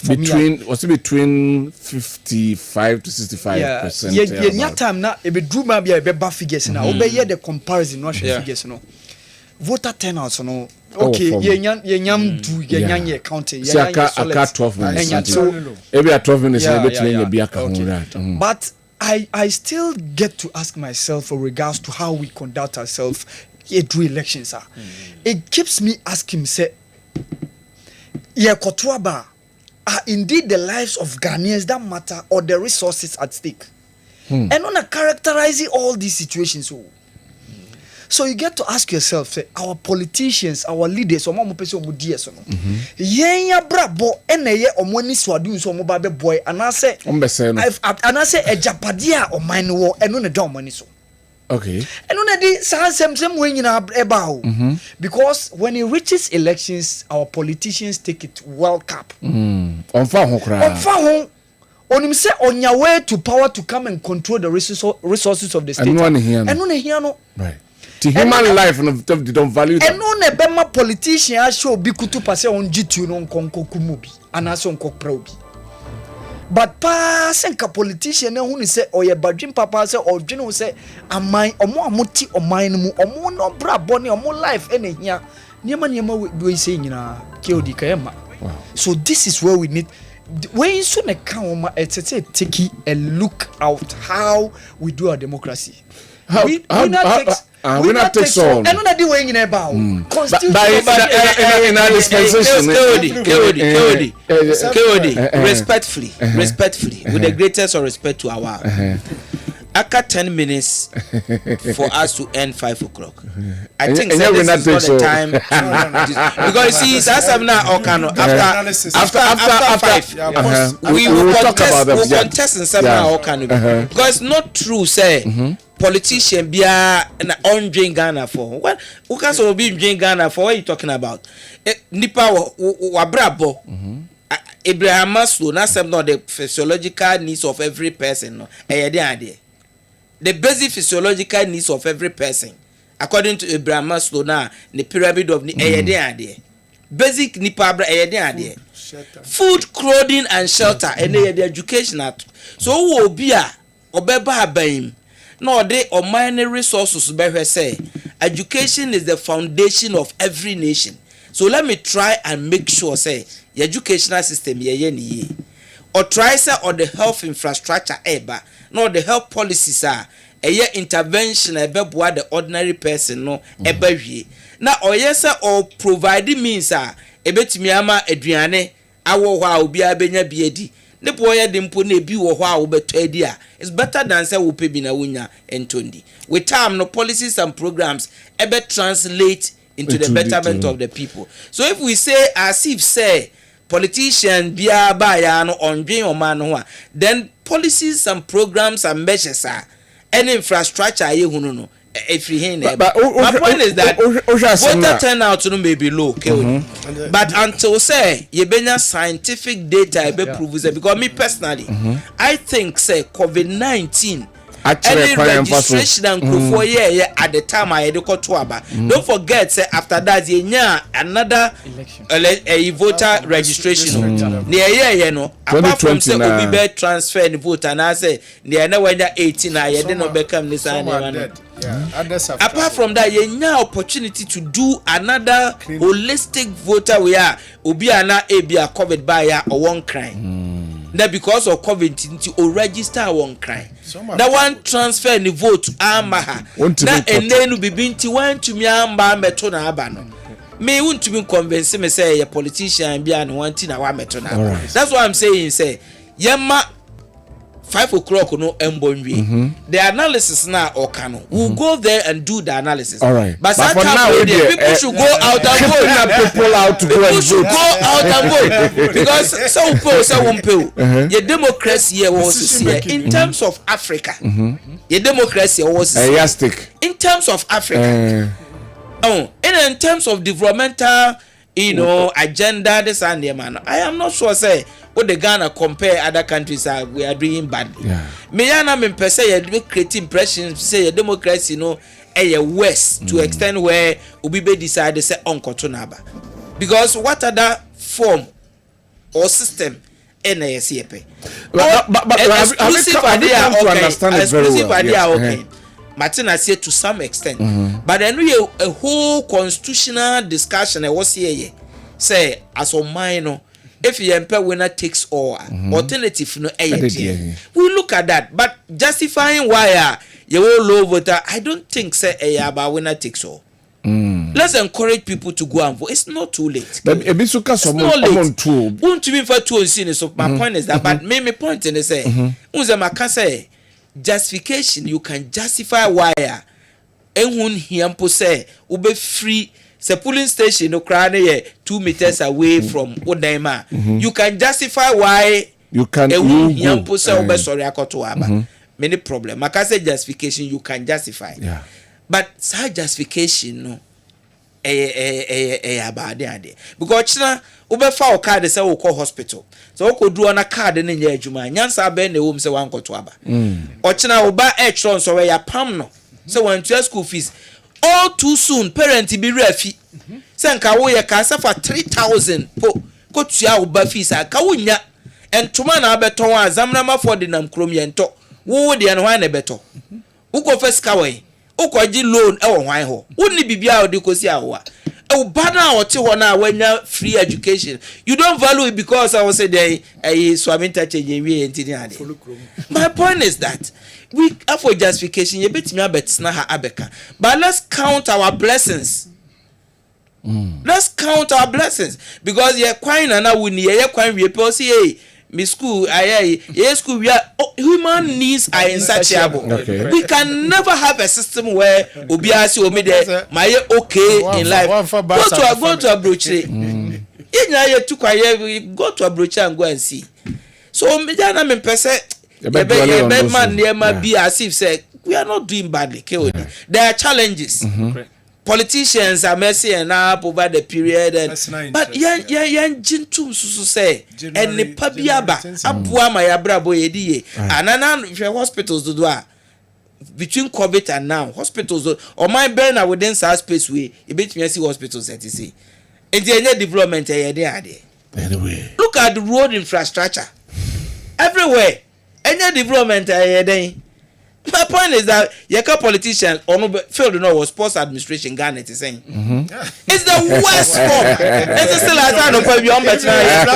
It's the worst. They are not person better sports crap. Because what are we doing? Comedy. Comedy. But you say it's still a sports. My point is that it's not late for you to go and vote. Let people go out there. 4 minutes left. It's not late. Who delay no mean 4 minutes. Go get there and go and vote. I was so akoto na ba. Akoto. Why are so kuraka? Obi o ha bia ato na. Obi ato na ba. Yes. Get down and go and vote. Medical ka say one to aba. Sebi o yen kwasiafo ne wom ne be yi nipa ma obedu so na onim nyansa ntime sra wadaroma so one to aba sebi o one to yen kwasiafo ne be yi nipa ma na bedu so nti yen ne be yi amanti wasra koto aba na bibia ntime enkonanim na de tenti 4 minutes or 3 minutes left na your friends am say there's a special scene na fe ya jeje but before a special scene we did this 3 minutes say wo baby I say a polling centers no ebimben pa utu anamoa you can go there and then vote until go get out from the comfort of your home na ko vote na mo wan go to aba say me na mama hwe okokromoti ne on sake to ano se to aba wie 7th January near the aba misusu na kan ho asem me no obi wo ebeka because kona ko decide ma yenyina no wanko ndi sa asem ba na eni se o ka bi tremudin ni nyina yentrem ana wan men yadin kona koto se asumesi na pena o de kotuma no chere wadwene onya fine wanya wa chere wadwene ba wan kwa ko chere wadwene na to na meni awa ne ye wo ha ne koto aba ne dia na ye na sasema ne ye ka bia memeka bi krona na omo asi kwan se omo mo nkoto aba wo na me bisa se ka yen ye koto aba no wie a na obubue hotum se why na nkoto aba no obi me ye kwan wo na nka ombe tra after 1 hour we should just anyway that is it. We are citizen, no matter what the situation is, no matter what situation you are going through, it is your medical responsibility. Responsibility. Now, when you watch the so I so when you are on papa. That is one thing. 2 minutes left. 2 minutes. Now, just 2 minutes no cry. Be a count. Me 1 minute. Say the best year next year. No. The end China fe. I shall say EGG results. No. But my memory doctor hope you na fe. Yes, I say almost time. Almost time. Young coming in the from the beginning, said the chassis biometric machines are a decoy. A man for modern yaman nam etiu gabbing crowd, and yes, some the calculating numbers, no someone chimom fan calculate. Incidents are who do I see, or more try senka, or move a month for any and corner benina, doc, generally, I'll give Ghanaians a plus. They have major improvements. Okay. And I also thank you, the media. As a more faithful normal pa, obi wo bo baby kurano and generally, let's give us ourselves a thanks up. I believe the system BNY perfect, but with hard work and dedication, things will improve. Right. Until this last stage, I pray say a normal be peaceful, a normal be peaceful. Five for number. Yeah, 5 on the abo. Per the clock here, there 5 and 4. Damn well. The uncle D line so they are menko. That's a very peaceful election. Yeah. Generally. All right. Well, I think say ye moye nyina ho aba so say especially ye aya kwakoto aba no. Ye moye ho aba pa. Ye aya kwakoto aba. Yeah. Ye the next president no. Say no ye do the critical stage no. Afeni ye be sorting. It's a say sort you beer papers. Near who say wenya is I'm signing about ballot accounting. But I think I saw something that was going viral. Someone decided to vote for Kuyadonko. I was like, wow. I already even easy credit card to just say encounter. Yeah. I was just wondering what was running through the mind of that person. Right. Okay, was it Volta region or so in the district assembly elections? Obia wo onya more. That's a yempel. Ompebia. So I think I can't go to and say man fan baby. I think generally things have been calm now and comparatively previous elections. This one has been calmer, my boy. Now show so be an himself I don't call him. That's another thing. That's another thing. Because I blame the EC. Been blame on match. But my dream said that time when we decided say because of say disqualified. I had a problem. But now you won't shy too short a time. And they be because say a incident not under the Fourth Republic the experience we should pardon the EC. But I think say na omode no be ka ho at that time no, especially when ana yet take it further step. Say you command the party an opportunity to bring that person to replace her. And one year Juma going back to maintain it on the ballot. I've had a serious problem with that. Because you behind the name say we obi o about this time on say who him say obi o hot wa on him say Kwame Nkrumah ngui. And yeah. There was somebody I interview on him say Nkrumah tiase. Seriously? Yes. Now who say Nkrumah never dies? It's you go interview obi na say you perplex about blast or see him free abedi peli. You be say na abedi peli o see or even though co stadium match. But you say abedi peli or da so koto. So it's normal. I think so far generally it has been good. Especially Osha Shanti region. Ashanti region. That incident gidi we have other regions, Bono East, Western, Central, and I say Autu Senya East, just shooting incident about. And now do we need to know so this is Nipa back. From the upper west, upper East Volta. Yeah, so I think that things has been quite okay.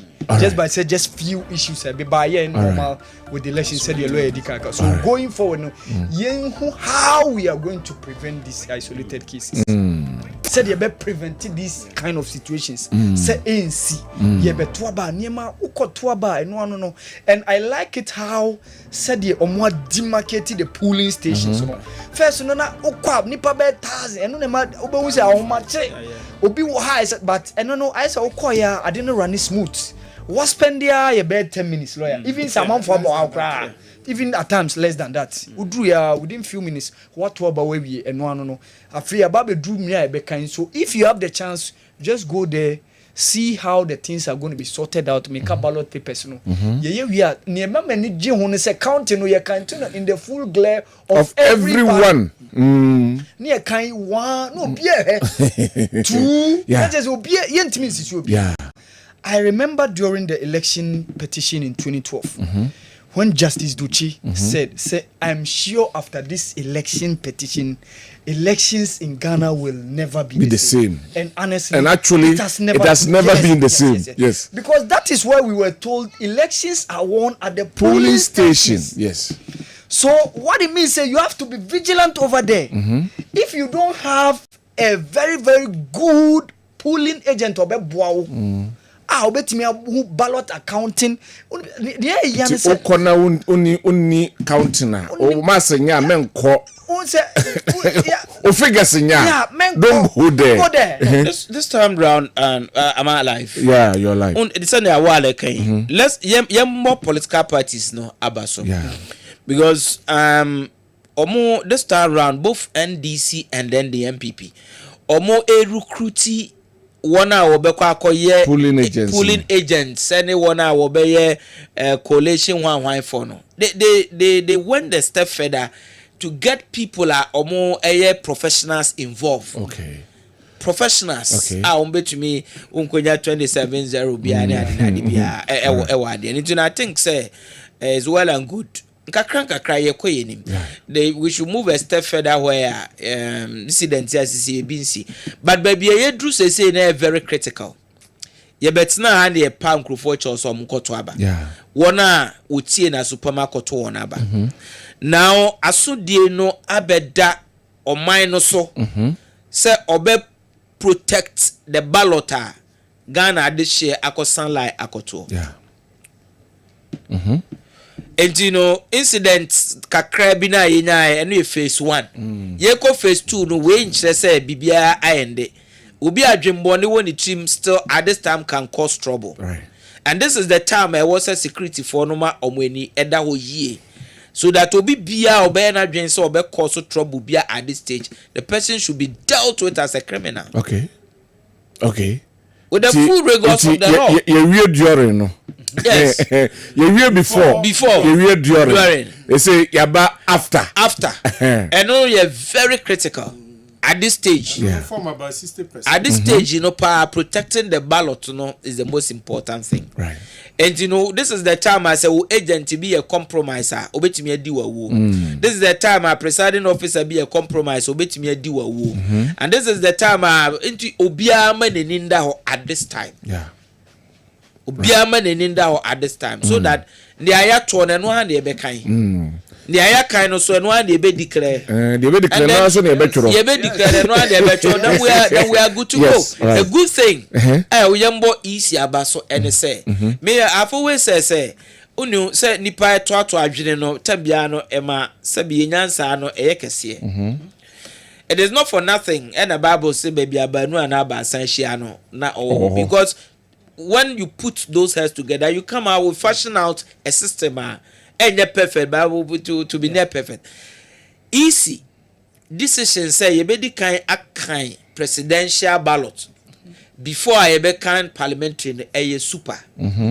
KOD a innovation a super a game changer parliamentary no presidential a game changer. What makes it so different? A game changer because normally say would kind parliamentary na parliamentary candidates only one agent when you declare nidipa no win a pay out of anxiety na presidential no cry no wajaho ebi susu said that presidential they drew wa yenya declare parliamentary na we na ho no obe problem we na we mintiase sana a delay. Lawyer, hold on now. Yes, press conference because was squat. Yanko Asqa constituency. Samson, some pekeni wo honum na yanko fano na the ekoso honum so oma yenya entiye. Me say on dey say ya kan ya wie ebia na issues on ti yakofa Samson some pekeni na the ekoso Asqa no or the abre. Ti already ana mo de na to mama but before bebano lawyer can still keep on. Yeah, no make can say be kind presidential no first because all right eso just into my main corner me for something. Sabe? Yeah, good evening. Good evening. Na boko there. Ya pem so. Pem de wapem so see what be pem Asqa anya sa. See I no question. No nya for business. Aka so we need you mo dia na yo ma mentio de na koso ho ebi ame wo asoko about conversation na former national security coordinator NDC addresswo we no amwako insia and after central for to prove NCM na mean some of the two can ke what say this and the ko na ka bomu a on peut se mourir à partir de ce moment en casa on a une mois semaine votre multiple voting akoso afi no ko police media if that some voting extension on no say no and tigumu aneba na de aho metisam any time ya ho no a and this student agent wona apoti phone is na ka bo mo fa mo nyina nti and no course wo kwa ankasa no anya de su mu no mo ebi afei no asoja provision na asoja fuwe no ehuni se NPP for bo apart ma fa wo nwa omo nti soja for kem na mo civilian cars na mo ti mo di race na wo mo a pani for se ka se de yagina bo kokko no Mr. Mwakwifia wanya bo kokko na ni abere pa wa yan kwa nten na won tu mu entren emare Mr. Sia mo kwa ba e do ba Kessben television Kessben radio ne jo so ni when you play out with the say one seven to America come magana this in 19 you dey say in an say abaya yet if you any NPP protocol the car actually abo possible move na me no kata be hu so we mu akura nisa e can say if you okokodru baby baby ye pulling agents na ye do ko na baby abana wo ka so observe no continue observe me di bi hu juma ko yi si regional director ho o ka o mo ho nse so mu ni ho the call baby ye tin nkan ko insurance constituency because tin nkan ko insurance constituency EC office because EC office ko en nefa wo mo nsi ho o ma ama ho enti no de EC ko aka ka mo kwa juma no ko la ato mo nye no eno ana o mo ye nipa odokwa akotu omo ofisi afono emu bebre wo ha usa uti kure ma oni misa omo ye NPP official ene ya fo omo se easy wa omo ye aduma asa mo ti asia eyeyi me no wo kasai ba bi bebre wo ha ye de social for bi aso omo ntare omo so omo ye special force. All right, that is the reporter Yeji Efri kwa Sampakani Samson and Oditu ya but Warren say ya kan ya to abana wi no ansana this complaint eba. That's why I have a problem. So he has the right to complain, but we have the right also not to highlight because my point is that about to an and allegations now serious allegations. Our opinion to son at this time no. So one really ye now cancer there the same except for or the two just say obi nye day. That time we what am I saying? Based on the state channel I think they should know where Ebian called these allegations. What the tomb from say, then what? Abra fe na ye be kan ba ye nyan kan yo. I think me I don't even want to go anyway. Let's me can say abana ye be kan ye be di kan presidential. Yeah. The buane say unse presidential na ya na e delay a ema amanfo hu ni a omo ye na the delay na ye say se di kan presidential no hwie a ebema resource no etimi abantem presidential result because declaration no parliamentary need e be ye wo constituency ho ti enya ye no wi a rete sam ye wi but say na presidential no na e kosan why na e win na ye and the presidential lay na make the whole country na so but e di kan presidential no na ye this results no e di kan start e be ma coalition or presidential no a content as in previous one. All right. So that me imagine say a game changer am I and then also no enko too late into the night because e di kan no there at least no e be ma obi o was so vigilant be wo ho parliamentary candidate and the agents they will be there because they know previously no di kan we omo there no until now they will have to wait. All right. After the presidential and ansana ya baba ye president. I think this is a game changer. All right. Me fan kratwe na yemra na ye betwa so ye basisi ya yemra na ebia na coalition bi etimi akoso ye basisi ya. We'll be right back. Gotta pay some bills. Afe ako apro abesu yensu bio. Nami Shroud say afibia obeso Kessben Church Foundation and Kessben Media Sene emayekoye nyankefia hodo no adoye. Mebusem de dunkron yimu edunson dio hu obobroni mobono o de fam erade na erade best.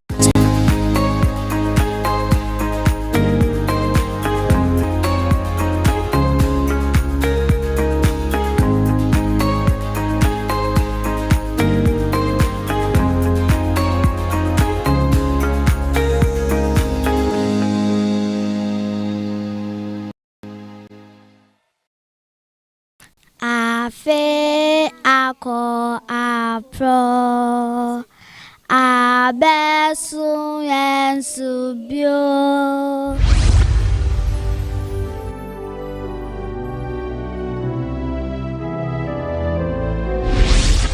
Nami Shroud say afibia obeso Kessben Church Foundation and Kessben Media Sene emayekoye nyankefia hodo no adoye. Mebusem de dunkron yimu edunson dio hu obobroni mobono o de fam erade na erade besha na nem. Amen.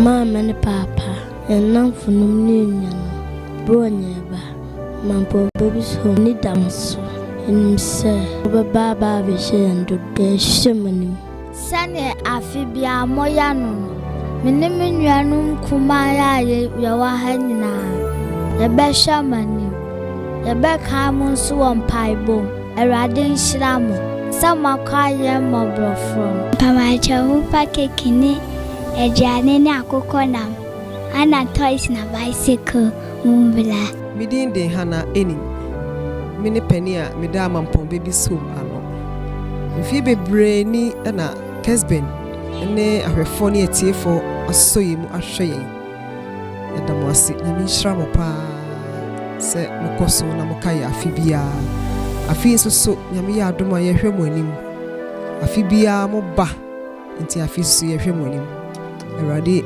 inshiramo se moye ne sama ye na mo ba behweyen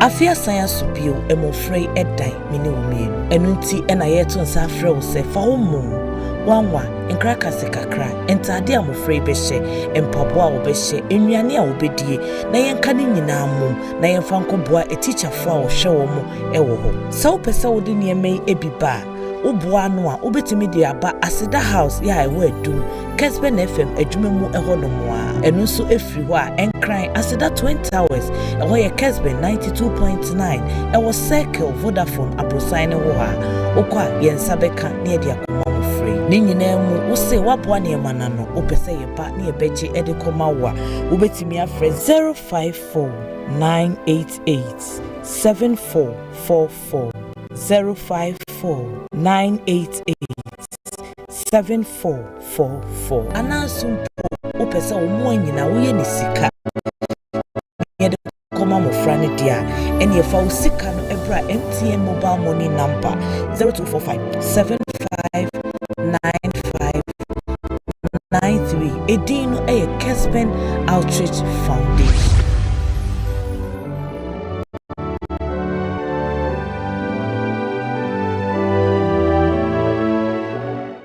Referred to as Casey was established on the 1st of October 2015. Casey is a private, non-sectarian and co-educational.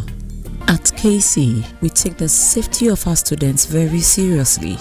We have a 24-hour ultra-modern police post constructed by the management of Kessben College for the Kessben College students and the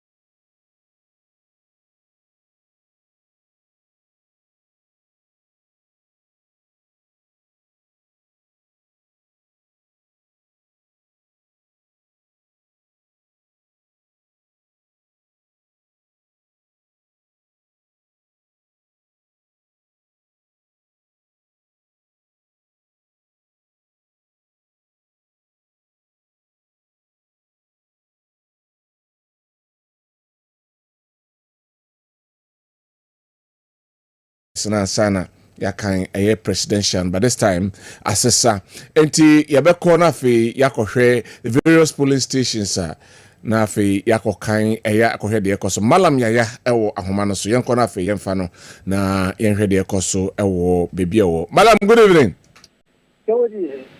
Abako de nyame adonki yede nyame asepa na efa na wo sese KCC amako eye south east akoni na mwa maba eye south west the district capital no police station a no school mo KCC aback na to hona mi gina KCC a o ma so to atawi ko di manugu sa me no kata de o munya sort ni vie ye ne mum 4-5 pepe no kino dia eni eye lighting. Okay. Our twaba. Okay. The rules and regulations electoral process about 5 wa the book close election na yatima ya sorting.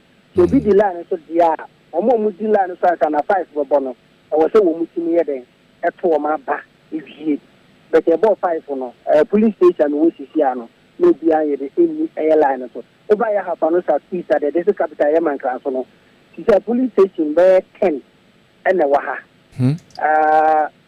makoni na babia maba gina kisi babia wo makulesi wo ya sorting wo guso mo ya sorting ba ke wodi me Saturday election kia ye no papro ya rabo ko wo afa no sa ko wese no but tini ko bi afese ni kamukum bati krum ango abode ase mo wegwe mo ata ba kusu abe for there for me na so the under normal circumstances no in can not pass 6 and I might 5 for go back to the level and no call here equada man can so as usual the sorry here and not about 5 every share police station being you know be anyone about 6 you know and any pack of credit baby line that is 7 o'clock na electoral committee you na you ready then you pa wo mudi line so e wo police station man can so no na omuntu eyenipa 100 awo mo beto aba ni ankasa se ho na meto aba enti mi jaye ekoye round so eyima e ma Kessben mana mo se ehonum no de o se ye free honum enti me yenhwe se sei o ma so to atawi wa hwe voter turnout no so voter turnout no se obehunu obetumi ahu voter turnout se ni padodo se ne bai omo nyenye sort ni ye de enwie omo gusu a omo ye sort na the central for hanyina no any party agent ni electoral committee na police for ejina ho no mo hwa omo ye do mugusu a omo eye sort ba sort no omo nye vie ntike odi omo ye sort ni vie na tickets bi ebe to ja strategy bin TV Kessben FM bia adeni se bia no sembe break na ga for ba sort ni de ebe ho gusu akoso a omo nye do omo nye vie na me hwe voter turnout ne kra se so mo we ya definitely benya number of people o to aba no as against number of people also nkomoto so would be seriously and would be menyanji ayesa figures no okay me me ka say me be dru anopa me na ma me hwe ne de me ti ma ka say me get the figures ni de be turn out no be wo okay all right turn out no e be wo all right ate nti ye be saba na afei almost so to atwe na omuwia ya beba omuwia beba na ya hwe said the AT&T Malam Yaya and Aten Camp Balm of Gilead Alternative Clinic and Diagnostic Center Sian Kancho said name is it yare AT2 and I say umoja anyamoja mroso and then mubu yade stroke peptic ulcer eyem kru na AT2 wo and I say unum penimu no say osteoarthritis so say rheumatoid arthritis so say osteoporosis so the help bia no do any echem ewo Balm of Gilead Alternative Clinic and Diagnostic Center yebetimi abo nya nonko uyo ba untimi wo uye bema untimi wa awo ho ye ding fabra ne enhwe wawo mu ensensam no emaw na yensaw yade prostate challenges and wo and ascent to shiwa ye asthma and how hepatitis B any other hepatitis ni nyina no fa bedan ye betimi aboa umo ye du abroso yesi wa ye obese and also ye bebo yare bia no de foni kirem e Balm of Gilead Alternative Clinic and Diagnostic Center ye be hwe ama bibia nso etimi akoyi e di amount ye sai provide services at the nutrition and dietetic services, homeopathy services, psychotherapy, scan and laboratory services, oncology, cancer nutrition, and research and consultancy. So, modern Ubehuyen, the cabin, the main MTN office, opposite a Yija Hotel. Next, and I say Okwa West Legon, so Ubehu Jojidal Court. Ben West Legon Pharmacy Takrade yane anaji ne choice matter anaji na ebo home freyen 0240 512171 0240 512171 and 0539 863838 na yajewo so yakwa ahoma no so na yakohwe afa reporter baako enso ahoma. Hello, good evening. Hello. Anyway, enti yensa ebeka no na afi yahwe se die na ekoso awal. Well, Keodi, na my yet some research with regards to voter turnout. From 1992 up to date. Voter turnout. Okay. Who say for now ni national because when they be take time and sana yetimia declare say when the voter turnout per each constituency up till the region to the last national whole picture no. All right. Over 1992 say Kiodi yenya 50.16%. Nipa nse dan ko tokra. That's 1992. That was the first winner. Nipa nko because now among for agitations a whole bit years. Yes, Rollins no time ye free military rule about democracy. So sad no. But in the next election in 1996 no, it's risen from 50.16% to 78.31%. It's a 28 percentage points. And abeka. Right. And ababeka. Right. Oh yeah, comparison. Then of course, 2000. Esote by from 78.31% to 61.74% in the first round. Okay. First round. 2000 first round and second round. Yeah. Because then President Omampeni Kufuor hold on, Mesaba. Mame kona me fa Charles na afi omo report baby on. Charles, good evening. Good evening. Naboko de. Charles, if I was the name was one of them for this day. How much as you can read? But okay. How much can baby I want to read? More a year 5 to 12 paper. One for about to Lina and then a year number a 5 to 12 paper and East officials of war princes is and they were about to Lina and the bar and the always before the wind of making Hanamo. But the Hanamo, a year, this is a year 220 polling stations, and this is Hanamo, and a total number of voters almost 30 and there, it's not a wind of making in number 2 about 65,861, win and Redua, and then aviation in Saudi in Ababa Maba, now a president and parliamentary candidate. One way is not a wind of making now the German there. I mentioned any family and anything ignorant is what I've been for making animal. So share the improvement MPR. Honorable Elijah for black dancer. No, it's named my Andy Samayo Kuno. Sanso and Andy Samayo Kuno. So, Madame Winifred, I will do a also a Ghana Union movement. A woman former parliamentary candidate, also a El Hanu. Today, the Madame Patient, Maulon Amevo. And the parliamentary candidate, only the Omian son. And we gave away more of them back from me. So, I'm not saying that I know my chance to say, and they are counting it to every Pulumina Dema. What can I say no na ohwe voter turnout as against a year nipa also vote na send abeka fa ho. Voter turnout no any the number of people also mo to aba e wo ho no yehwe ho no omo nyina bai omo ma o just suppose assign and na o hwe bia omo ma no me sure so when those figures no. Yes, so far you share total number of voters now. When we expect to one, me sure by 99% there, almost 8 year, about before my banner. I will export again back for this stage. About 99% turnout. Hello. About 99% turnout in omo beto aba. But what you about you are? There may chance say 99% of the total na beto aba no.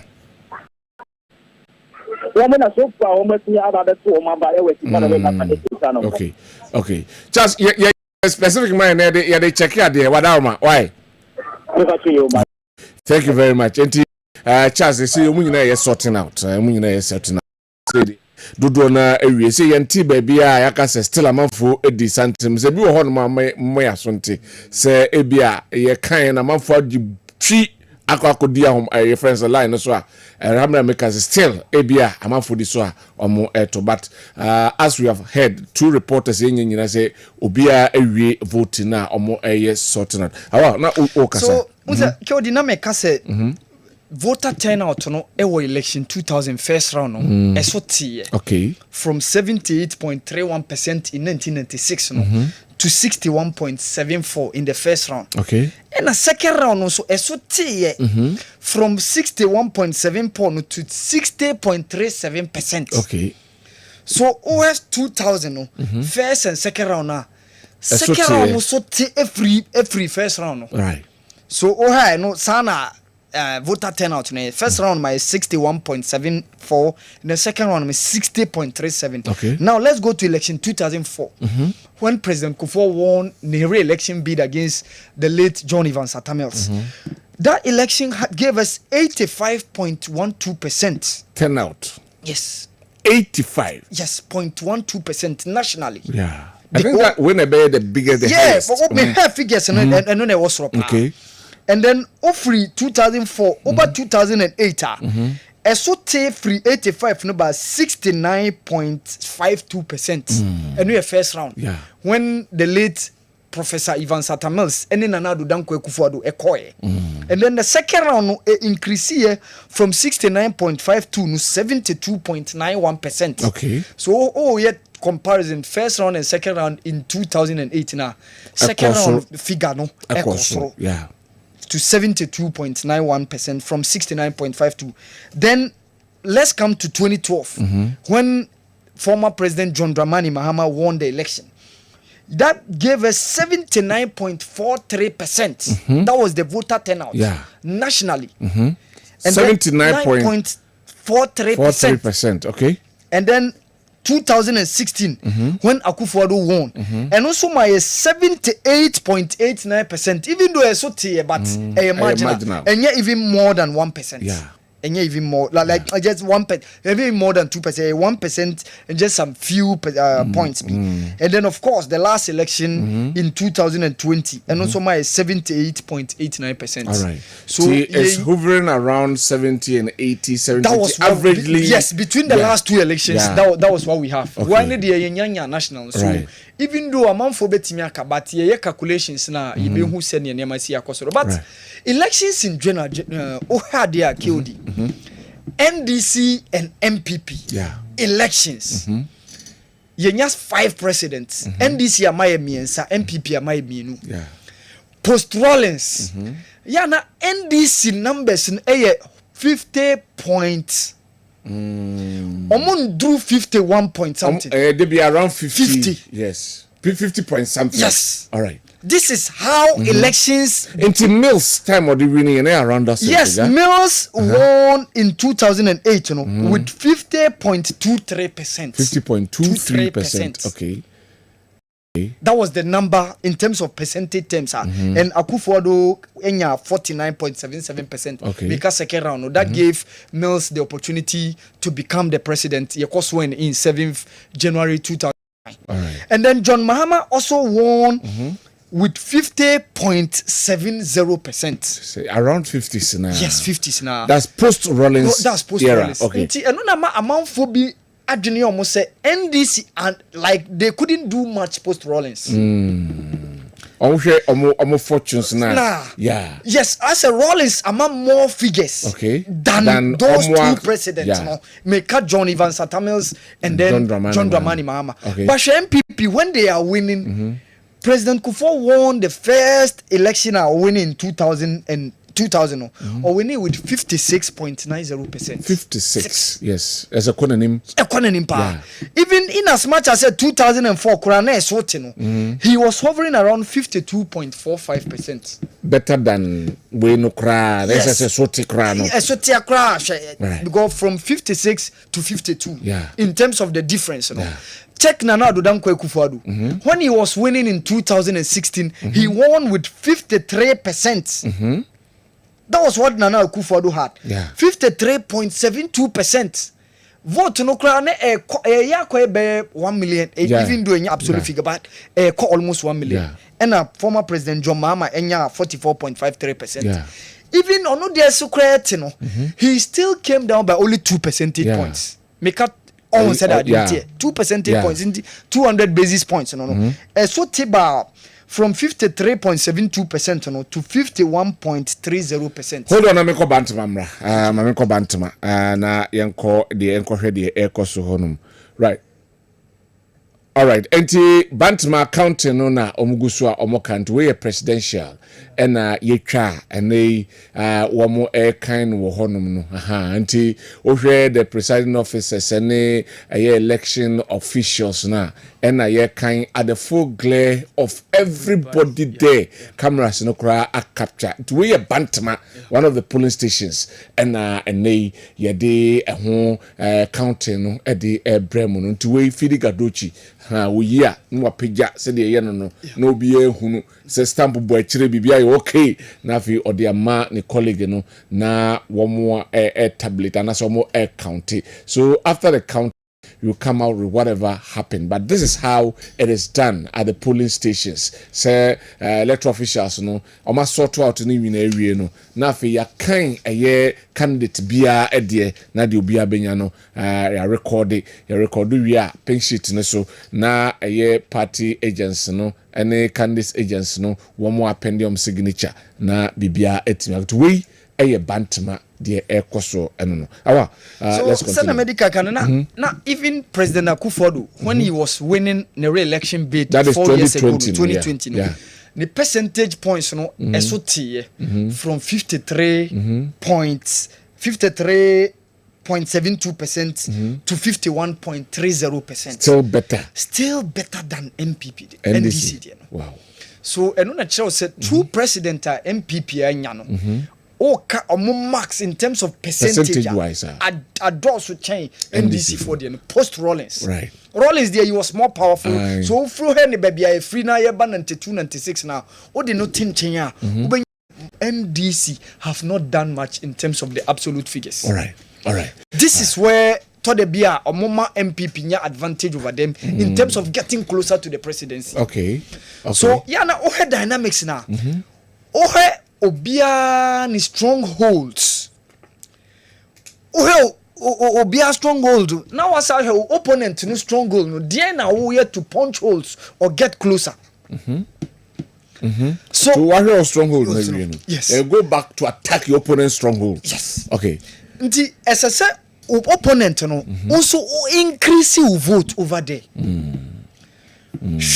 Ashanti has been the stronghold of MPP. Yeah. How has NDC performed? The only time they've crossed 30% was President Jerry John Rawlings. That's the only time I'm crossing. See, since post Rawlings, and they've never crossed 30%.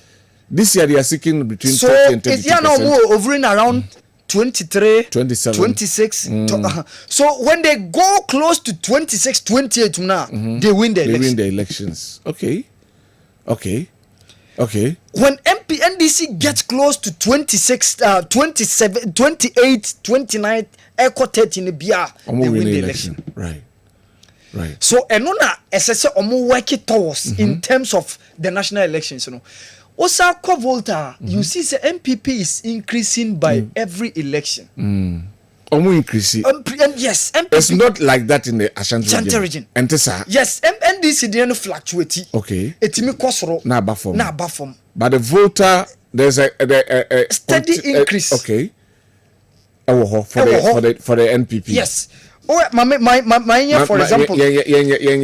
For example, 2012, see.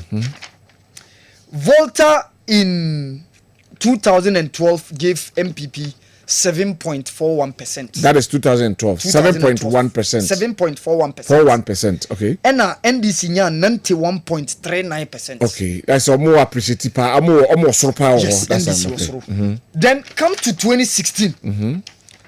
2016, Volta gave MPP 10.81%. I'm appreciative.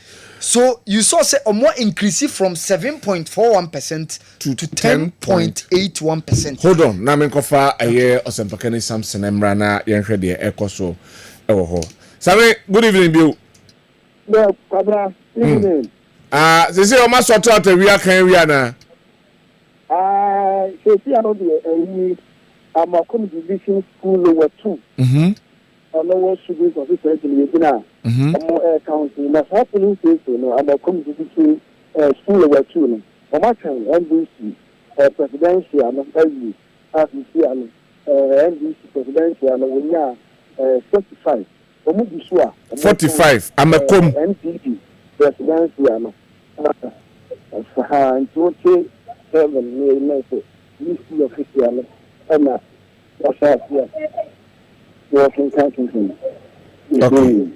Okay. The MP to be this way, NDC to be presidential, after 45, into how many lower? 2. Into polling stations in Kanawa, the 1, 2, 3. Into 2 no medal, and 1 no, I was first.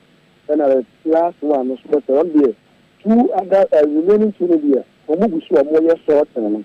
The lower 2 no one, and a Makaya, or more Kaya, and this will 25.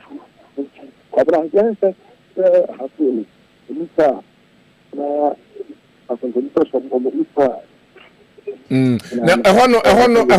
total me fan say when ya figures no as to nipa do am vote ye. Enti kwabra de amano ka se me amano ka say am a come to school over 2 no. Elita ne chapter 2 abano. Ayo 491. In the 300 after 300 and say 326. 326. 491 326 and a buyer at the full. It's 326 in the morning. And now, what can that's NDC 45. And this is what they are more kind. A man of Dawson, a million good analysis, a NPP, any NDC in the party. Independent, be a dear. And two parties in the pair and Musotua, Omanya Cheddar, Omanya Allah, Omanya friend saying Omama Canibia. Baby. Or more 200 more kind of the NPP, NPP 45. First one, and I'm more sorting. And okay, lower train on the Somasa, so air kind. Into Rinto, Mayan I'm a poor, or more air kind, or no NPP, I mean, quality, and on myself, yeah, one more air kind. You see, I'm not only a travel, NPP, no, one can serve every amount of woman. Aha, into the movie, and on the kind NDC, and the corner so NDC. I'm a cum division school, no, 3. I hope more kind of CC. Now, 200, and the boss so Macron, NDC, NDC, 45. And she more kind, they were training so be an hour. Something a question, I will lower one on the first one on it is a pay. I said, brother, I'm not kind of NDC, and I say, Okay, the rock of Rafale. And if you didn't swear, I can tell you to get a more kind of 25 years. But I'm sure one I'm a common division school number 1.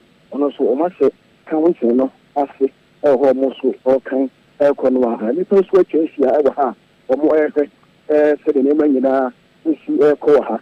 And see, on my year, almost all the almost I see a more kind. In lower half, 100. NDC and 64 and to the fact that the party was what our hand and this in 64 has been a student the time and to that of independent candidate, if you can be a ceremony, one to be now go to the hour, all the issue officer, I has NDC and 64 54 54 cheddar Chedra, and I'm not going to be a good the other kind. I'm not probably the sister of the kind of the and she said at the end, all kinds, one, block of the head at the end. And also a year turnout, not to say. I want to turn out, about all low position. I think that's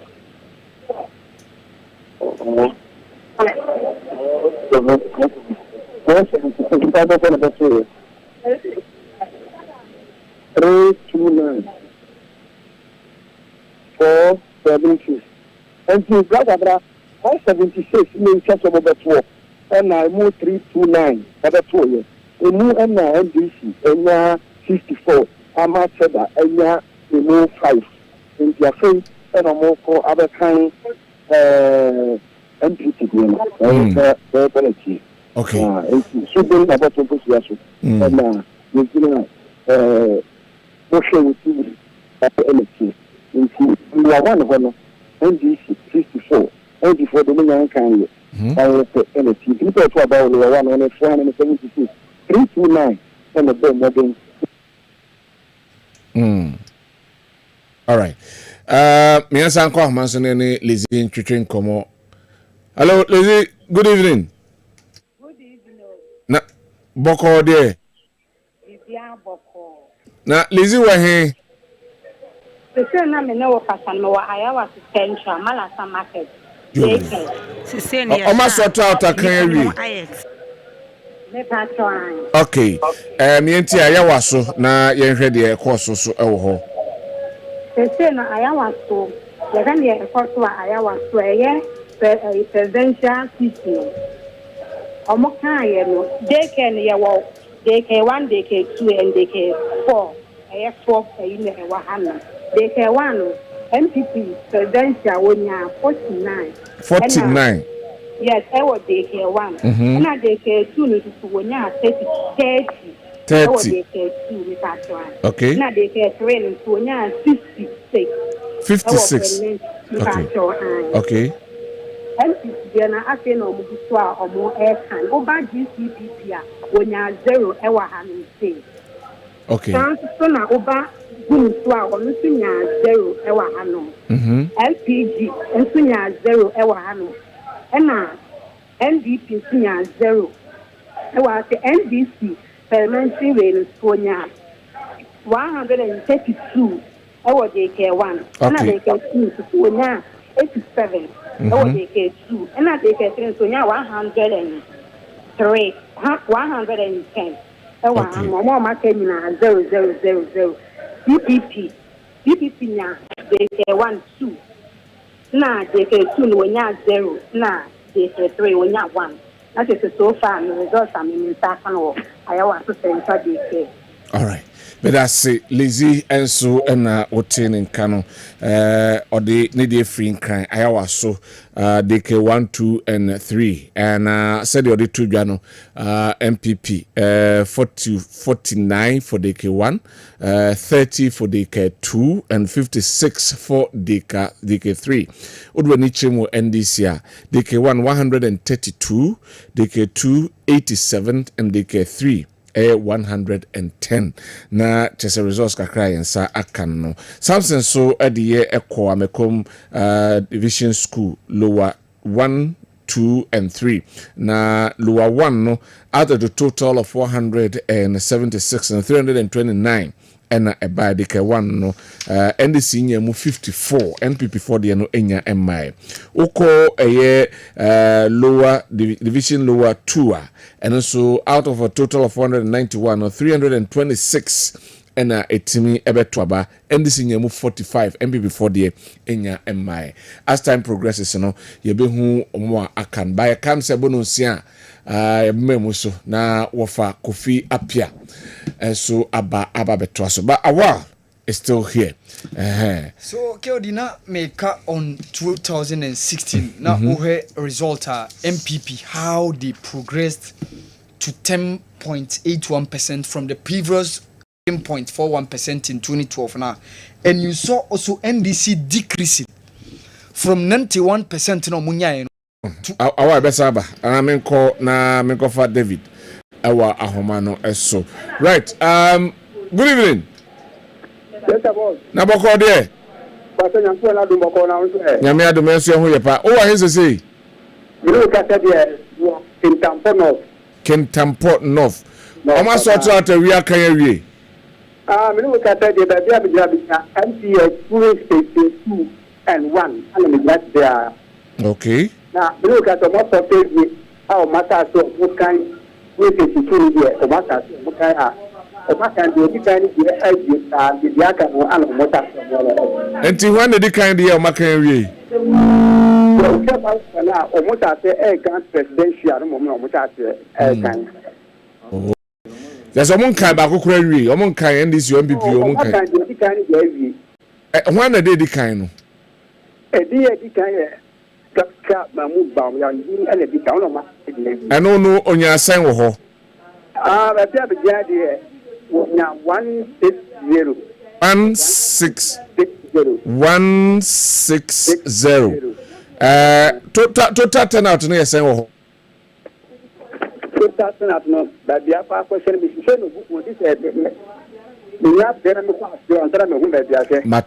Mate, today nyabotre na gather information nyina na fabre why Yadasi David into Kentampo North Constituency, one of the polling stations, and Abba Alhaji Mahmoud Baumia 160 and Abba aircon membership into the Munyabo Trema aircon figures to Trema family right.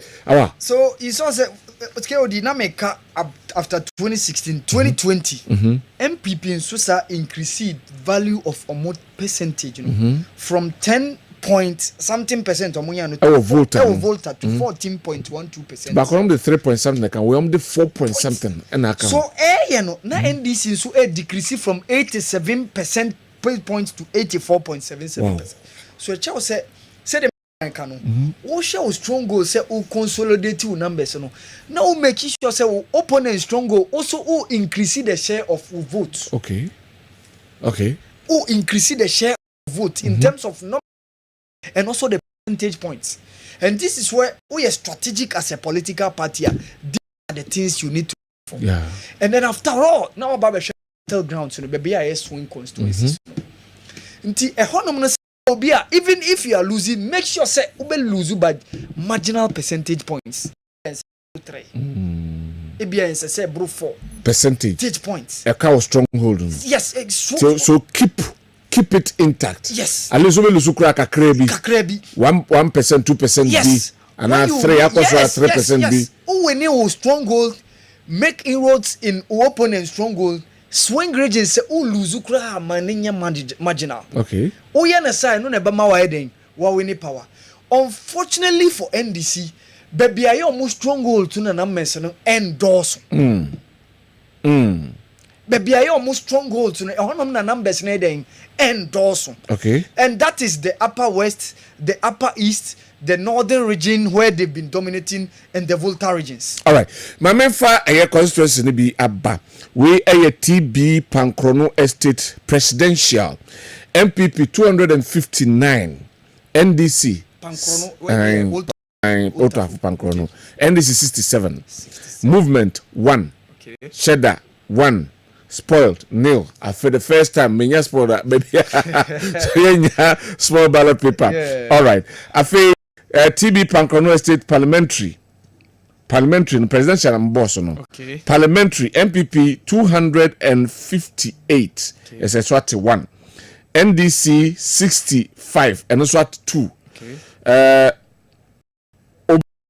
1 Daniel 4 Sport 1 a hospital bako. Mamen call a Steve from Tema East na fi emra na men ko hwe and so Steve, good evening. Evening. Na boko de. Nyamra de na wo say. Why is he putting now just say? This is me Tema Central. Ma Central. Ma sort out a kind ho no de no meka police station can we.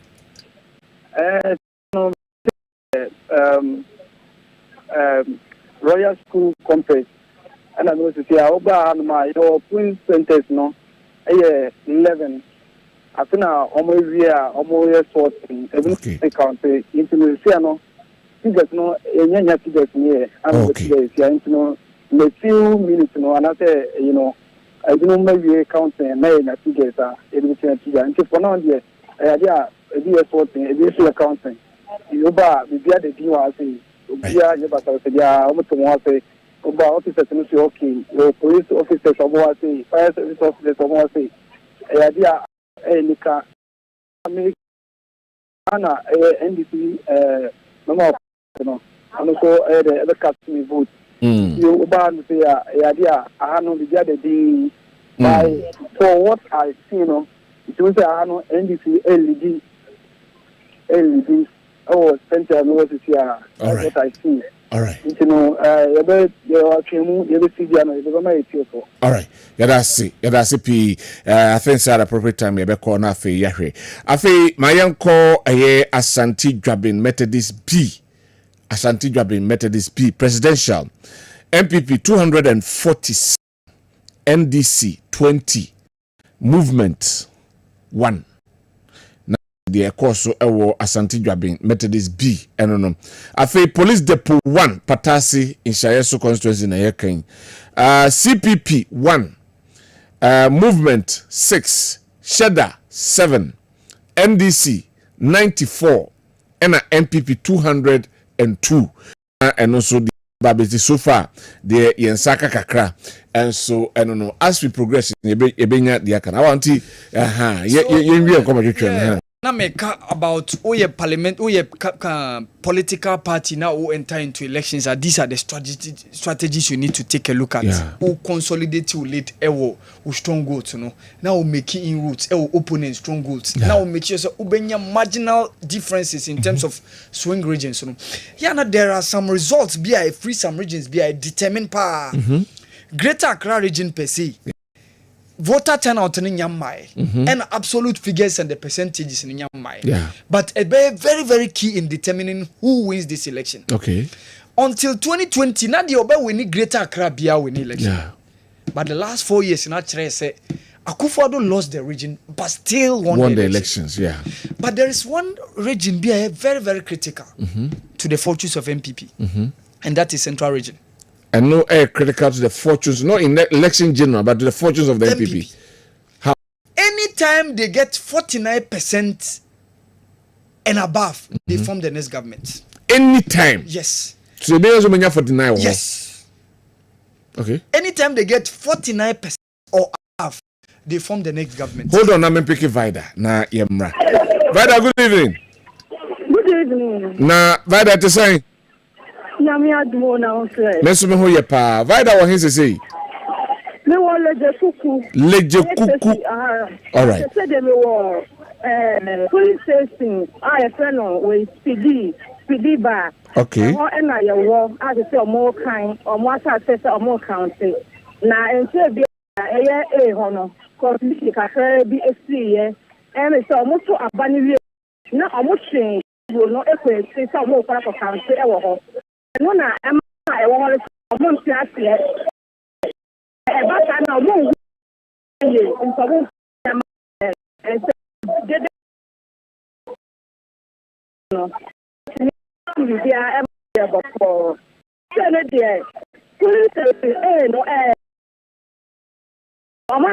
Presidential one by parliamentary no after na or mobile bobo. And say no for now, presidential one, NPP, 111. NPP, 111. And NDC, 227. 227. Rejected one, 9. And a CPP, 2. Freedom, 2. So far, they are say after now, more council with parliamentary. Now you want to get right.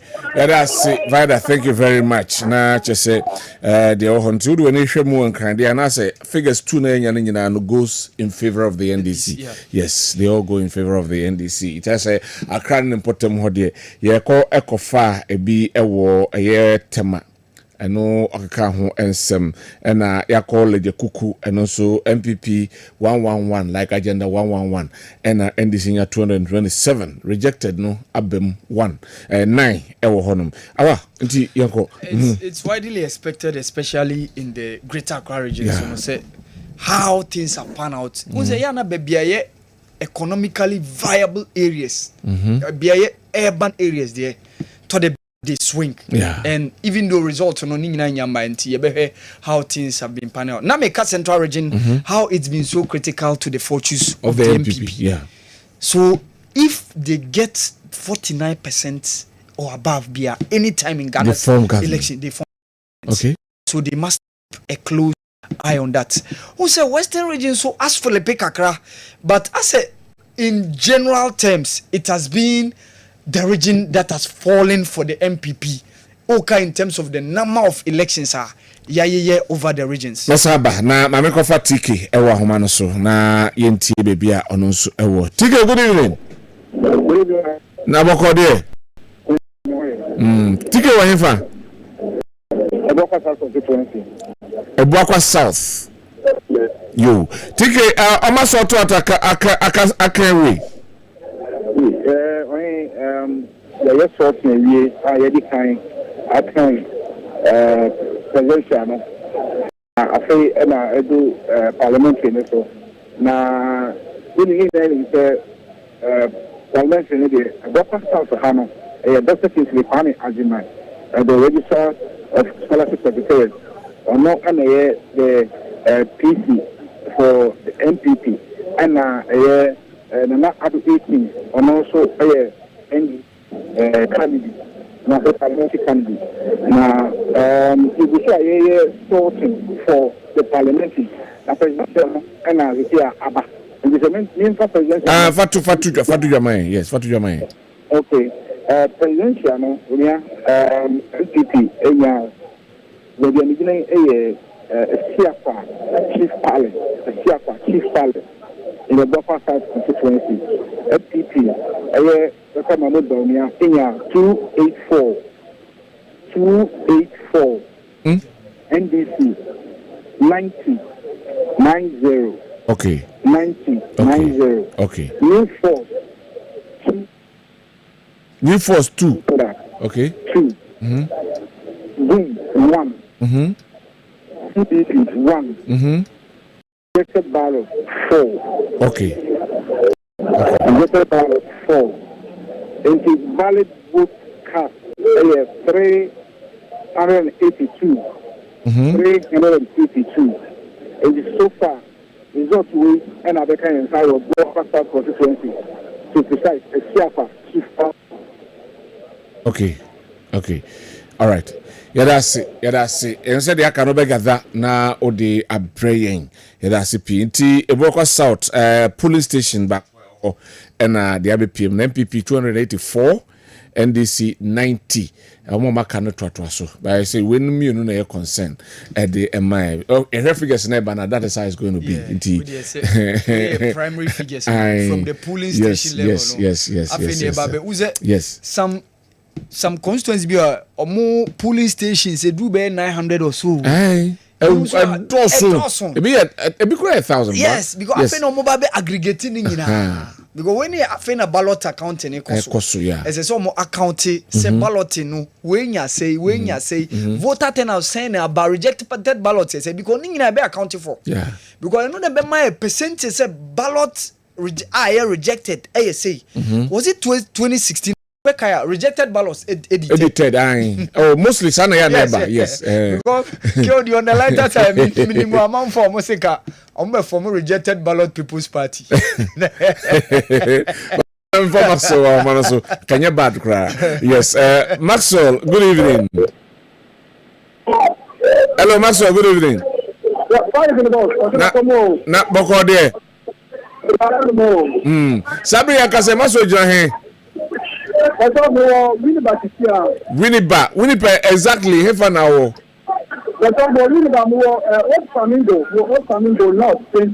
Okay. Sorting out the county na query.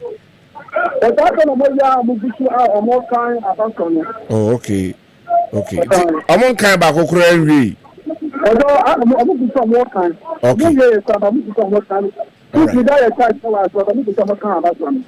Okay. All right. Okay. Yeah, that's it. Right. Ti ya besa ko.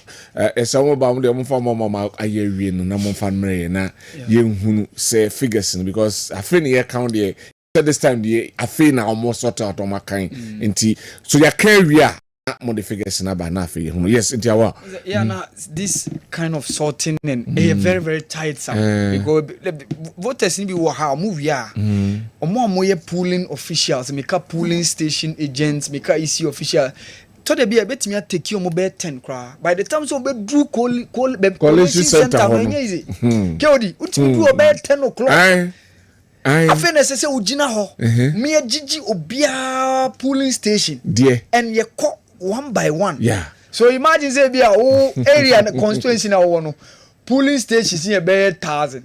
Na line no would you be 800 and something. So by the time so be do fe na ekobo be 2.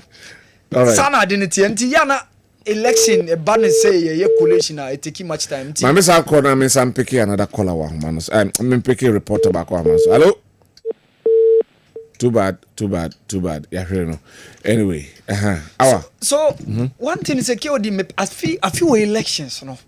Bebia a battleground pa the north. I want a battleground. Yes, I want the battlegrounds. Why do you see that one as a battleground? The reason is that the NPP say they are taking the fight to the NDC. Okay.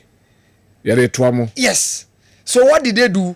They took a candidate MDC stronghold baby senior vote.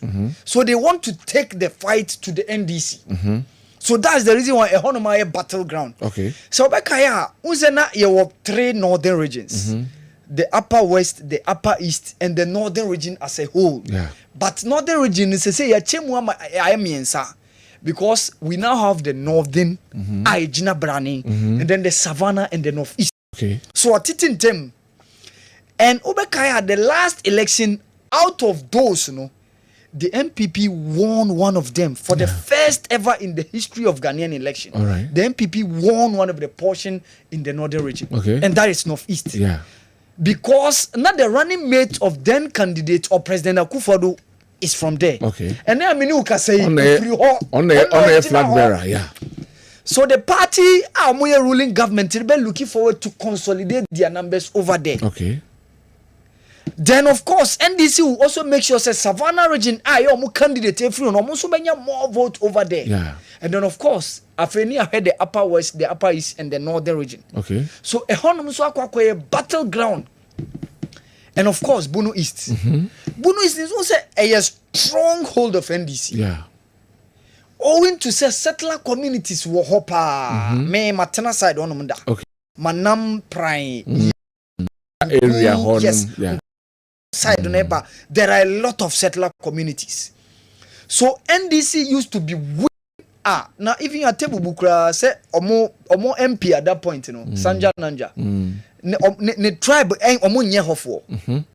Sanja Nanja oye konkombani. But oko from Yeji Prime Atebubu Amantisa as a konkomba fona dominati.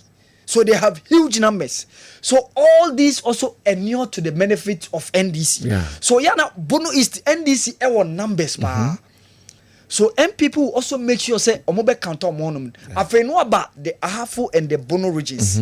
Ehonum so yana NPP was soro kakra but yana ehonom so yana e marginal kakra we be a 56% 40 abemben but if we Greater Accra very very very critical Greater Accra very you see the biggest voter in terms of numbers constituencies now almost 100,000 registered voters now do one free Greater Accra Mekai prof an analysis 2 days ago. Oh yeah, be first 10 na Greater Accra mu be 8. So honestly, owing to the development of how a honoma develop economic opportunities. Nti dudona travel free your home regions to that place. And lawyers who make a very brilliant point because owing to COVID no last election man for register honum ebinim antimi and transfer ohun said ye man ntena honum na since e bia semete Accra na meye medwuma ne ma mentena ho na mentoma ba preko so ohen na numbers a ekokoso a eno so kire obibi going forward ke odi benya ho asemaka. All right. Now, no. Right. Balm of Gilead Alternative Clinic and then Diagnostic Center. Wamo ekahonomasoyasiane the Election Avenue Ebro ewo Kessben 93.3, Kessben 92.9, Asidati Kessben Television honyina live ewo honum enche me musu na wofa kofi apia aba na waba betwaso enso edi ama hono na fe figures no ahyase a ebeba sa na fe yehu take ship na afebe kakra na ye free polling station ye call constituency na fe ye call regional na ye guguso a that say ye koyenim but Balm of Gilead semen kancho say enei diabetes na etetewo asthma how hepatitis how why kase abroso eno how be abemu anase ach en how na wo moja mroso a foni ekire ho simple post-it na etetewa foni ekire ho yentimi na yenyo sa how ene amani mu the here ne say ode odo how down mona de kawasem yade aka no efa mo no mbedi hu dwuma uwi a wahwa sem ede ama wo mu yewo Kumasi the cabin yewo MTN office no echiri pe yene eja hotel annex ena edi nhwem kra obehu Legon George Del Court a yeben West Legon family hoso obehu yen takrade anaji ena yewo yene choice mat no ena ebohu yesan other services at the nutrition and dietetics homeopathy physiotherapy scan and laboratory services oncology cancer nutrition ena afi research and consultancy bra na afi ye mo your concern your results and our priority na fraying 0240 51 2171 0240 512171 and 0539 863838 na yenyo so meba na afi yatwa so bata meba sisia na yenyi ayen kratuwe so emfri ho na afi yemra emetwa so emamo. We'll be right back. We'll be right back. Gotta pay some bills.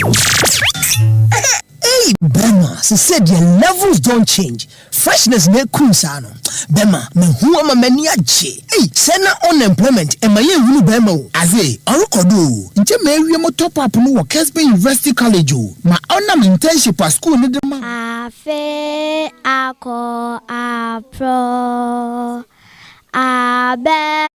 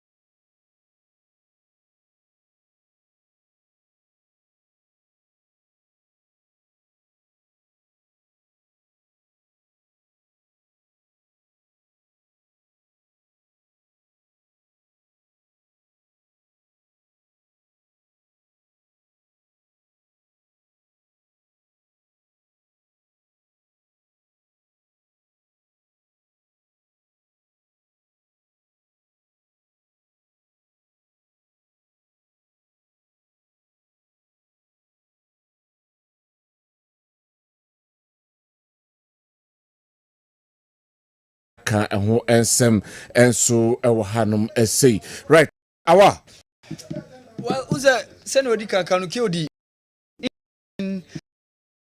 o hep ntini a bit take shake pa I think say Samuel one of the constituencies that no MP has any seat. No matter what. No matter so what. MPP, so NDC. Over 4 years, I said, so come on, people from tea. All right. Hold on, I'm Sanko Hamana, so Emra. Hello. Good evening. Joseph, now I was to say.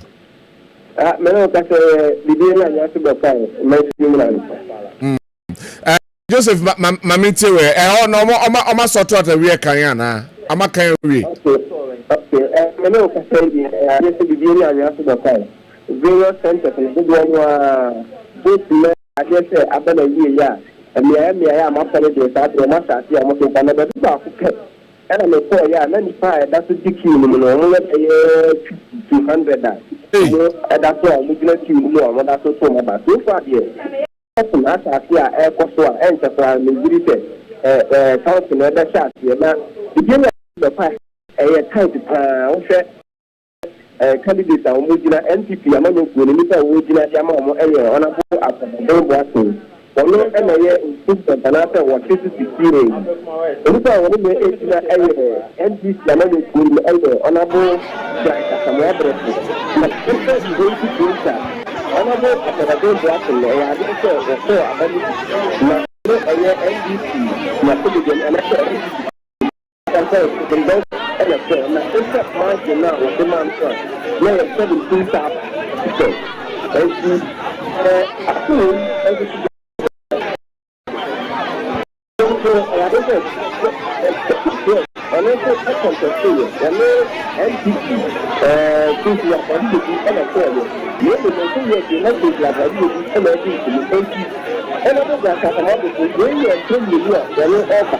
Don't get good, and after you go to the and but this time I will say the million after the fight, those people have.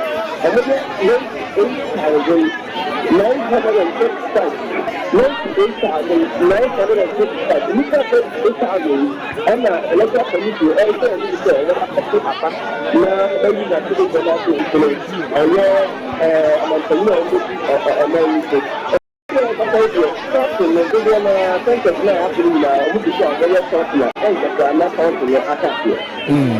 Joseph Apala and Otin Kanunti, or not the assist till I'm for be now Omubu Santinua Omo to Abba. Awa, Yenri Parliamentary Nafe, Ninjaima, Wafa, Apia. Interesting. Mamma of our Aquaba. Of our good evening. Good evening. Now, yeah. We look refreshed. Very critical, yes.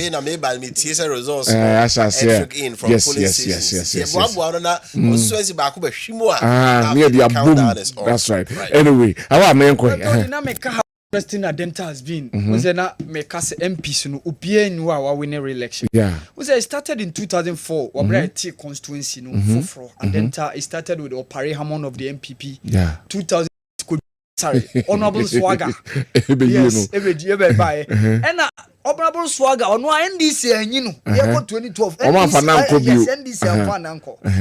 Ni Ashimo by ni Ashimo so winning 2016 and 2012 and 2016 ya Wabina Samoa and Subeyino and I Wabina Samoa so no Mohammed Adamu Ramadan yes Samira Baumia Ninia no so NDC now say me no ka so MP e wa enter ono Subeyino akosia men the incumbents but I think the constituency a generally hit ba konsu aso among for who say Muntaka since 2005 when he won the by-election against Baba Alaji after said Dr. Jibrin has always been the man hot seat. 2008 he went with Dr. Bala from KNUST. 2012 one nana former Achima Koma MC Ekoye 2016-2020 with Honorable Alidu. This time around he's going with a vibrant and young energetic Manaf Ibrahim, formerly a presidential staffer, vice president office, and also amount for a tepono to give Muntaka Mubarak a very hot chase Waswasi constituency. Results na shall see take in. Yes, anyway, me dey kwabena owusu dankwa me tweme ho kakra. Ma mpeke me last call ansana ofa aba abetoa so ewo ahoma abetoa dwumadie ne so. Ye kutwe ho kakra ba na yasan aba. See any more at here copy say be declare results no. Anyway, hello. Hello. Hello. Hello.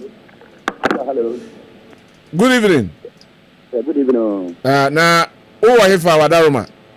Me no kasa idea. I was from na police station no. Little school. There were A and B. Okay. Na B no, no kasa mo akenkan presidential no. Mo akenkan na mame ensa say NPP amanyuku no. Hello. Little. NPP amanyuku no woman. Hello. Oh. I was so there. A very interesting. Inti the results on the shall say a basa na yahwe. I was so cruel and some who do be brain. Esi honum. Right. Yebeshe say in Sabesan Akano na yeneno atwa and commodity so ewo. But onya my dear, I think say me live with the hot seats for Wofa Kofi Apia na wabetwa so yebesan aba betwaso at the appropriate time. But this time there, yes, sorry, ama Wofa Kofi Apia aba betwaso. Awada so ha. Hello. Na hello. Ono eguso na omashi. Me dey kwabro Sudan kwa. All right, my young say yebenya na hello. Yeah, Kewadi, talking car. Not me kasa na ayawa so wet wagon. Okay. Baby am one e Joey. Police station no a little flower school. Little flower school. Okay. Little flower school. That is there. Na omo no A and B. Na A no le padoa e wo se etoaba e wo e 510. 510. Minimum boy na enipa atoaba no e 294. 294. 94. Not to say you 300 car mama na atoaba e wo. That is a turnout. We should be anticipating about there 60 to 50% about the 2 years. Then it's saying that presidential economy, NPP, Amaniku, Yabba Command Bomia, we are 126, 128, 128, 128, and NDC, from the money Mahama, 151, 151. Alan Kwajo, the Mantin, we are 5. Alan Kwajo, the Mantin, we are 5. Sada in a 5. Sada in a 5. Anna Kofi Kwanten and Sipinia 1. The best idea ama ever happy. The no Kasa, a friend of parliamentary or more air swapping as no more a kind of you know, so a friend of more air Kinkaya, that and also Omugusua or Kinkaya in Year. Na Hano and Jan, that's what you say, and go to dinner. And Finaya a trouble. I have looked like a NDC stronghold. I believe Yana Sete, NDC no, it's me, a presidential. A parliamentary, it stands for Hano, the young good in almost strong good here and being it's Sansona, a pioneer, a near entity for no one, and I entity for no to be almost a yatta, a one to a have the last year crown, a yakoya, then so marginal entity and capital last year, Yama, almost a true Musano. Educated before we can be so far not to say. Right, Derek Buffy and Otin and Kano. Right, so that is it for today. Nyame Aduma, at the appropriate time you hear from me again. Pablo Sudan Kwenye. Wofa Kofi Apia takes over the mantle and run us through to thy kingdom come. Bakramo. Bye for now.